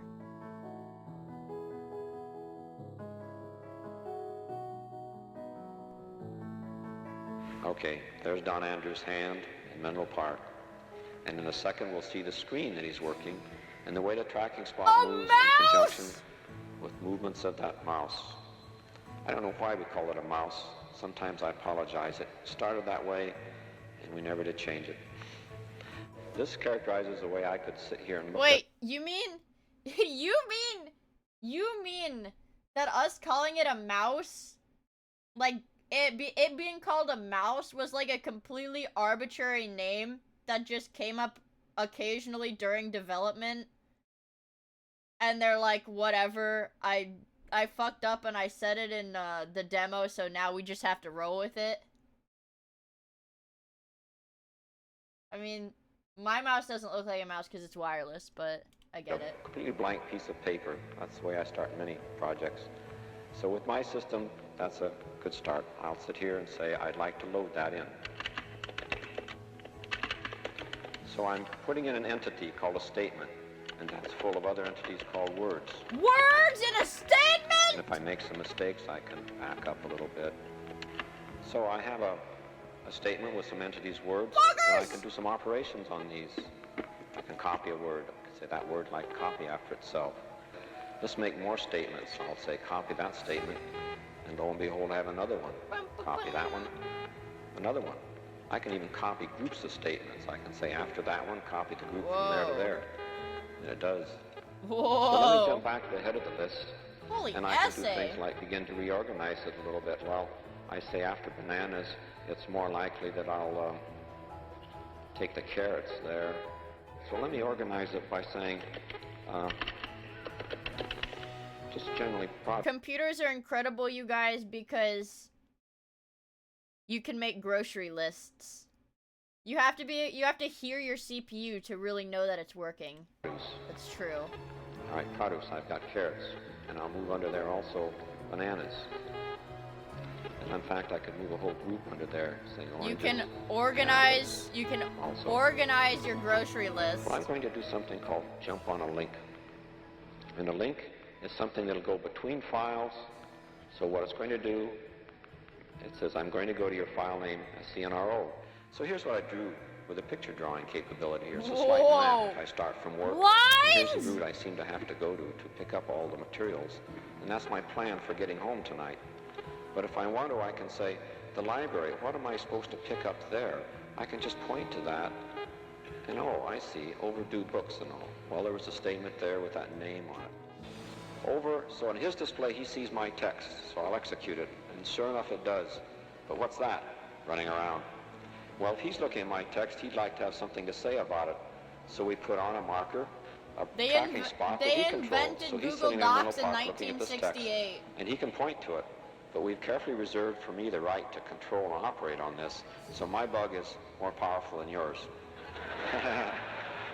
But we can have an argument. Yeah.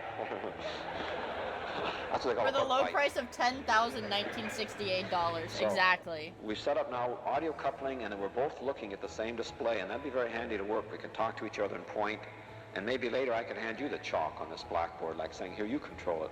But let's stay this mode now, and add another feature that hardware-wise is available through the kind of display we have. I'd like to see you while I'm working on it. And we're going to go for a picture down in our laboratory in Menlo Park and pipe it up. Come in, Menlo Park. Hi, Bill. That's they great. invented the concept audio, of Zoom. You can see my work, you can point at it, and I can see your face, and we can talk. So let's do some collaborating. And a forthcoming involvement is this ARPA computer network, the experimental network that's going to come into being in its first form in about a year and end up sometime later with some 20 experimental computers in a network, which would be enough so that I could I forgot before the internet was like a consumer thing. Like before the internet was like a household consumer thing, it was literally just used by like universities and like the military. Damn, bro. A system in Cambridge over the network and getting the same kind of response on a CRT. And it may be that people there, the next time we have a conference in Boston, I'll try this from there. And in that network, we're going to try to develop a special service to provide network information relevant The first network IPs and the information shortest ones are from for universities. people, for the kind of information that it takes to operate such a network. Who's got what services, what protocol do I use to get there, who's up to date, how much, where's the user's guide, where can I find the paper that describes this system that so-and-so offers. And that's going to be a very Hello, why interesting are my eyes challenge for closed? us Okay, to utilize hello. our tools for organizing and retrieving information. Before it was used for furry smut in public, it was used for furry smut in the universities. Oh, okay. I see. Okay, yep, that makes sense. Yep, yeah, you know what? Yeah. You know what? Yeah. That's genius, you guys. You know, however, guys, I do really have to do laundry and shower tonight. Because I'm kind of sweaty today. And I think if I put it, I could go to the bathroom. You are shitting yourself.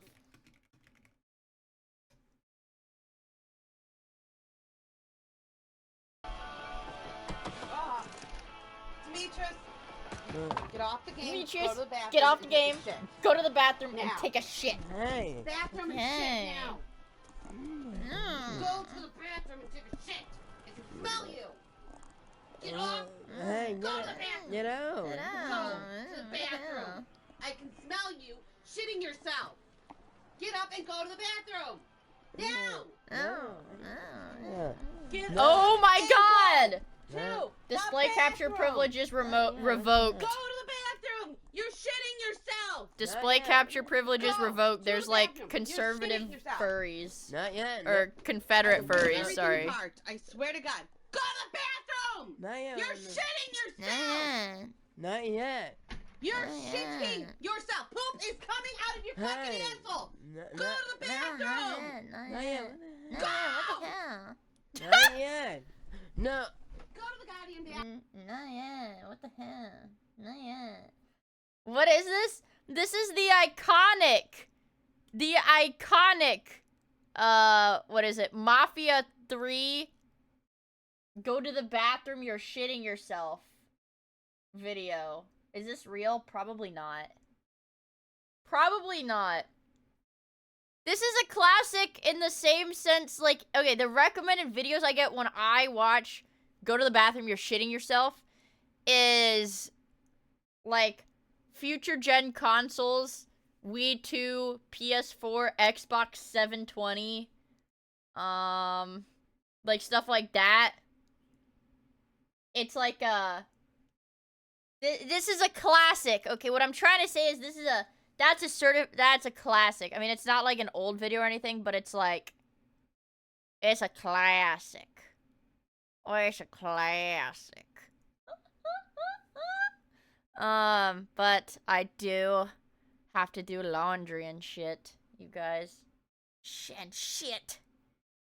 You are shitting yourself. I'm not shitting myself. For the record. Okay, stink ass. Yeah, I have to do laundry before my mama goes to sleep. So I have until midnight for it to go through the wash, probably. But don't worry, you guys! I'll stream tomorrow. I was stretching my neck. I was stretching my neck when I did that. I'll stream tomorrow. And I'm thinking, you guys, the return of 1-Inch Wonder. Enfield Bros, fuck you. I have to do Enfield by New Year's Eve. No, like, I'm like, contractually obligated to stream Enfield, so that will happen by New Year's Eve. But, yeah, and guys, my winter car came out. So we're gonna have to start playing that because it's winter. Because it's winter. So you, like, I can't play my summer car anymore. I have to play my winter car because it's winter. I can pick my summer car back up when it becomes summer again. Right? But either way, I can't fucking do Enfield right now because they haven't given me my code yet. I should get my code by tomorrow at the very latest, so we'll see. Yeah, like tomorrow at the very, very latest, I should have that code. That piss stain's gonna be moldy as fuck. Pee is sterile. Or whatever people like to say. But what was I gonna say? Yeah, I'm thinking, return a 1-inch Wonder. I'm charging the damn laptop. 1-inch Wonder's gonna come back. For those who are not, 1-inch Wonder is my Osu account that I last played on a month ago. Because I've been playing Osu not logged into the account. But I think I'm ready to bring back 1-inch Wonder. The 1-inch Wonder. Me. Anyways, 1-inch Wonder. Woo! Me. You added me? Guys. And a pro Osu player added me. 1-inch Wonder is on the way. The 2-inch Pinch. And that's my arch nemesis. The 2-inch Pinch. Yeah, and that's my arch nemesis. Yeah. I'm thinking the 1-inch Wonder's gonna have a renaissance soon. I heard this guy was watched, actually. But that was probably on my alt. No stream on my alt today. You guys got, like, infinite Miia time on my alt the last couple days. Anyways! But yeah, I will, I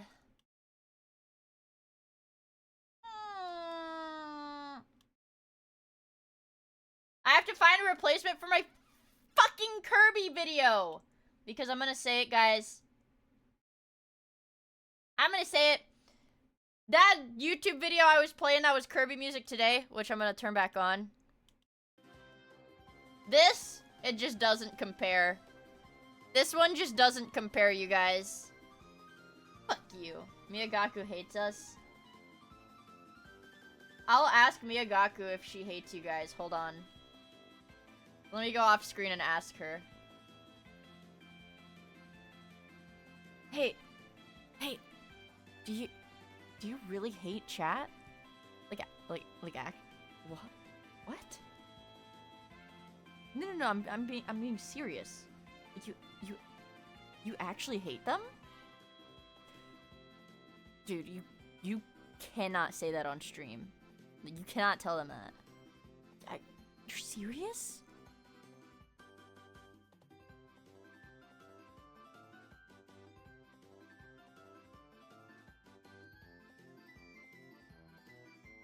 She wasn't there. I couldn't ask her. She wasn't there, you guys. Miyagaku wasn't there. I couldn't find her.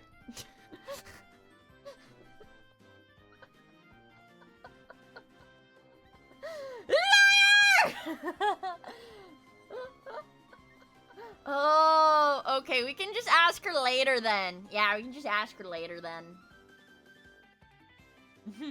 Yeah, I'll have to ask her when I see her again, but, I don't know where she is right now.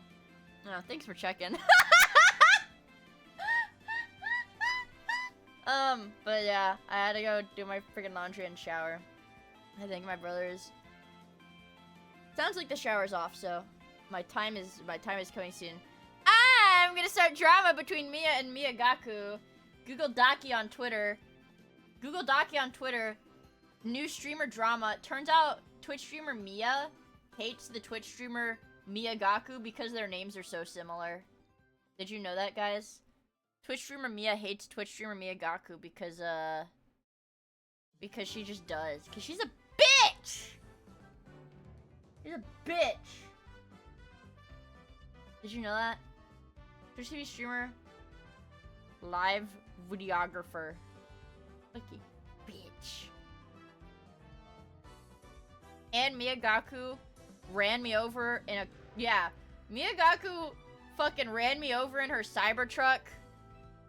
And a whole other slew of unsavory things.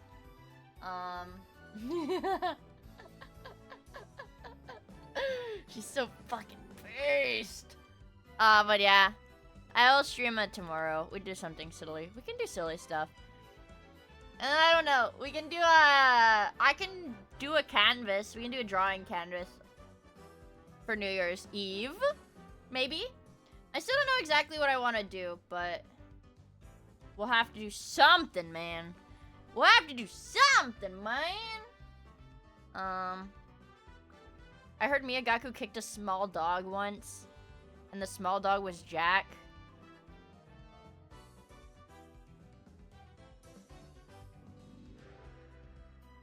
Maybe. Put that in the Google Doc too, guys. Fuck it. You know what? Just make shit up. I don't even care. Just make shit up. Anyways, I'll see you guys like tomorrow or something.